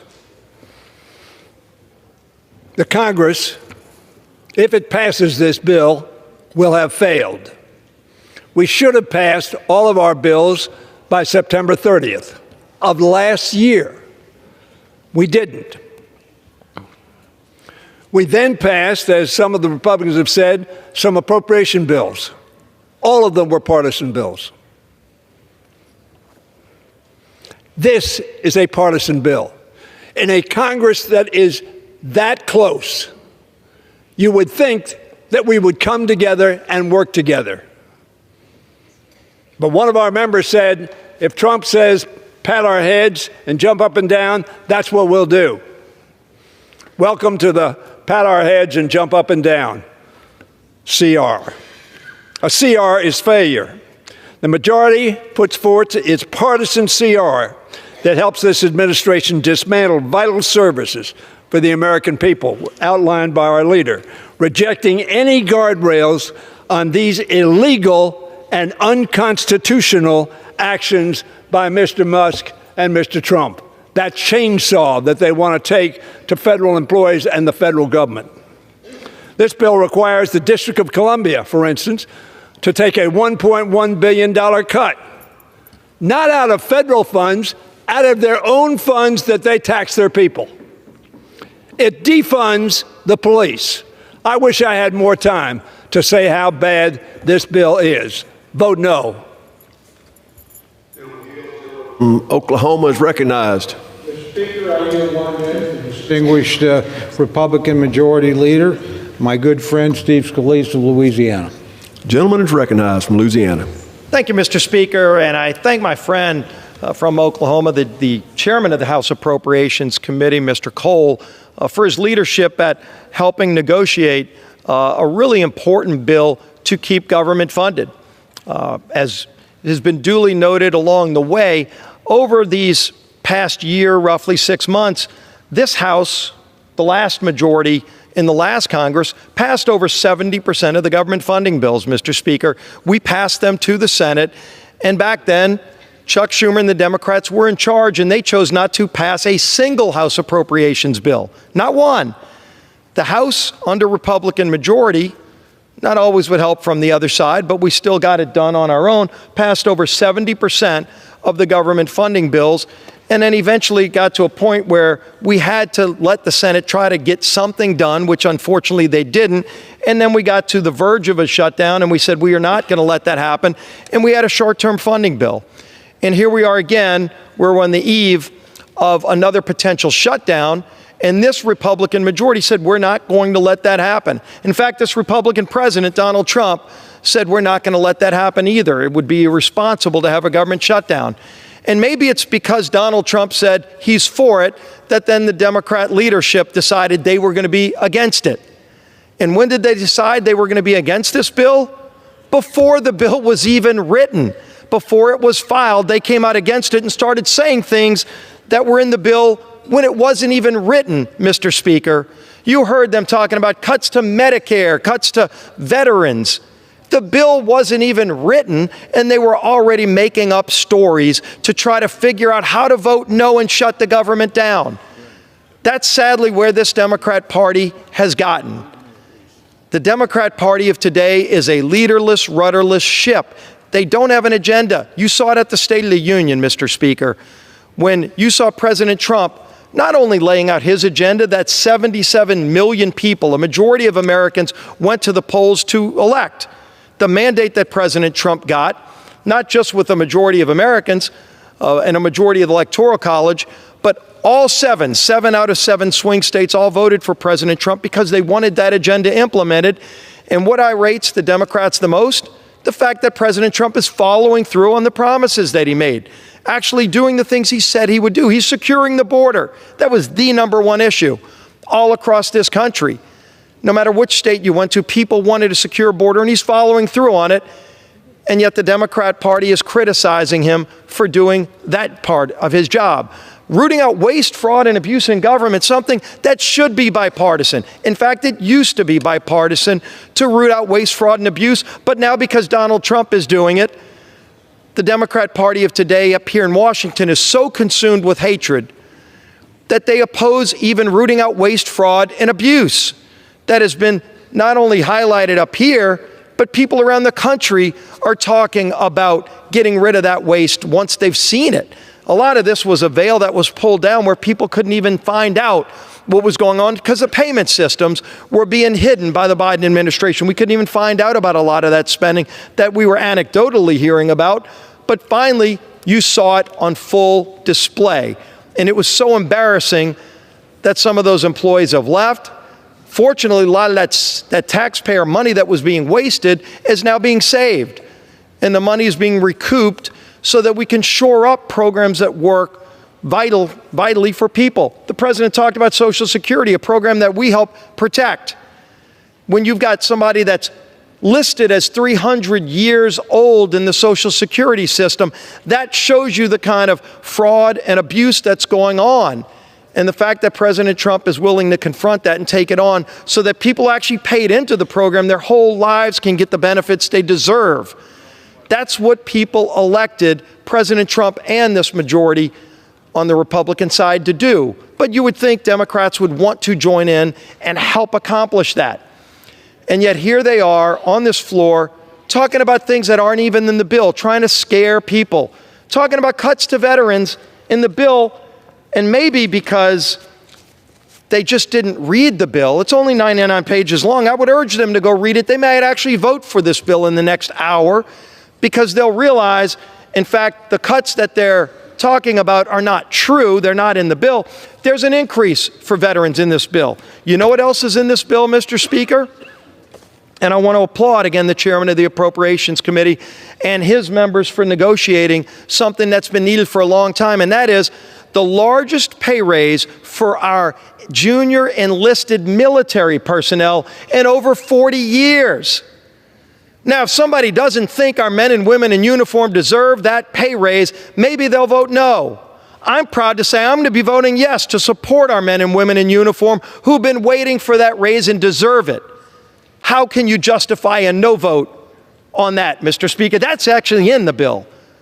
As they talk all day about what's not in the bill, because they were against it before it was even written, if they actually read this bill, again, only 99 pages, it's a pretty quick read, you would find out that pay raise for our troops is in the bill. Stronger funding for our veterans is in the bill. But why are they voting no, you would ask? Just because the name of the president is Donald Trump. I think the people of this country are fed up with that kind of hatred that consumes people here in Washington. Again, when you watch the State of the Union address, and the president is not even talking about his agenda, he's introducing and paying tribute to a 13-year-old boy who just beat cancer. And they couldn't even stand up and applaud that on their side because of the person who said it. If the hatred is so consuming that you can't even support what's great about America, maybe you need to reevaluate what's important in doing these jobs. We are elected to represent the people, and if the president, no matter who he is or she is, has a great idea, you support it. There were a lot of things about Barack Obama's policies I disagreed with, Mr. Speaker. Yet when he said something that was good for America at a State of the Union, I stood up. We actually worked with the president. The chairman was part of that, Chairman Cole, in passing the 21st Century Cures Act, last bill that Barack Obama signed, to help put more funding into NIH so we could cure major diseases. We protect those gains in this bill. But if they're advocating to vote no, they're advocating for a government shutdown. It's a binary choice. It's not like there's a plan B behind door number 2, Mr. Speaker. So if the plan is to vote no, what you're really saying is you want to shut down the government. And I know a lot of Democrats, we all get to bring a guest to the State of the Union. And they get to sit up in the balcony. You've got the First Lady and the President's guests up there. Again, the 13-year-old boy who beat cancer. The widow of a slain police officer who was in the balcony that they would not even applaud and pay tribute to. But they were there too, but everybody else got to bring a guest. Most Democrats bragged that they were bringing federal workers as their guests. You saw a lot of them holding rallies out in front of federal offices with federal employees, some of who hadn't shown up for work in 3 years since COVID, but they found their way to the office, not to work, but to protest. Democrats are about to vote to furlough all of those federal workers. Why? Not because of what's in the bill. They've been telling you stories that aren't even true about what's in the bill. They don't like it because of the name of the President of the United States. Aren't we bigger than that? Aren't we a better country than that, Mr. Speaker? This is our responsibility to get this job done and then turn the page and go to work. This is the business, frankly, of the Biden administration that we're cleaning up.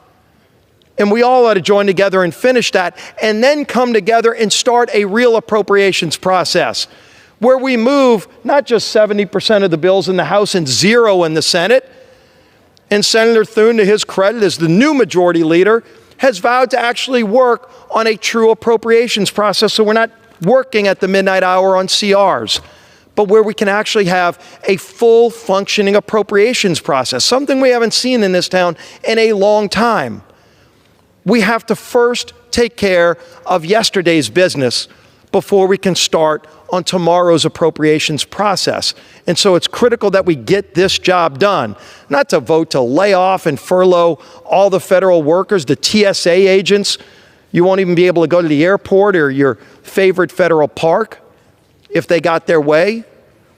Let's actually get our work done so we can start a 12-bill appropriations process that moves through the Senate too, where you can actually have a negotiation between two sides of the aisle. Again, something we haven't seen in a long time, but is long past due. It's a new day in America. And I applaud President Trump. And we had Vice President J.D. Vance this morning come and talk about the importance of passing this bill too, because they want to fix the problems of this nation. They want to fulfill the promises that were made during the campaign and follow through on the mandate that was given to President Trump, Vice President Vance, and this Republican majority in the House and Senate by 77 million people to turn this country around. Let's get back to being the greatest country in the history of the world. We can do it. We can come together and solve big problems. But we solve big problems by first taking care of the basics of government, and that's to keep the government open. Let's pass this CR. Let's see a big vote to do it too. I welcome both sides of the aisle. My friends on the other side, they can criticize a bill they've never read that wasn't even filed, but once they look at this bill, I think you might even see some of them vote yes as well. Let's get our work done, and let's move on to the next challenges that the American people expect us to deliver on for them. With that, Mr. Speaker, I yield back. Gentleman yields. Gentlelady is recognized. The President did make a promise to drive down the cost of living, and instead he's driven up prices. With that, I want to recognize and yield 2 minutes to the gentlewoman from Massachusetts, the distinguished Democratic whip, Ms. Clark. Gentlewoman is recognized.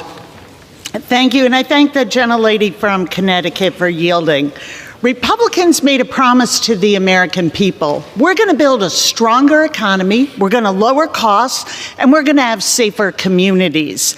But for 7 weeks, we have seen nothing but ideas and bills that break that promise. We all want government to run more efficiently, to be better for people who depend on it. But stealing money from the Veterans Administration, from schools, from law enforcement, from children's health care, and giving it to a tax cut to the wealthiest man on earth and his billionaire friends, that's not finding efficiencies. That's not taking on waste and fraud in government. It's destroying working families. The GOP are crushing the American people under the weight of their own political ambition. Rents are going up. Housing is in a crisis. This bill today, they propose to evict 32,000 families from their home. 32,000. Those are veterans. Those are kids. Those are seniors. Those are domestic violence survivors. Eggs at my grocery store on Sunday were $8.49 a dozen. In this bill, you propose to take $27 million away from the inspectors who go out to our chicken farms who are fighting and trying to stop bird flu that is causing the spike in eggs. What kind of insanity is that? And then if we look at the budget overall, we've got health care spiking, and you want to cut Medicaid. That's the answer? Seniors' cost of living is out of control. And you're saying, let's run up the cost of prescription drugs. And as Elon told us directly this week, coming next, you want to eliminate Social Security. Give me more time. So if you feel this is the mandate that you have, you can do that on your own. Time's expired. Gentleman's recognized. Thank you very much, Mr. Speaker. I yield 3 minutes to my very good friend and senior member of the Appropriations Committee, the gentleman from Idaho, Mr. Simpson. Gentleman's recognized. I thank the chairman for yielding. And first, let me say I appreciate the work the chairman has done over the last several months trying to get our regular appropriation bills done and then trying to get this CR finished when it became apparent we weren't going to be able to negotiate a top line yet. Something that we will continue to work on. But there's a lot of things that have been said on this floor that I have to say just aren't true. Not a different interpretation of the facts. They're just not true. There's nothing in here that cuts Social Security. There's nothing in here that cuts Medicare. There's nothing in here that cuts Medicaid. But yet I keep hearing that. That's the talking points that were created before this bill was actually written. It is difficult to write a year-long CR. First time I can remember it being done.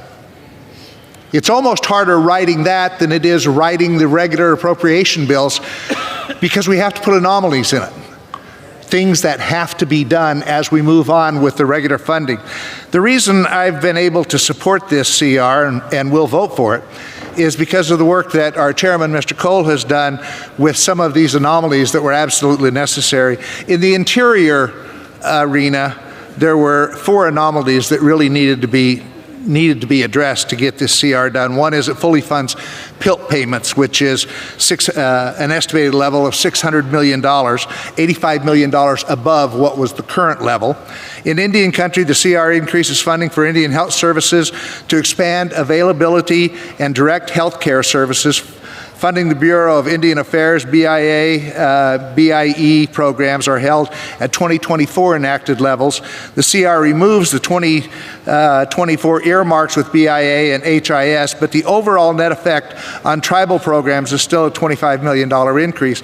In addition, program increases, the CR also provides $999 million an increase for tribal contract support costs and an additional $256 million for Section 105(1) leases in an effort to continue our commitment to upholding our trust and treaty responsibilities. It also increases on a permanent basis the wildfire fighting fire pay. That costs $147 million. It actually saves us $20 million, $27 million, rather than just extending the one-year extension of the wildfire pay. And I think when we've seen those great jobs that firefighters do for us, it's incredible what they do. We don't pay them enough now. And if you can make more flippin' burgers in California than you can fighting wildfires, then something's wrong. So this permanently fixes that for us. It's a very important bill. Shutting down government is never good policy. It's never good politics. Why anyone, Republican or Democrat, would vote against this, I have no idea. This is a good bill. I hope we all vote for it.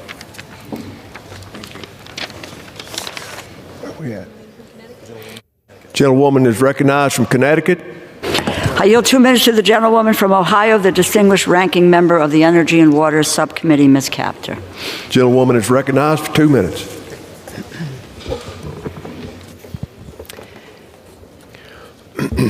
Mr. Speaker, I thank the ranking member, DeLauro, for allowing me this time.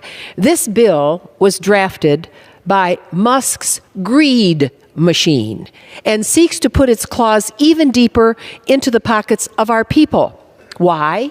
To extract the largest transfer of wealth from money they're taking from these bills, from middle class and working class people, and put it in the pockets of the top 1% who already own half of this country. A handful of people, so very wealthy. The top 1% of billionaires now own as much wealth as the bottom half of our population. That's what's going wrong, and I rise in strong opposition to this bill.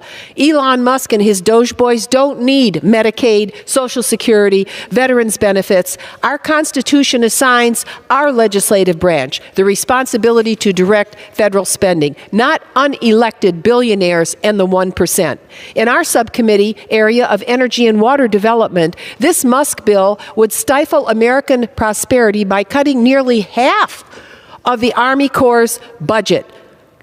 Musk and Trump don't know anything about public works and how essential the Army Corps is to our daily life in every district in this country and to economic growth. The greed machine wants to steal assets from America's people and put them in the pockets of billionaires at places like Mar-a-Lago. Oh, did I say that right? Mar-a-Lago, yeah.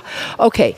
Now, finally, the greed machine is cutting a total of nearly $600 million in support for local law enforcement. That's nearly $600 million in cuts of local police, leaving the kitty dry. The greed machine is underfunding our local police. In opposing the bill, I stand with our people, not with the billionaires and their greed machine.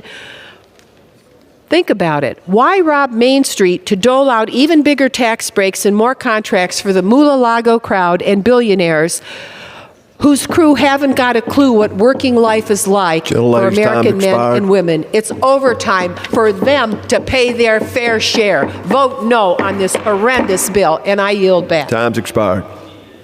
Gentleman's recognized from Oklahoma. Thank you very much, Mr. Speaker. Mr. Speaker, I yield 2 minutes to my very good friend, distinguished gentleman from Florida and member of the Appropriations Committee, Mr. Rutherford. Mr. Rutherford, recognized. Thank you, Mr. Chairman. I appreciate you yielding, and you know, I really appreciate all the hard work that got us here today. You know, Mr. Speaker, I have to tell you, as I sat here on this floor listening to the conversation, it reminded me of an old saying that my father had for many, many years. I heard this, that a lie can travel around the world 3 times before the truth can get up and put its pants on. Well, that was before the internet. So now, after what I've heard today, I would say it's probably more like 100 times a lie can travel around the world before the truth can get up and put its pants on.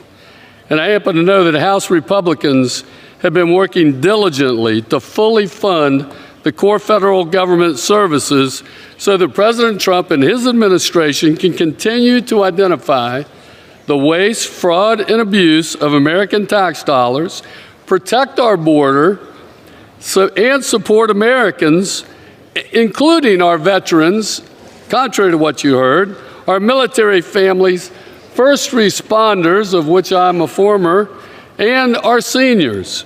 Most importantly, by passing H.R. 1986, this continuing resolution, we are ensuring that a costly government shutdown does not fall upon the American public. It's our constitutional obligation in Congress to fund the federal government, and House Republicans are acting on that duty. Unfortunately, my colleagues on the other side of the aisle are not. House Democrat leadership came out in opposition to this bill and spread egregious falsehoods about what this bill does and does not do before it was even printed. You've heard that before. Let's be clear, this bill will not hurt law enforcement by slashing cops' grants, nor will it zero out the Toxic Exposure Fund for veterans. Instead, it's a clean bill that will extend funding and certainty for the American people. This bill would maintain government operations while responsibly cutting spending. Gentleman, additional 30 seconds. Gentleman is recognized. Thank you, Mr. Chairman. Protect Social Security, Medicaid, and Medicare recipients from unnecessary disruption and the confusion that comes along with a government shutdown, promote public safety, renew our commitment to supporting law enforcement officers, raise pay for our junior enlisted troops by the largest amount in 40 years, fund important nutritional assistance for mothers, infants, and children, and the list goes on. White House Democrats seem dead set on shutting down the government over their disdain for the commander-in-chief, no matter the cost to their own communities, and I am committed to passing this bill, and I urge my colleagues to do the same. I yield back. Gentlewoman is recognized. I yield 2 minutes to the gentlewoman from Minnesota, the distinguished ranking member of the Defense Subcommittee, Ms. McCollum. Gentlewoman is recognized. Mr. Speaker, I rise in strong opposition to this full-year continuing resolution. Let's call the CR what it is. It's a Republican majority abdicating our constitutional responsibilities. Republicans have turned over congressional power to direct funding to Elon Musk and President Trump. The Republican appropriations process for fiscal year 2025 has been a disaster. Republicans have had 18 months to write, pass, and negotiate these spending bills. They failed. The Republican leadership never wanted to negotiate with Democrats with their slim majority in the House. Would have required. So here we are stuck with a full year CR, something that's never happened in the history of this nation. It's a complete failure to govern. Making things worse, the CR cuts $13 billion from domestic priorities that Americans rely on. I'll mention a few, like life-saving medical research at the NIH. Rent assistance for low-income working families are cut. Republicans failed to include $22 billion in advanced appropriation funding for the VA Toxics Exposure Fund. This jeopardizes the health of our veterans exposed to burn pits and, yes, Agent Orange. Community projects submitted by our constituents for police and first responders have also been eliminated by this bill. The Defense Department, the bill reduces DoD medical research by about 50%. It will obstruct the search for new cures for cancer and infectious diseases. Republicans also underfunded military training exercises, which will mean the readiness for our troops will be put at risk. They cut DoD technology research and development funding, which helps us keep our edge over our adversaries. Simply put, this CR is a disaster, and it did not have to be this way. The American people deserve better, and I urge my colleagues to vote no on this Republican failure. Gentlewoman from Connecticut reserves.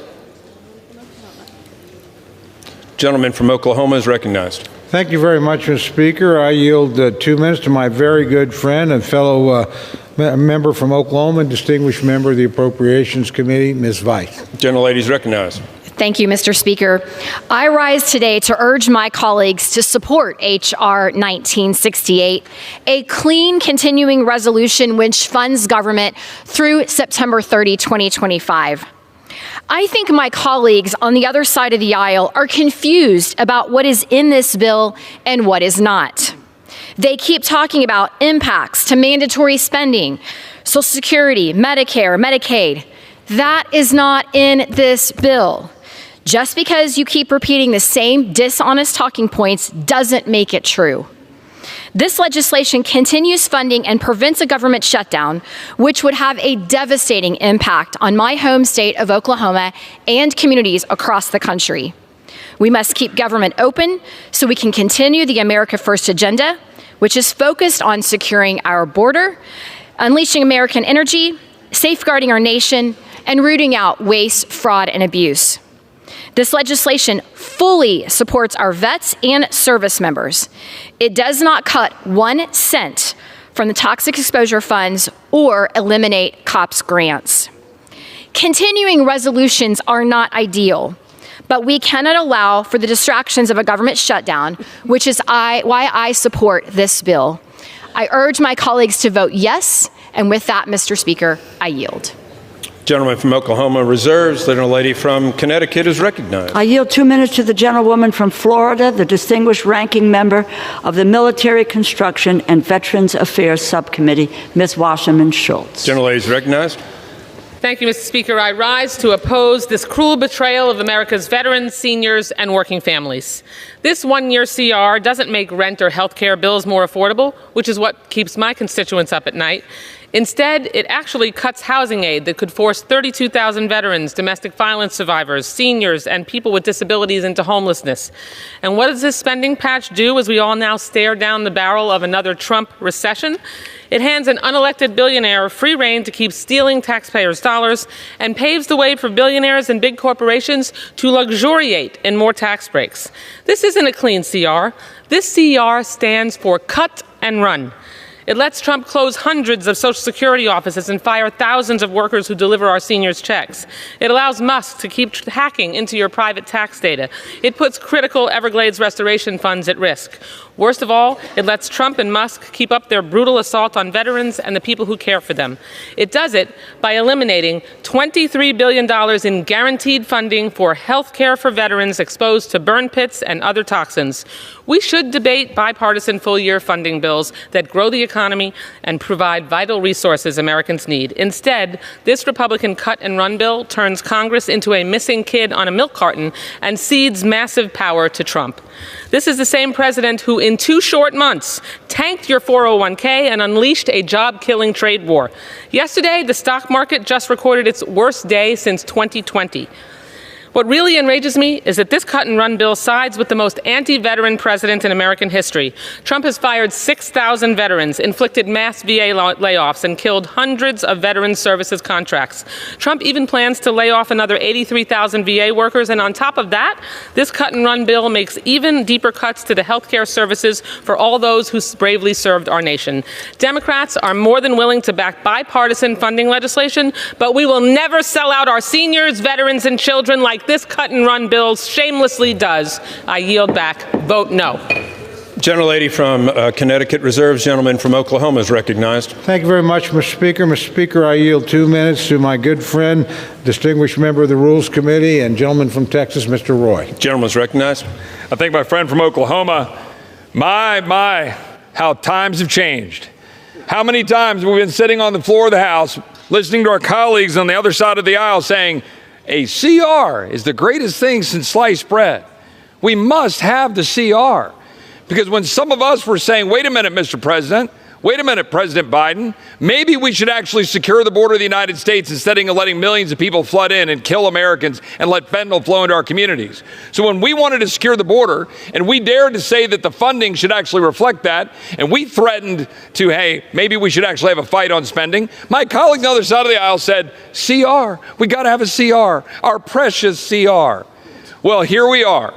And what are we doing? Our colleagues oppose the CR. Why? Because we would have spending frozen for 6 months, down about $7 billion, but importantly, allow DOJ and allow our friends in the administration to continue to expose the absurdity of federal spending.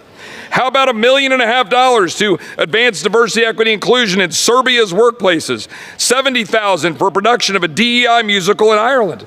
$2.5 million for electric vehicles in Vietnam. $47,000 for a transgender opera in Colombia. $32,000 for a transgender comic book in Peru.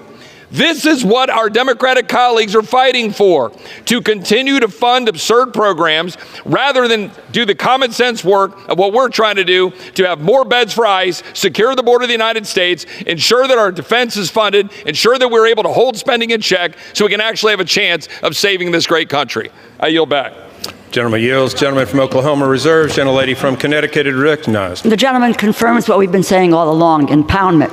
I yield 2 minutes to the gentlewoman from Maine, the distinguished ranking member of the Interior and Environment Subcommittee, Ms. Pingree. Gentlewoman is recognized. Thank you, Mr. Speaker, and thank you very much to the ranking member for yielding me this time. I oppose this full-year continuing resolution and urge my colleagues to reject it.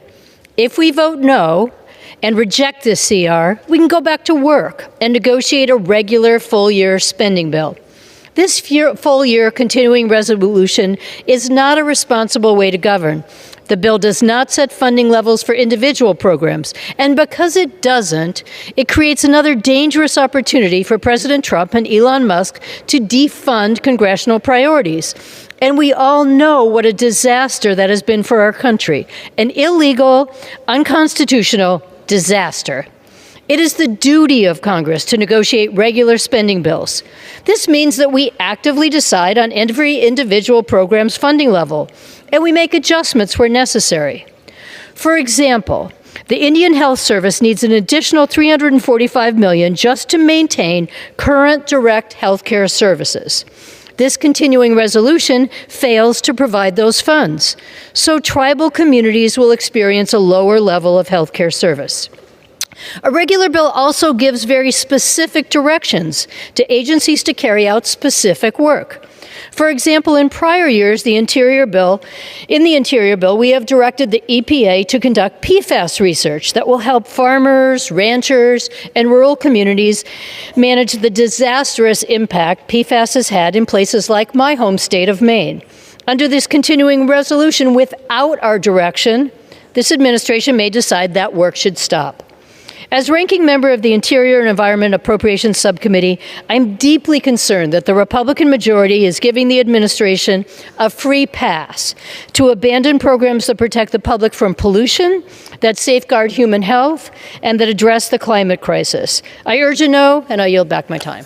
Gentlewoman from Connecticut reserves. The gentleman from Oklahoma is recognized. Thank you, Mr. Speaker. I yield 2 minutes to my very good friend, distinguished gentleman from New York, Mr. Lawler. The gentleman from New York is recognized. As the great George Costanza once said, it's not a lie if you believe it. And that's what we've heard today from my Democratic colleagues. A bunch of lies that maybe they sincerely believe. The reality is, this bill does not touch Social Security. It does not touch Medicare. It does not touch Medicaid. Those programs are fully funded and protected. Our veterans fully funded and protected. Fiscal year 24 was a total of $1.665 trillion. Fiscal year 25, of which we are voting to complete with this CR, is $1.658 trillion. The reduction of $7 billion is because community project funding that has already been paid, already been approved as part of fiscal year 24, is not going to be double paid. So we are saving $7 billion by removing it, as it should be. Why would we pay for projects that have already been paid for? The fact is that we have to keep the government funded and open. Why anyone would vote to shut the government down is beyond me. And when Joe Biden was president of the United States, I voted every time to keep the government funded and open. And the idea that we're going to shut it down because the priorities changed, well, guess what? The administration changed. That's the reality of elections. Donald Trump won in November. Republicans won the House and the Senate. And so, yes, budgets will change. But the fact is that we have to keep the government open. And I would remind my colleagues, the reason we're in this situation is because Senate Democrats under Chuck Schumer passed exactly 0 appropriations bills on the Senate floor. 0. There was nothing to negotiate. They couldn't pass a bill. They refused to pass a bill. An additional 30 seconds. Thank you, Mr. Chairman. They refused to pass a bill. We passed appropriations bills on the floor last year. We were ready to conference. We were ready to negotiate. Chuck Schumer failed in his responsibilities. It's now incumbent on us to pass a CR through the House and for the Senate to do its job and keep the government open and funded. And with that, I yield back. Gentleman from Oklahoma reserves. Gentleman from Connecticut We can pass is a 1 recognized. month. We can pass a 1 month CR and do that, and do what we need to do to keep the government open. There is an alternative. I yield 2 minutes to the gentlewoman from New York, the distinguished ranking member of the Commerce, Justice, Science Subcommittee, Ms. Meng. Gentlelady is recognized. Thank you. Mr. Speaker, I rise today in opposition to this partisan bill. As ranking member of the House Appropriations Subcommittee on CJS, I cannot stand by as the GOP slashes funding for law enforcement, the courts, NOAA, which includes the National Weather Service. This bill hurts our local police officers by taking away $247 million from their public safety technology and equipment. Additionally, it cuts $350 million from projects that support community efforts to prevent crime, improve law enforcement, to provide precincts with equipment to prevent car theft, and provide victim services. These are projects that Republicans and Democrats on our committee approved and agreed on. Furthermore, the bill does nothing to prevent this administration from gutting NOAA. As a result, the life-saving weather forecasts we all receive will be less accurate and timely. Federal funding cuts in the GOP's continuing resolution are dangerous to communities like Queens and so many others. This includes Social Security, Medicare, Medicaid, and SNAP benefit, which serve as a lifeline for millions of Americans. Let's be clear, Social Security, Medicare, and Medicaid are not entitlements. They are earned benefits that hardworking Americans pay into throughout their lifetime, so they have the opportunity to retire with dignity. Mr. Speaker, this bill allows the administration to fire thousands of employees at the Social Security Administration and close offices nationwide, which will mean long wait times and delayed benefits for families. For these reasons, at the appropriate time, I will offer a motion to recommit this bill back to the House Appropriations Committee. If the House rules permitted, I would have offered the motion with an important amendment to this bill. My amendment would prevent any law or executive action from eliminating, restricting, or reducing access to these programs lawfully owed to beneficiaries across the nation. I ask unanimous consent to insert into the record the text of this amendment. I yield back. Gentlelady, without objection, Gentlelady from Connecticut reserves. Gentleman from Oklahoma is recognized. Thank you very much, Mr. Speaker. Mr. Speaker, I yield 2 minutes to my very good friend, distinguished chairman of the Defense Appropriations Subcommittee, Mr. Calvert of California. Gentleman is recognized. I thank my good friend, the chairman of the full committee, Mr. Cole, who's done an excellent job of putting this continuing resolution together under difficult circumstances. The appropriators tried to come to an accommodation, but we weren't able to get there. So the best alternative we have today is this continuing resolution, which does good things for our country. It obviously keeps the government shutdown from happening, and the American people and fully funds our core government services. But something that I'm interested in, and I think most members are interested in, is our national security. This continues to fund our national security. It makes sure that the young men and women who serve our military, especially our enlisted soldiers, who are going to get a historic pay raise, the highest pay raise they've had in 40 years. A lot of these E1s that come in and make $11 an hour, their pay is going to be put up significantly. This is something that I think would need to happen, so I would hope my friends on the other side of the aisle would not vote to diminish these individuals' pay that they need very much. This also supports important weapon systems, the Virginia-class submarine, the Columbia submarine, shipbuilding across the United States, our satellite construction, rebuilding the ordnance for the United States that we need desperately. So a vote against that would stop all of that. And so to me, Mr. Speaker, this is an extremely important vote for our national security. I would hope that everyone would vote for that, vote for the continuing our government, and to make sure that these weapon systems are delivered on time for the American public. And with that, I yield back the balance of my time. The gentleman yields. The gentleman from Oklahoma is reserves, and the gentlewoman from Connecticut is recognized. Let's have the 1 month CR that's been introduced as an alternative and do the business of the House and pass appropriations bills. I yield 1 minute to the gentlewoman from Florida, the distinguished ranking member of the State and Foreign Operations Subcommittee, Ms. Frankel. The gentlelady is recognized. Thank you. Well, I'll tell you why I'm voting against this bill. It doesn't lower any of my constituents' costs. Instead, it gives the Trump administration free rein to continue its chaotic, lawless dismantling of U.S. influence in the world, gutting nearly all our humanitarian development, security, and global health programs that constitute less than 1% of our federal budget. And these are not serious cost-saving measures. Instead, they make us less safe, less prosperous, less healthy. Counterterrorism programs halted, contracts with American farmers canceled, that children are left wasting away, bird flu, Ebola, and HIV spreading, education programs ending, all done without any thought or any reason. And the vacuum's left for China, Russia, and extremists to fill. We should not be handing this president a blank check to continue his harmful sledgehammer approach to how we spend taxpayer money. I urge a resounding no vote on this bill.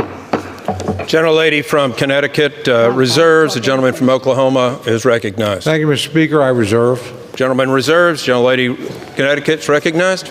I yield 2 minutes to the gentleman from Illinois, a member of the Appropriations Committee, Mr. Quigley. The gentleman is recognized. Mr. Speaker, there's a national shortage of more than 7 million units of affordable housing across America and more than 771,000 people experiencing homelessness. And the CR does nothing to lower the cost of housing. That's what I was going to talk about for my 2 minutes, but after listening to this debate for so long, I think the significant correction has to be made. Programs are not fully funded and protected if you gut the agencies that operate them. Programs are not fully funded and protected if there's no one there to operate them.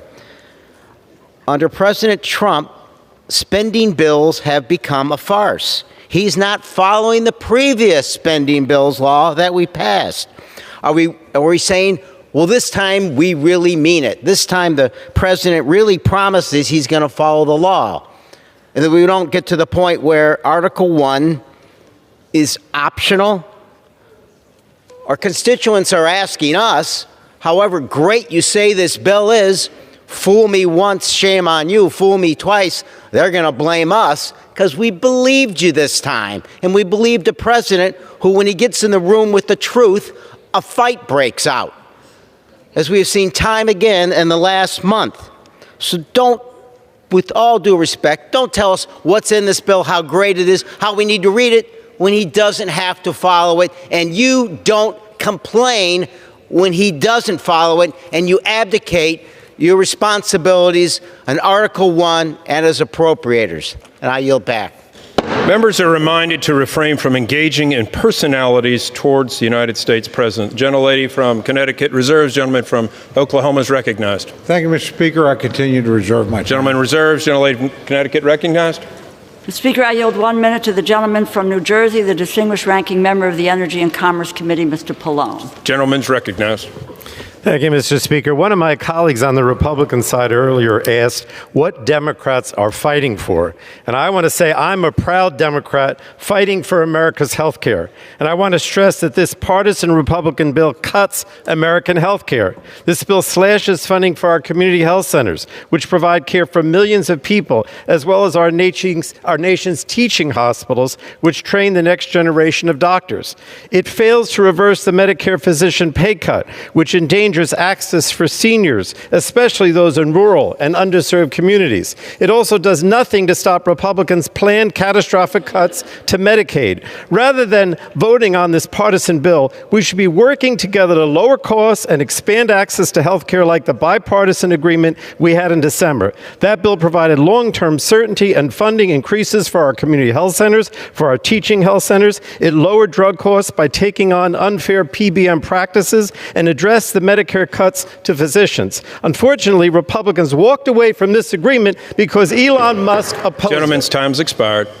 Gentlelady's reserves. Gentleman from Oklahoma is recognized. Thank you, Mr. Speaker. I continue to reserve. Gentleman reserves. Gentlelady is recognized. Speaker, I yield 1 minute to the gentlewoman from New York, the distinguished ranking member of the Small Business Committee, Ms. Velasquez. Gentlelady is recognized. Thank you. And thank you for the gentlelady for yielding. I rise today in strong opposition to this reckless Republican funding bill. Republicans claim this is a clean CR, but the facts tell a different story. This bill slashes $23 billion from veterans' benefits, turning its back on the brave men and women who serve our country. It guts health care, leaving families, children, and seniors vulnerable. And it slashes affordable housing, putting thousands, including veterans, domestic violence survivors, and people with disabilities at risk of losing their homes. If these cuts weren't bad enough, the Vice President said this morning that this administration will continue to refuse to spend money on programs they don't like. I will not vote for a CR that greenlights these dangerous cuts.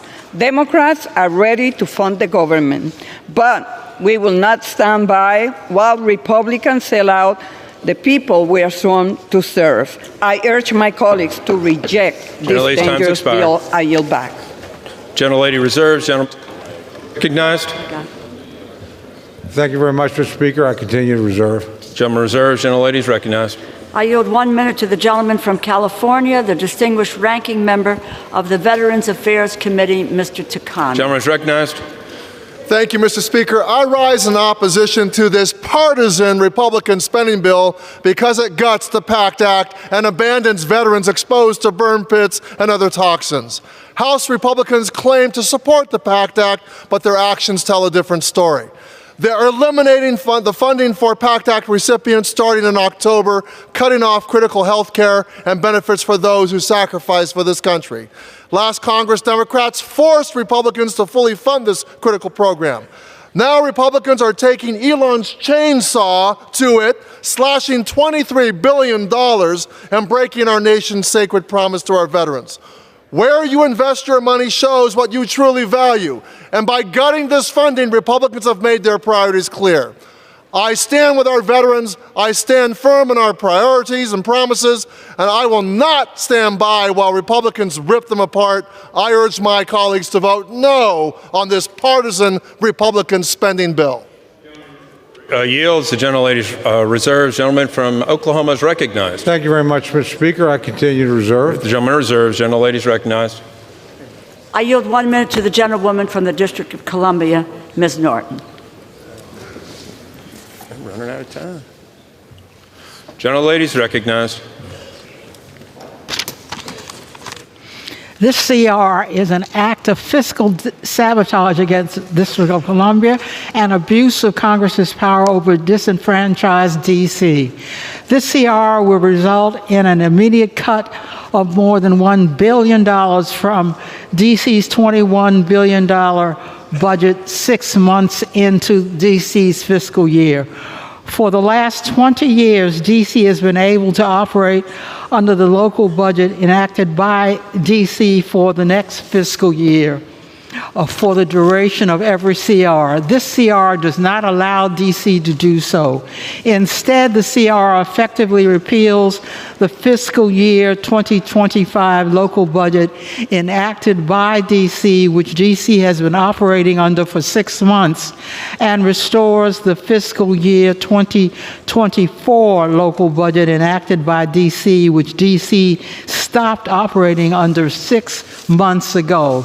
This cut to D.C.'s local budget does not have the federal government any money because of D.C.'s local budget consists entirely of locally raised revenue. I urge voters to vote no.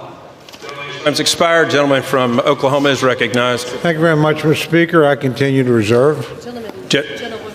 The gentlewoman's time has expired. In that case, may I inquire how much time I have, Mr. Speaker? You have 6 minutes. I won't use it all, but I That's yield okay. myself the balance of my time. You know, been an interesting debate. Been a lot of things said that are exaggerations, a lot of things said, in my view, that are fabrications. Let's talk about a few of those. There's nothing in this bill about Social Security. There's nothing in this bill about Medicare. There's nothing in this bill about Medicaid. There aren't cuts in nutrition for the poor. There's a $500 million increase in WIC at the request of the president. There's not cuts in housing. There's an increase in housing to try and adjust for inflation. We'd have been better off probably if we'd negotiated a deal, but that didn't happen.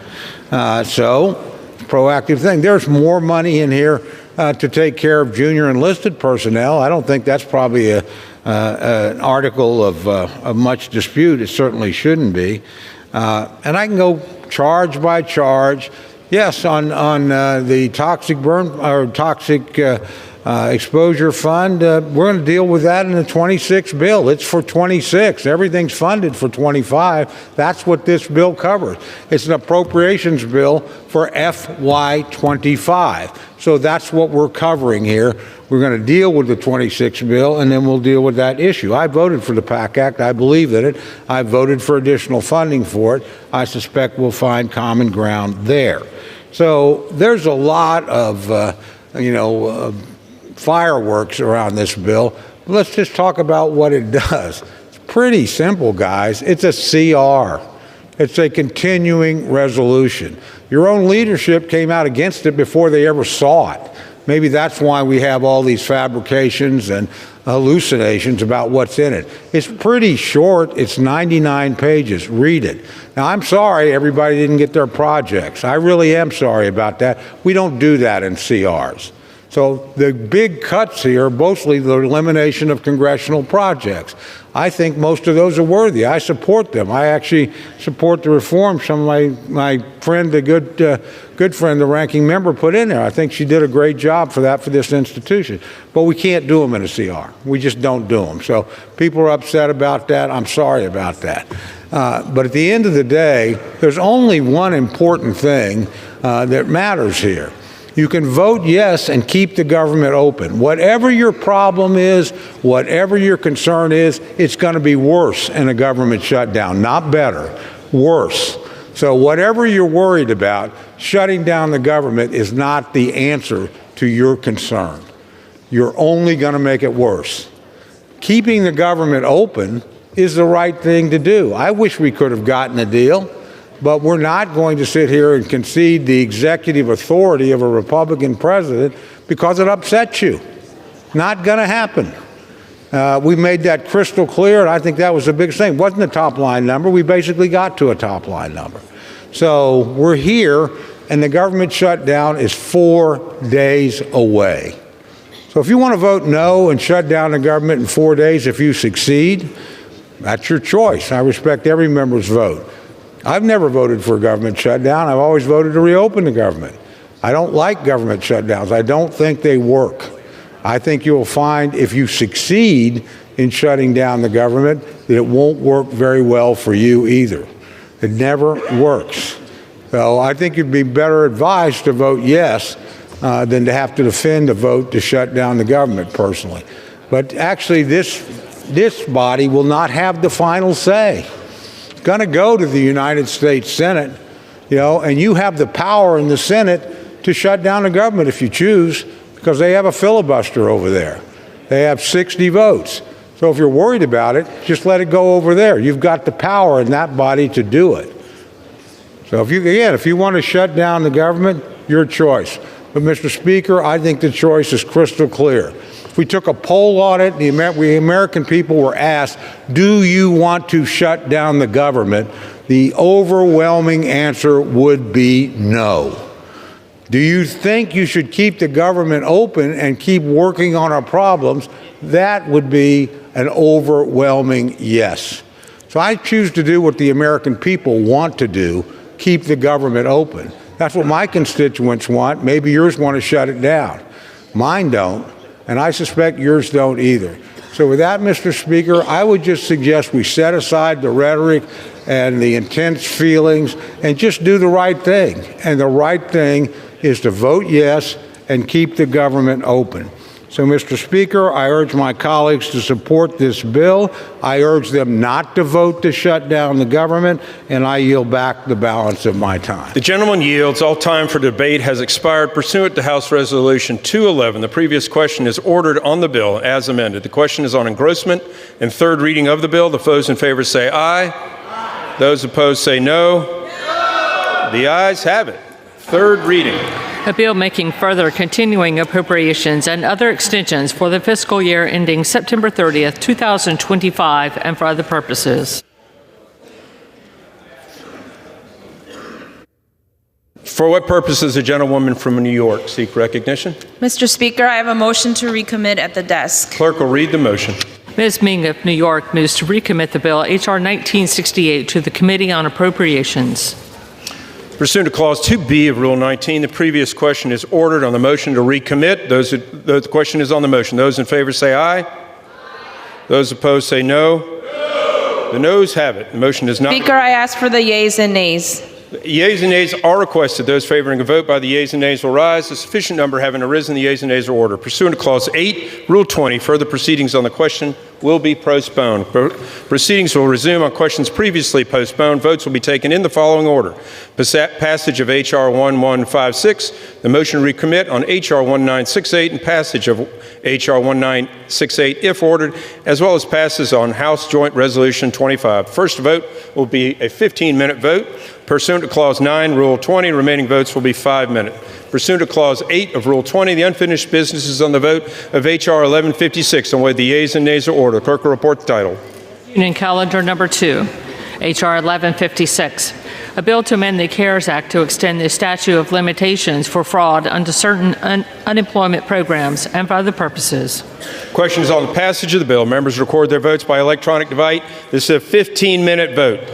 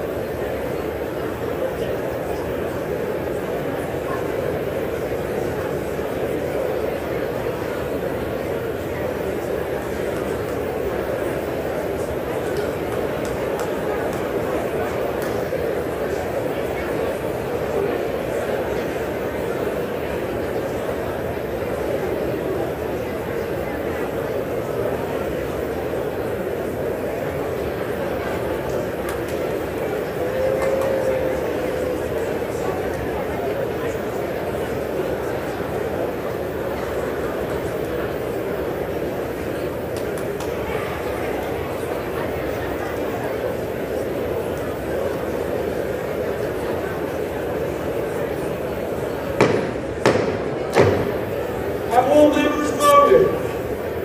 Does any member wish to change their vote?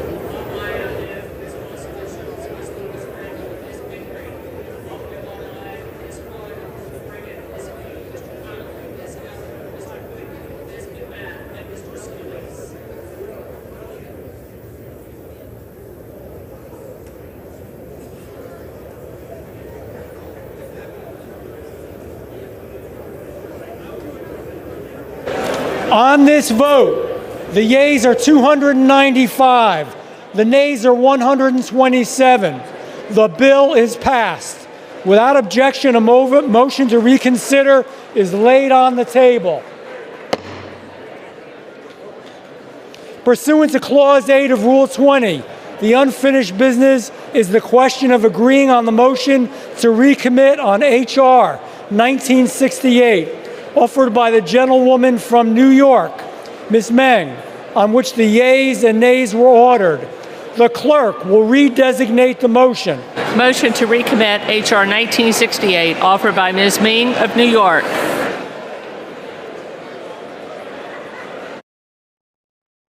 The question is on agreeing to the motion to recommit. Members will record their votes by electronic device. This is a 5-minute vote.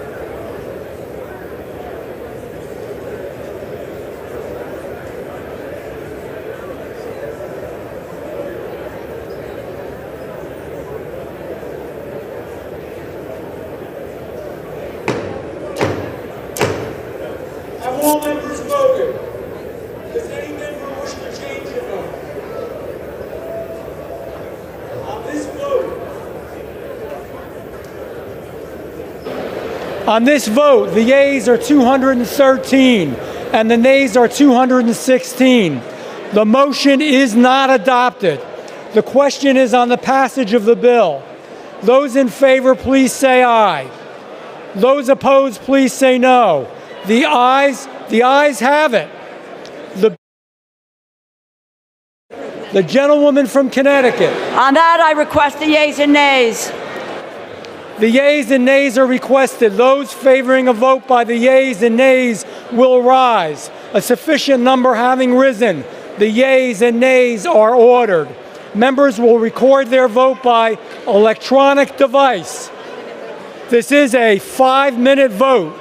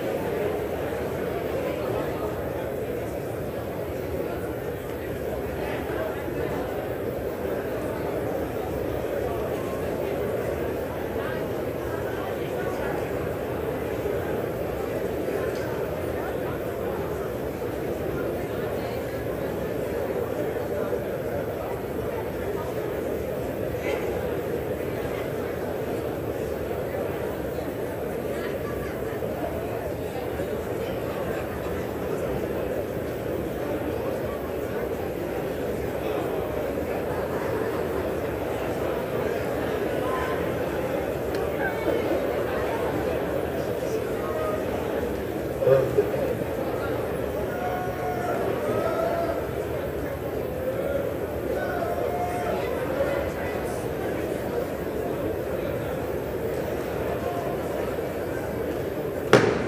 all members voted?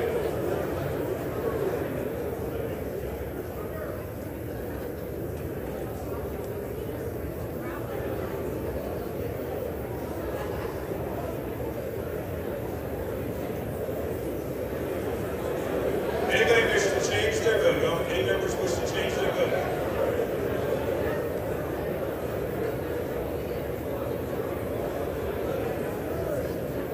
On this vote, the yeas are 217, the nays are 213. The bill is passed without objection. The motion to reconsider is laid upon the table. Pursuant to Clause 8 of Rule 20, the unfinished business is on the vote of the passage of H.J. 25, on which the yeas and nays are ordered. Clerk will report the title of the joint resolution. Union Calendar Number 3, House Joint Resolution 25, Joint Resolution providing for congressional disapproval under Chapter 8 of Title 5 United States Code of the rules submitted by the Internal Revenue Service relating to gross proceeds reporting by brokers that regularly provide services effectuating digital asset sales. Question is on passage of the joint resolution. Members record their vote by electronic device. It's a 5-minute vote.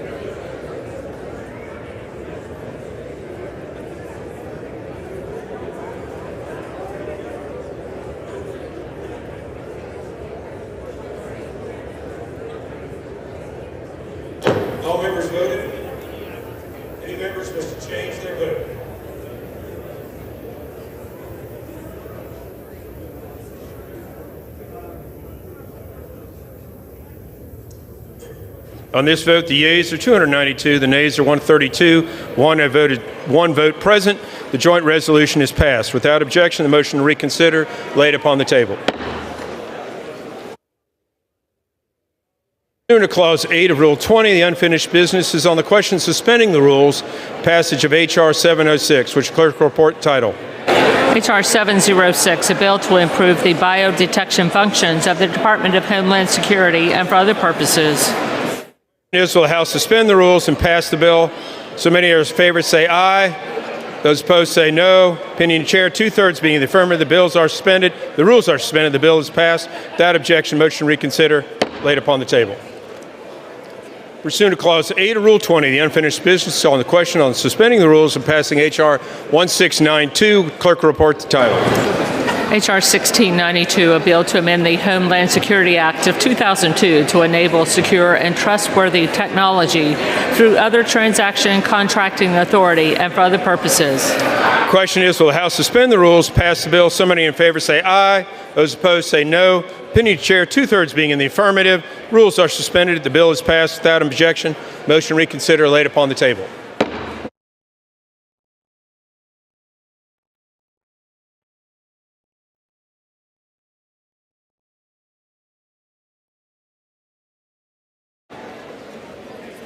Pennsylvania.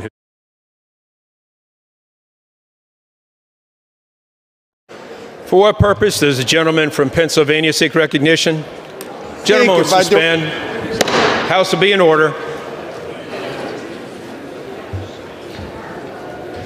Any discussions or conversations, please take outside the chamber.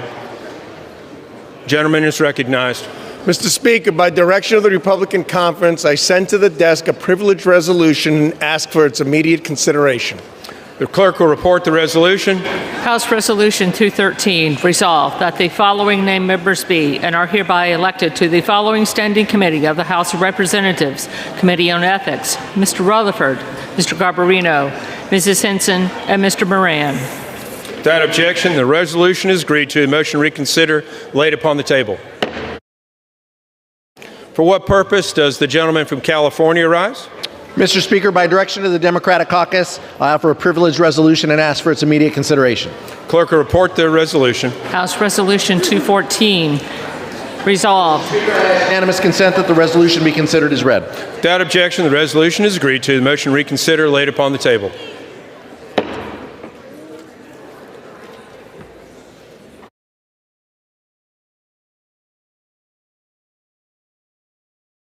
For what purpose does the gentlewoman from Connecticut seek recognition?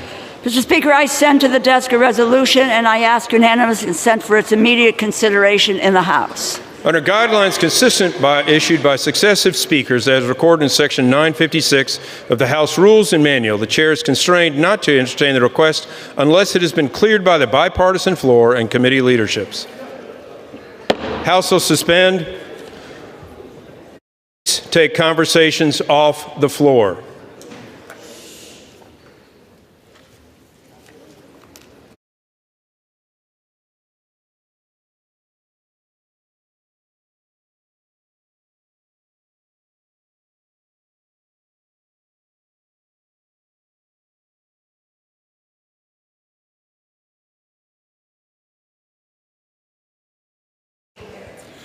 The chair will now entertain requests from 1-minute speeches.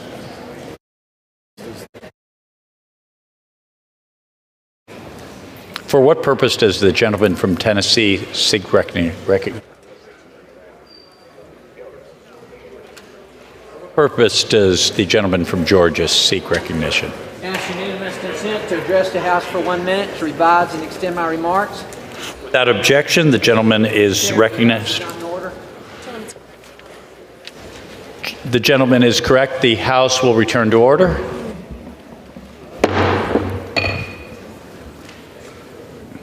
Without objection, the gentleman from Georgia is recognized for 1 minute. Mr. Speaker, I rise today to honor Raekwon Williams, a senior at Groves High School in Savannah, Georgia, whose resilience and work ethic has inspired many. Raekwon has faced immense hardship, losing his father at the age of 5 and his mother in December of 2024. Throughout these hardships, he has excelled academically, participating in dual enrollment studies at Savannah Technical College, never letting his circumstances define him. As a two-way lineman from the Groves High School football team, Raekwon demonstrated exceptional work ethic and dedication, earning the respect of his coaches and teammates.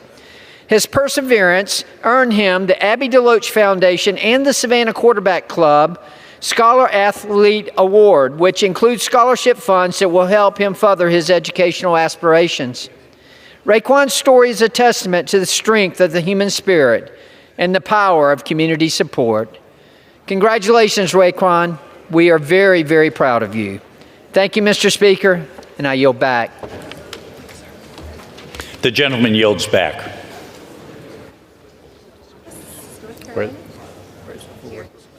For what purpose does the gentleman from North Carolina seek recognition? Mr. Speaker, I ask for unanimous consent to address the House for 1 minute, advising the state. Without objection, the gentleman is recognized for 1 minute. Mr. Speaker, I rise to highlight the Agricultural Commodities Price Enhancement Act. Input costs for our farmers are astronomically high right now, whether it be fertilizer, seeds, or labor, not to mention the volatility of the current world food market.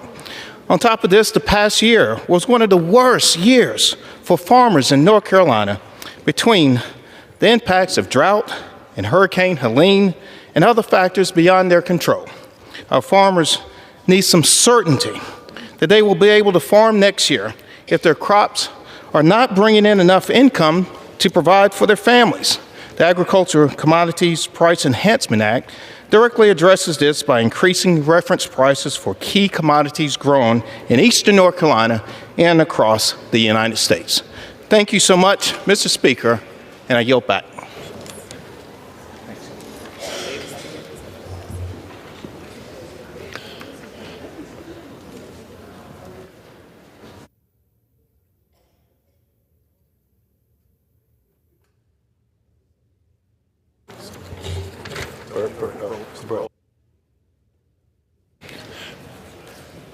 For what purpose does the gentleman from Missouri seek recognition? To address the House for 1 minute and to revise and extend my remarks. Without objection, the gentleman is recognized for 1 minute. Mr. Speaker, today I rise to honor the life and the legacy of Julie Ann McDonald, a lifelong Missourian from Savannah who recently passed. Julie Ann was a beloved mother and grandmother who touched the lives of many in our community. Friends and family knew her as Mimi, someone who put service above herself, caring for her neighbors, her community, and especially her family. She regularly volunteered at multiple organizations and schools. She was deeply involved in her local church, and she brought joy to her book club with friends that cherished her company. Throughout a 42-year teaching career, her compassion, leadership, and dedication touched and inspired the lives of countless students who had the privilege of learning under her mentorship. A rich life and a storied legacy, Julie Ann leaves behind her husband, Martin, her sons, Ryan and Scott, her daughters-in-law, Vicky and Laura, and her two grandchildren, Mackenzie and Jameson. My prayers are with her loved ones and with her family. Thank you, Mr. Speaker. For what purpose?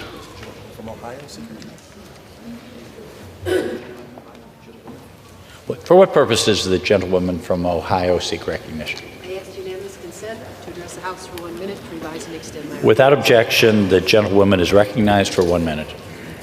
Mr. Speaker, I rise today to call out a vile attack on an American patriot, Senator Mark Kelly of the great state of Arizona.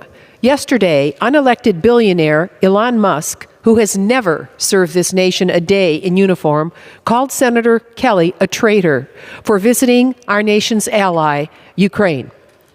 A traitor is one who commits treason. That consists of giving aid and comfort to an enemy.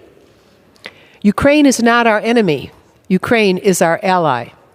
Mark Kelly has served our nation honorably from 1986 to 2011 in the United States Navy, rising to the rank of captain, having served 39 combat missions during the Gulf War. During his naval career, he was awarded 2 Defense Superior Service Medals, 1 Legion of Merit, 2 Distinguished Flying Crosses, 4 Air Medals with Combat 5V, 2 Navy Commendation Medals, 1 Navy Achievement Medal, 2 Southwest Asia Service Medals, 1 Navy Expeditionary Medal, a NASA Distinguished Service Medal, and an Overseas Service Ribbon. He only resigned his commission to help provide care and assistance to his beloved wife, who had served here formerly, Congresswoman Gabby Giffords, following an assassination attempt on her in Tucson in 2011. Words and statements have meaning. Elon Musk needs to be held accountable for his. And today, world leaders have resoundingly stood tall aside the nation of Ukraine in agreeing to a 1-month ceasefire. The United States has also agreed to lift the embargo on armaments and will be sending 1 month of armaments to Ukraine as the rest of the world looks to Russia to be cooperative in our effort to stop the killing in Central Europe. I yield back. For what purpose does the gentleman from Tennessee seek recognition? Thank you, Mr. Speaker. I seek unanimous consent to address the House for 1 minute and to revise and extend my remarks. Without objection, the gentleman is recognized for 1 minute. Thank you, Mr. Speaker. I rise today to bring much needed attention to an extraordinary ball player and young man and a ball hopeful. His name is Alberto Osuna. He was born in America and he's affectionately known as Berto. He transferred to the University of Tennessee in January after an impressive career at North Carolina and Walter State Community College, where he knocked out 45 home runs and knocked in 140 runs over 3 seasons. Despite following all the necessary steps to secure eligibility to play for the University of Tennessee, the NCAA and their infinite wisdom has blocked his opportunity. Students at UT have painted the rock to my left here to show their support for Berto in hopes that he might play his final season with the Vols at Lindsey Nelson Stadium. He wants to do something for his family. This is what this is all about. And over a minute, I don't have time to explain it all, but this situation just isn't about Berto. It's about ensuring that student athletes are on a level playing field, Mr. Speaker, against a bureaucratic machine and nightmare that the NCAA has become and seemingly continues to let down student athletes they claim to serve. Just follow the dollars, Mr. Speaker. I urge the NCAA to take some serious action and grant Alberto the immediate eligibility he deserves and take the necessary steps to prioritize the well-being of their student athletes, ensuring that opportunities for success are not blocked by unnecessary red tape. Osuna left his whole life in Tampa to come to Knoxville and play for Coach Tony Vitello and the Vols. The NCAA needs to do the right thing, free Berto, give him the time he deserves. The Vols are stacked again this year, Mr. Speaker. They're coming off a national championship. They're winning again. It's not imperative that he gets on the team for them to win. It's just the right thing. NCAA, do the right dadgum thing. And I yield the remainder of my time. For what purpose does the gentleman from Ohio seek recognition? To address the House for 1 minute, revise and extend my remarks. Without objection, the gentleman is recognized for 1 minute.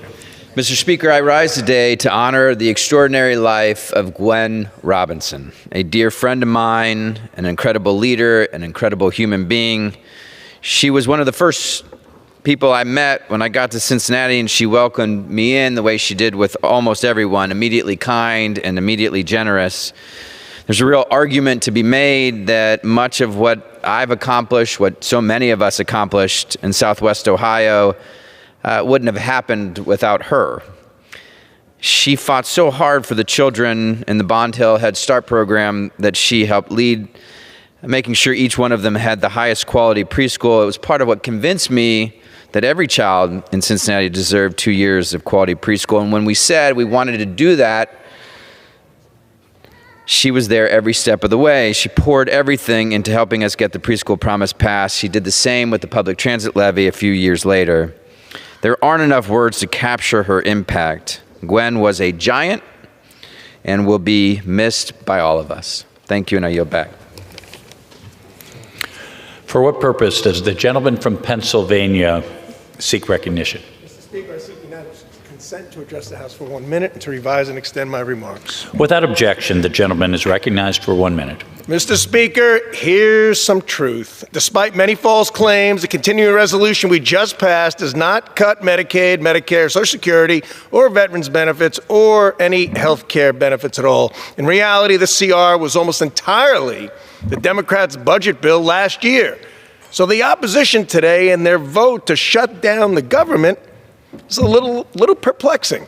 Mr. Speaker, here's what this bill actually offers. It gives our troops a 10% raise, provides $6 billion for veterans health care, invests $7.6 billion into WIC for women and infants, $425 million for food delivery programs for seniors, among other things.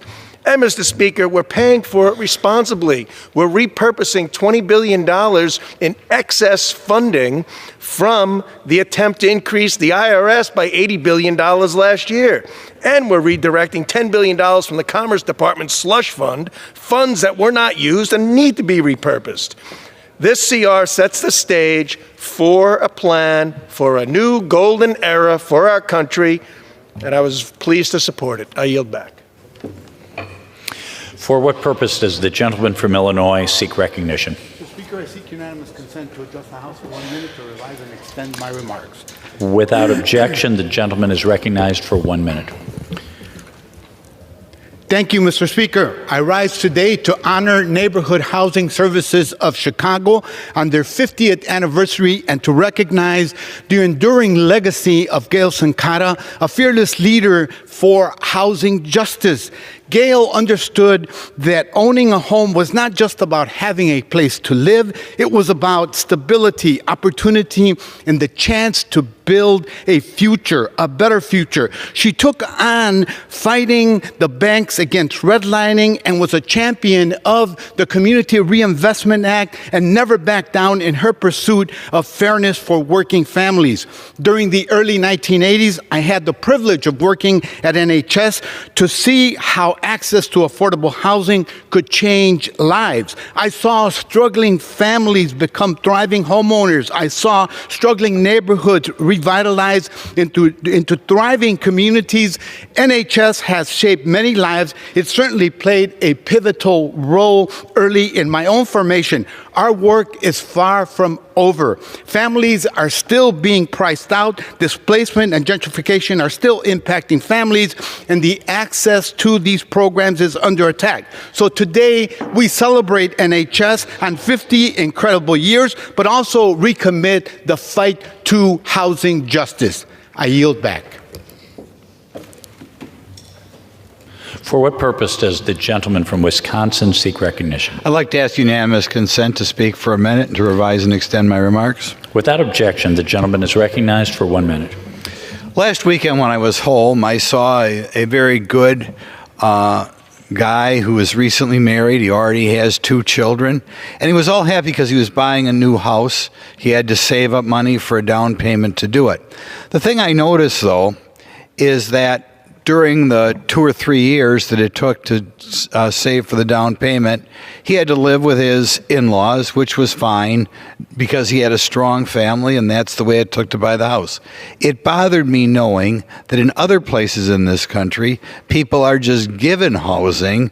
They don't have to live with their in-laws, and in essence, the government is treating them better than this example of a guy who was married and spent a couple of years with his parents. So I hope in the future that this Congress changes the rules so we no longer benefit or raise this guy's taxes to set up someone for their own house immediately. Thank you. For what purposes the gentlewoman from California seek recognition? Mr. Speaker, I ask unanimous consent to address the House for 1 minute in order to revise and extend my remarks. Without objection, the gentlewoman is recognized for 1 minute. Thank you, colleagues. The power of the purse belongs to Congress, not to the president. And this has nothing to do with our current president, Donald Trump. This is in the Constitution, and it's clear as day, and it's been affirmed over and over again by the Supreme Court. Unfortunately, our colleagues on the other side of the aisle want to have it both ways. They want to let Elon Musk, an unelected billionaire, wreck our government with illegal cuts, but they seem to lack the courage of their convictions to actually vote on these cuts. They lack that courage because they know how toxic these cuts are. Deep cuts to health care, cuts to child care, cuts that help the most vulnerable amongst us. They won't even allow a vote on my amendment, when all it would do is to force the president to follow the Constitution. I am here with a simple request from my Republican colleagues. Abide by your oath. stand up for the Constitution, allow a vote on this amendment, stand up for your own constituents, and stand up for your own constitutional authority. That is what we were elected to do. That is why we are here. It is one of the main reasons we are here. Do not give our authority as Congress away to an unelected bureaucrat. Thank you. For what purpose does the gentleman from North Carolina seek recognition? Mr. Speaker, I seek unanimous consent to address the House chamber for 1 minute and to revise and extend my remarks. Without objection, the gentleman is recognized for 1 minute. Thank you, Mr. Speaker. I rise today to honor the great people of Youngsville, North Carolina, ahead of their 150th anniversary on celebration of March 17th. Originally a railroad town and a community along U.S. Highway 1, Youngsville played a pivotal role in the growth of North Carolina's agricultural and rail industries, and in turn helped develop the economy of our state and our region together. Today, Youngsville mirrors her residents. It is a vibrant, a proudly patriotic community with robust growth across the board. And yet somehow, despite this growth, Youngsville has retained its character and heart while reimagining its downtown to meet the demands of an active community. It is no wonder that young families from across North Carolina and the region have flocked to this area. As its residents know, Youngsville is a truly special place and a treasure for the great state of North Carolina. Congratulations on this anniversary, and I wish you all the best in the next 150 years. Thank you, Mr. Speaker. I yield back. For what purpose does the gentlewoman from New York seek recognition? Mr. Speaker, I request unanimous consent to address the House for 1 minute to revise and extend my remarks. Without objection, the gentlewoman is recognized for 1 minute. Thank you, Mr. Speaker. Hazel Dukes was a lifelong champion for families and children in New York and across the country. Through her decades of civil rights activism, including as president of the NAACP, Dr. Dukes fought tirelessly to build a more perfect union. Dr. Dukes broke barriers as the first Black American to work for the Nassau County District Attorney's Office, where she stood up for Long Island communities that had been long ignored or underserved. As we mourn her tremendous loss, we take comfort in the fact that Dr. Dukes' legacy will continue to live on in those that she mentored and the countless Americans who have been impacted by her life's work. May she rest in peace. With that, I yield back. For what purpose does the gentlewoman from Minnesota seek recognition? Ask for unanimous consent to address the House for 1 minute, extend and revise my remarks. Without objection, the gentlewoman is recognized for 1 minute. Mr. Speaker, I rise today to honor the life of Jeremy Zivitz, a beloved father, husband, and a member of our community and a teacher at De La Salle High School in Minneapolis. Jeremy dedicated his life to teaching and touched the lives of hundreds of Minneapolis students over the years. Even in the midst of difficult health challenges, he never wavered in his commitment into educating and supporting his students. Generations of young people will carry his lessons of kindness, authenticity, and the power of connection. Jeremy saw education as more than just an avenue for teaching. He saw it as a place to help his students become their best selves. His students and colleagues alike remember him as a teacher who led with authenticity and heart. Our community will miss him dearly, and his legacy will live on. Thank you, and I yield back. For what purpose does the gentlewoman from Oregon seek recognition? Mr. Speaker, I request unanimous consent to address the House for 1 minute and to revise and expand my remarks. Without objection, the gentlewoman is recognized for 1 minute. Thank you. What happened today is disgraceful. House Republicans have abandoned working Americans. They are taking housing and food from our seniors, children and families. They have abandoned our veterans, the people who have bled for our country so that we can be free. They have given this administration and its illegitimate mercenaries free license to gut agencies and services. And Mr. Speaker, make no mistake, the vote the Republicans took today is a shameful turn for this body. In the words of Danzalee Abernathy, the daughter of Reverend Ralph Abernathy, best friend to Martin Luther King and civil rights leader, we will not go quietly into this reality. The American people want you to fight back. Fight on. Stand strong for truth, justice, and equality for all. And Danzalee and Oregon, I will continue to fight, and I hope you will stay with me in this fight. Thank you, Mr. Speaker. For what purpose does the gentleman from New York seek recognition? Mr. Speaker, I ask for unanimous consent to address the House for 1 minute and to revise and extend my remarks. Without objection, the gentleman is recognized for 1 minute. Thank you, Mr. Speaker. The House just voted to pass a radical partisan government funding bill. I voted no because it lets Elon Musk decide how this money is going to be spent by federal agencies. There's a lot wrong with this bill. This bill fails to lower the cost of housing and instead cuts rent subsidies for low-income Americans, including seniors and domestic violence survivors, by $700 million. This enables President Trump and Elon Musk to cancel transportation infrastructure projects already underway. These projects are reducing traffic congestion and improving subway systems. This reduces the emergency food program by $20 million at a time when food prices are on the rise. This allows Musk and Trump to fire thousands of employees at the Social Security Administration, and it cuts funding for health care for veterans who are exposed to toxins and so much more that is worse. We needed a bill that protects the middle class and makes life less expensive for residents in Westchester and the Bronx. This continuing resolution is the opposite of that. Remember, I told you so. Thank you, Mr. Speaker. For what purpose does the gentleman from Indiana seek recognition? I ask unanimous consent to address the House for 1 minute. Without objection, the gentleman is recognized for 1 minute. Mr. Speaker, I rise today to state that should now the House-approved full-year continued resolution become law, it will be a legislative tragedy for Northwest Indiana that will strip away specific funding for public safety and economic development.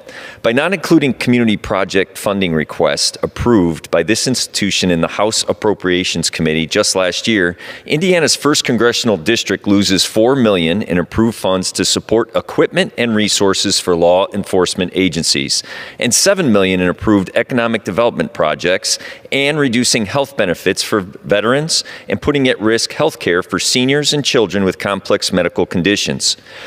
The House majority has made Northwest Indiana less safe and jeopardizes our potential for economic growth and the ability to create more work and wealth, and put veteran health care and those veterans who were exposed to toxic burn pits, Agent Orange, and radiation health care at risk. It is shameful that we have misled our local law enforcement agencies, local units of government, and veterans and seniors. I encourage my Senate colleagues to reject this harmful measure, and with that, I yield back.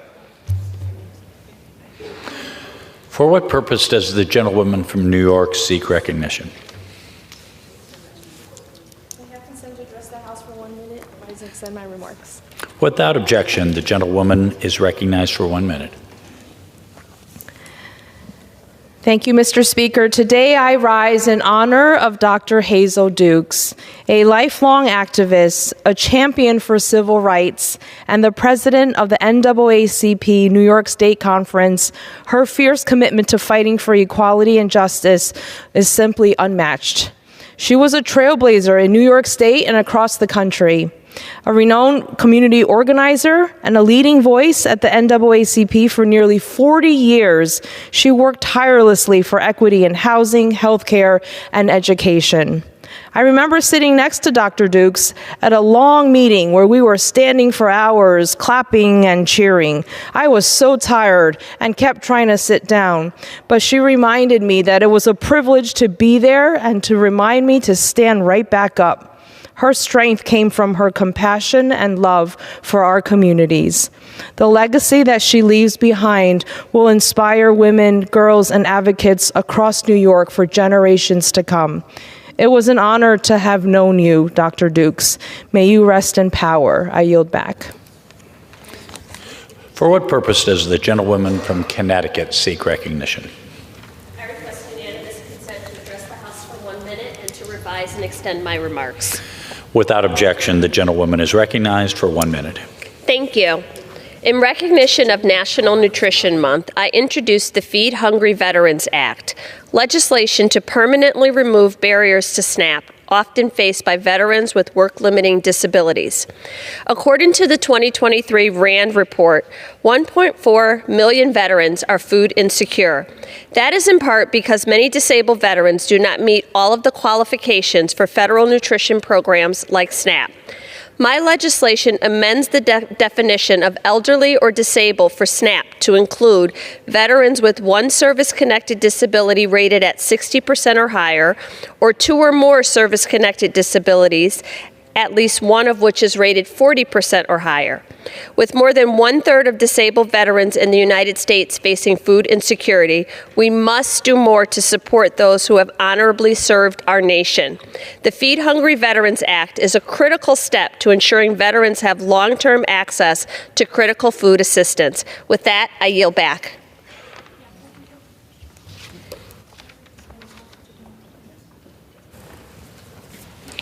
The chair lays before the House a communication from the Speaker.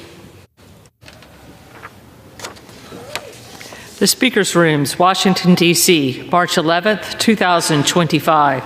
I hereby designate the period from Tuesday, March 11th, 2025 through Sunday, March 23rd, 2025 as a district work period under Clause 13 of Rule 1.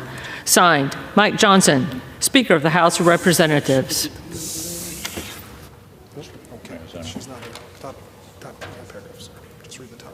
Okay. Under the Speaker's announced policy of January 3rd, 2025, the gentleman from Arizona, Mr. Schweikert, is recognized for 60 minutes as the designee of the Majority Leader. Thank you, Mr. Speaker Pro Tem. I'd like to yield the gentlewoman from Minnesota as much time as she may consume.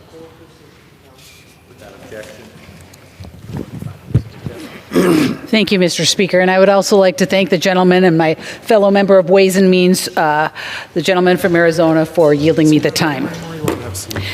Mr. Speaker, I rise to congratulate the Moorhead boys hockey team on their first state championship, defeating Stillwater 7-6 at the Excel Center over the weekend.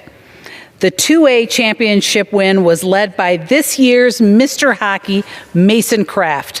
The team dedicated the game to their teammate Ethan, who passed away unexpectedly last year at the age of 16. Holding up his jersey throughout the game and bringing the jersey through the handshake line, the Moorhead Spuds have made their families, community, and the whole 7th District proud. Congratulations to the Spuds. Mr. Speaker, I rise today to congratulate the East Grand Forks boys hockey team on their incredible Class 1A championship win. With what sounded like the entire community of East Grand Forks in the stand, the team defeated the St. Cloud Cathedral 2-1 in overtime. The East Grand Forks Green Wave has made their families, communities, and the entire 7th District so very proud, and I'm excited for all of you to hoist that championship banner back at home.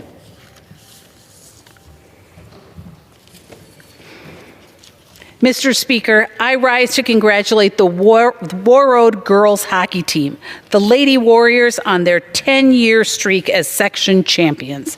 These women from a small town in the northernmost Minnesota are part of one of the best girls hockey teams in the last 20 years. You have made your families and communities proud. Mr. Speaker, I rise today to congratulate Praise Live in Osakis, Minnesota, on 40 wonderful years of broadcasting.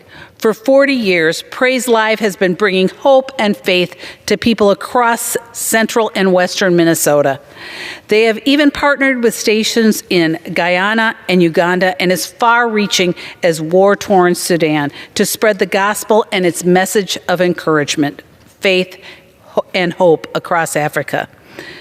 Thank you, Praise Live, for connecting with, praying for, and strengthening the Christian communities you are committed to serving.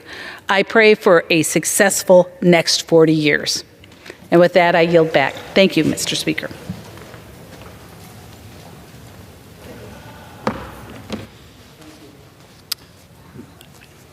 I appreciate. Mr. Speaker Pro Tem, I'm going to try something this evening. The thesis I'm going to try to sell tonight is that data is substantially a solution for us. And you go, huh?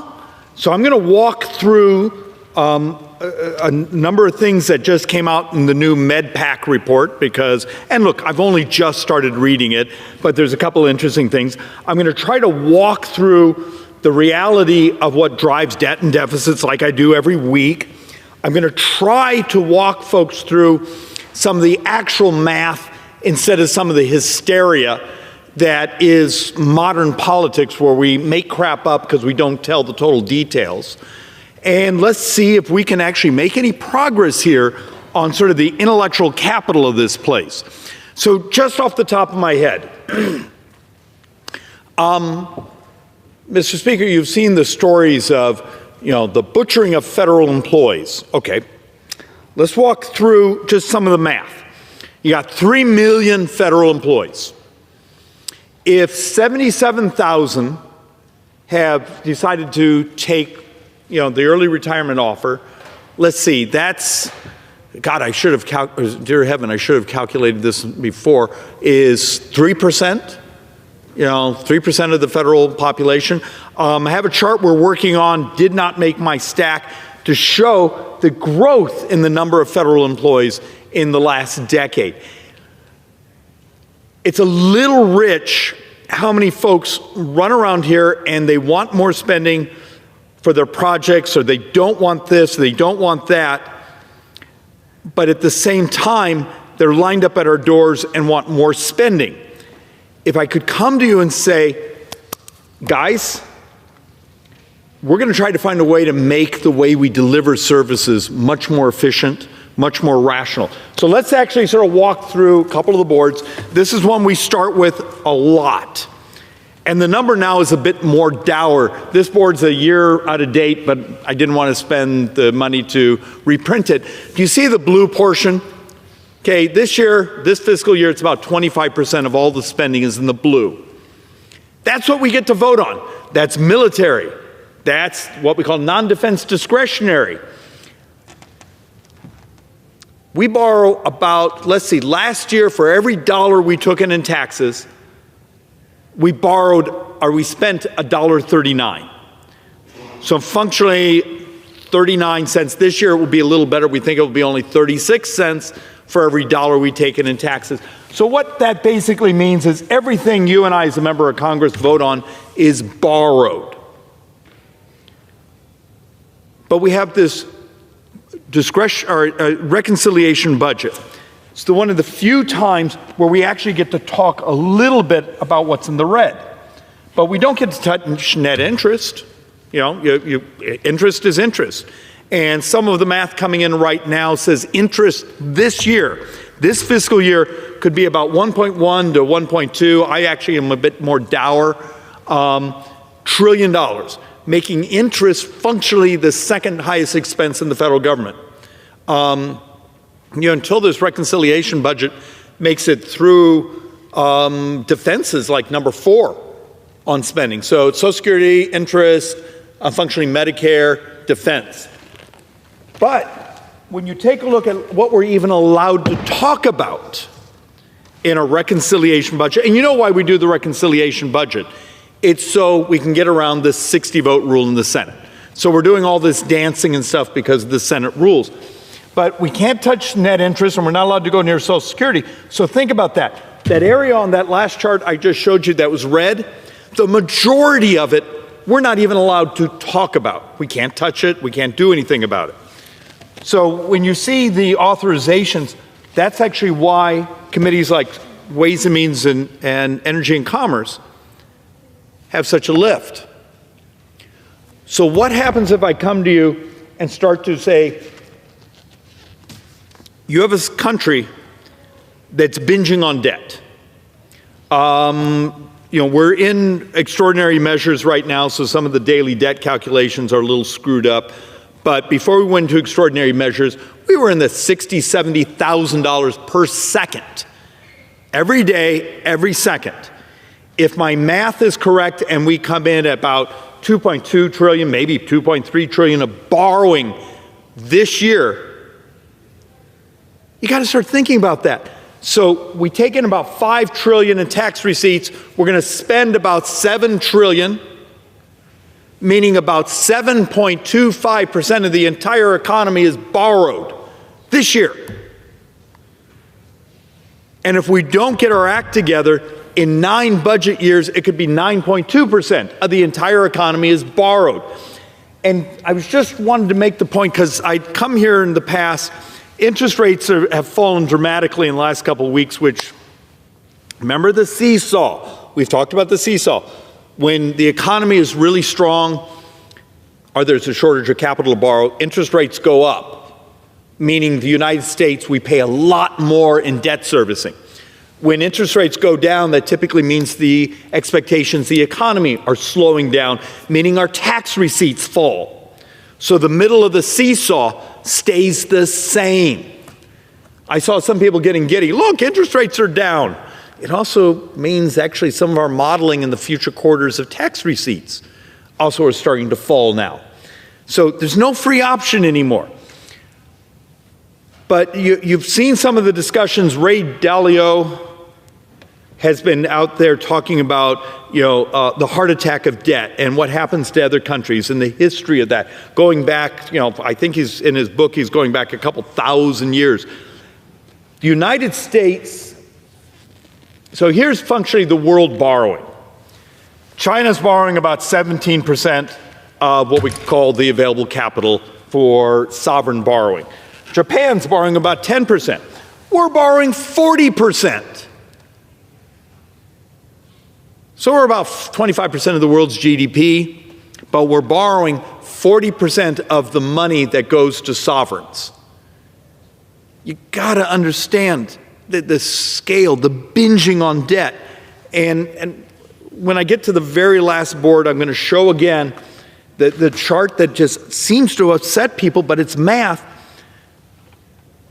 From today through the next 30 years, discretionary spending actually, according to CBO's 30-year model, actually ends up with it grows slower than tax receipts. But it's Social Security and Medicare. It's demographics. It's not Republican, it's not Democrat, it's demographics. Where it becomes partisan is the unwillingness to tell truth about the math, and then actually the creativity of how we disrupt the cost. So how do you actually find some of these things? This chart's a little awkward. I would have designed it a little different, but sometimes you're running around. The point we're trying to make is, here was the effective interest in 2014 to the United States. Now all of a sudden we're up here, and the actual market rate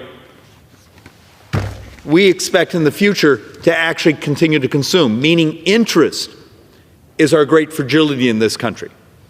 I've told the comment many times, at our current rate of borrowing, we've almost put the bond market in charge of this country.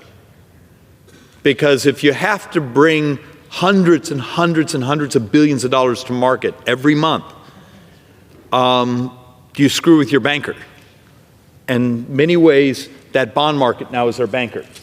For my brothers and sisters on the left, who often want to attack the tax reform of 2017, attack tax receipts, I've done presentation after presentation behind this microphone using the stuff from the Manhattan Institute that basically shows if we do all the Democrats' tax hikes and then do the economic adjustments, often from Democrat groups, you get about 1.5% of GDP in new tax receipts. Okay, maybe we're going to be pushed against the wall and have to do that, but we're borrowing over 7% of GDP. So it's like on Social Security. It's common that the reframe is, well, just raise the cap. Okay. In 2033, Social Security Trust Fund is empty. Our brothers and sisters on Social Security will take 17 to 20% cut. We double senior poverty in America. And when someone says, well, just raise the cap, our model is in that next year, 2034, raising the cap only covers about 38% of the shortfall, and you've wiped out the cash and the other things you actually need to also save Medicare, which actually that trust fund runs out like 3 years later. So one of the reasons for this chart is trying to demonstrate something very simple, that back when, before TCJA, the 2017 tax reform, the actual projection of what tax receipts would be, so before the tax changes, we're right on track. You see the weird blip there? That was the remarkable amount of spending that happened during the pandemic. We actually just went back to nominal. So what happens here? What happens when there's this intense hunger to play this weird blame game instead of being willing to tell our voters the truth? The vast majority of debt this decade will be interest and healthcare costs, mostly Medicare. So one more, contributions to the increase in spending from 2024 to 2035. Interest. So remember, why this chart is important. Let's put it in perspective. Baseline. This is actually with the taxes going up at the end of this year, just baseline. So following current law, not the clowns that actually run around saying, let's just avoid the law and just let's pretend what we spend, we spend. The law says we're going to borrow $22 trillion over the next 10 years. Okay, that's baseline. Here's the mix of that borrowing. 24% of that will be interest of the additional borrowing. Old age survivors, Social Security will be 31%. Discretionary, 13%. Other mandatory, 4%. And Medicare, 28%. Now, the fact of the matter is old age survivor, Medicare have their own trust funds, except for the fact that within that 10-year window, at least this trust fund is now emptied. Are we allowed to talk about it? Are we allowed to do the moral thing here and maybe stop the doubling of senior poverty? But yet the fact of the matter is maybe I'm an idiot for getting behind the microphone and actually mentioning the word Social Security because there's someone writing an attack ad on me right now for trying to save it. It's just the sickness of this place. So let's actually walk through a little bit. I saw a number of folks who actually have been attacking DOGE and the attempts to use data. Understand that some of the communication skills are haphazard. But if I came to you today and said, let's strip any partisanship, we need to find waste, fraud, abuse, modeling issues where we're doing things the wrong way, where we have models that are decades, sometimes decades and decades out of date, would you hire an army of auditors? An army of lawyers? Or would you hire data scientists? Turns out, several years ago, Congress started requiring agencies that send out payments, that cover healthcare costs, that send out checks, these things, start telling us your error reports. Okay, so for 2023, we think the reports come back at $236 billion of improper payments. Okay, that's a stunning amount of money. But that doesn't mean there's $236 billion of improper payments that have been stolen. There's a bunch of it has been, but it's more complex. And an army of auditors, it would take years to grind through this. That's why actually the miracle of technology right now, hire some data scientists. They're really expensive. Most of them actually I've met recently actually are bathing. That's both funny and shockingly true. I met one that is an MIT dropout. Apparently MIT wasn't hard enough for him. But that's actually what he does. And the failure to access data information. Well, it turns out a whole bunch of what we label as improper payments, we lacked data on understanding. So what happens when it's the data scientists that will help us grind through? I just grabbed this one because Treasury itself, not just CMS, all the other agencies, Treasury itself has $21 billion of improper payments. When you walk through what those were and why they were improper. They didn't verify household size. They didn't verify the qualifications. They didn't verify these things. That is basically data. So let's actually have a little more fun here. Types of improper payments. Okay, we actually estimate of that 36 billion in, actually this is for 2024, the other chart was 2023. 135 billion are overpayments. Now understand, for a lot of those, that may come through CMS, a Medicare reimbursement. CMS has the ability, months and months, a year later, to try to recapture those monies. What we're trying to get the data scientists to build us models to understand, okay, if there's 135 billion of overpayments, how much of that comes back to us and how much is, we'll call it leakage, even though leakage is with a B is, and then there's, we have 12 billion unknown payments. We know payments went out, but there wasn't enough data telling us what they were. We had almost 8 billion of underpayments where we underpaid people. So you see what I'm trying to provide here is we know we have a problem. We've known we've had this problem for decades. For the last decade, we've been tracking the problem. And it's only been the last couple months we're beginning to tackle the problem and try to use technology to dive into what are these? What are these categories? And understand, some of this you'll notice the huge spike in improper payment amounts. That's actually mostly from the pandemic when we were pushing money, shoveling money out of this place like crazy. But we've been tracking this since 2014. It's taken to now to find the technology, to find the talent to start diving into this math. And why is this just so important? If you're someone like me who believes there's trillions of dollars over the next 10 years that we can save by just modernizing the way we deliver services. You first have to identify the outliers, identify what's going on. But why is this so incredibly important? You've got to understand what we're up against. Outlays of the largest mandatory programs are projected to massively increase. So let's be a moment of brutal honesty. This is 2025. This is 2034, so functioning 9 budget years. Social Security will have a 61% increase in spending. It's just that this is our demographics. And I'm going to try to explain these numbers a little bit more. Medicare will have almost a 78% increase in spending over those next 9 budget years. Now, there's a little more for this because this has none of the offsets. So I want to try to provide a level of brutal honesty. Remember, on like Medicare, on some things you have a portion of copay, those things.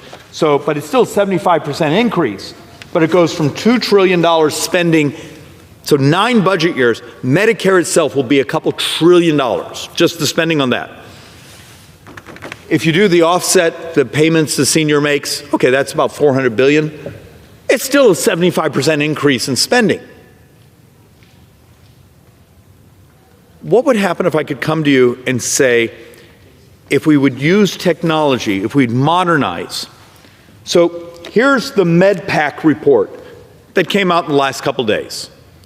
Haven't read the whole thing, read part of it. Here's last year's MedPAC report. We read all of it, highlighted it, and we actually make our staff read it. Well, it turns out around here, actually reading the actual math and the concepts. So if I came to you right now and said, like in here, there's a whole paragraph that's saying there's something wrong in Medicare Advantage data. Now, MedPAC report says Medicare Advantage, really important program. We need to keep it, but we're going to have to dive in on how to modernize how it works. Because here, Coding intensity, they made the adjustments for coding intensity, but it basically says,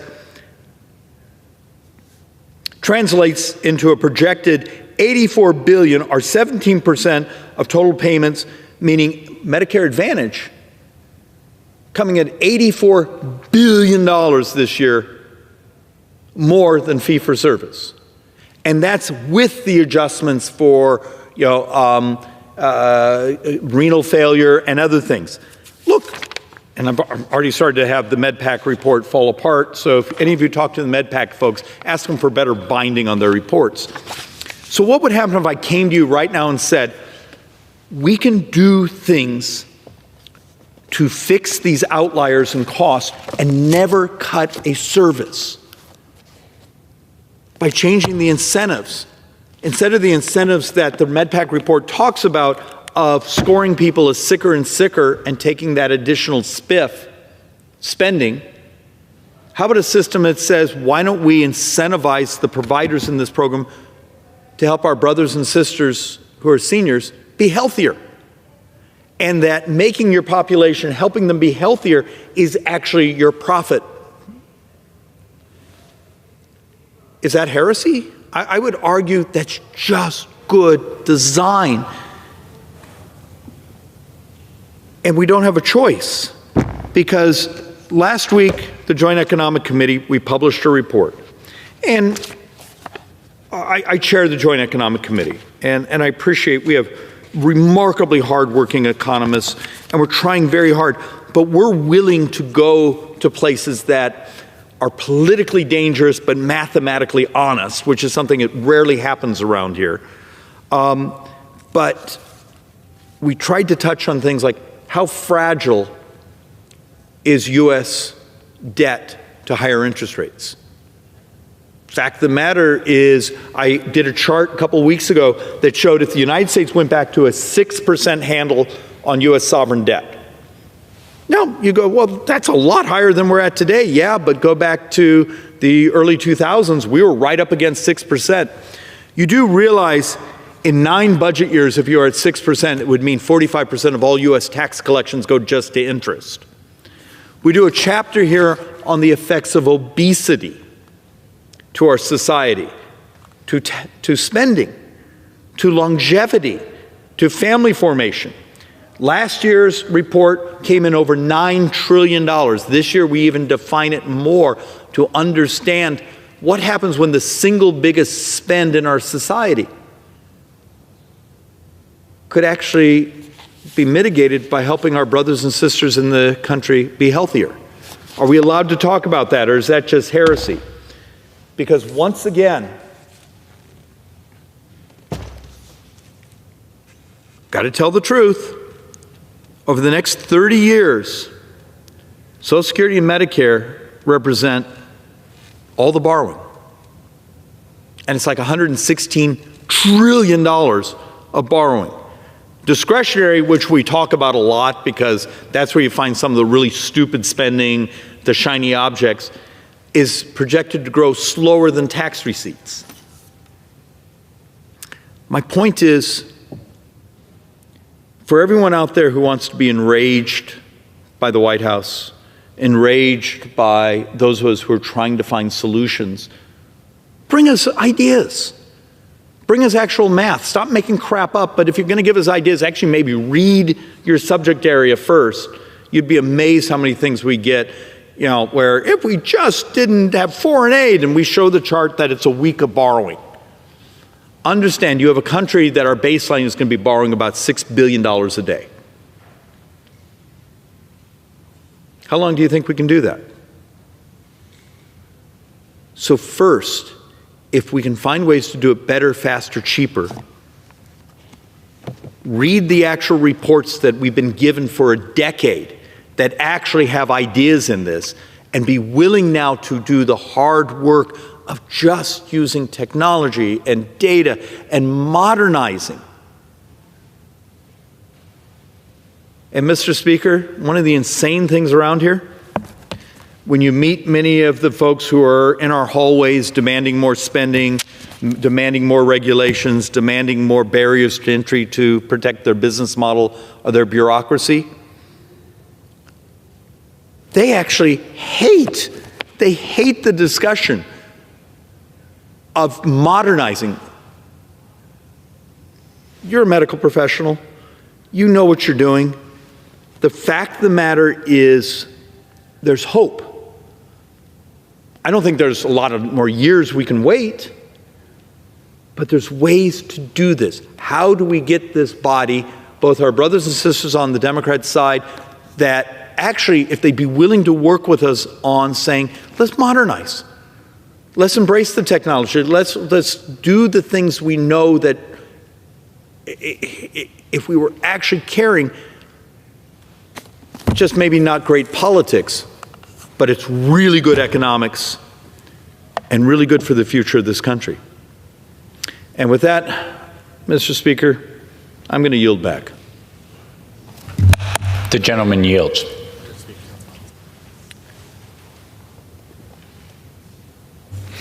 Under the Speaker's announced policy of January 3rd, 2025, the gentleman from Illinois, Mr. Foster, is recognized for 60 minutes as the designee of the Minority Leader.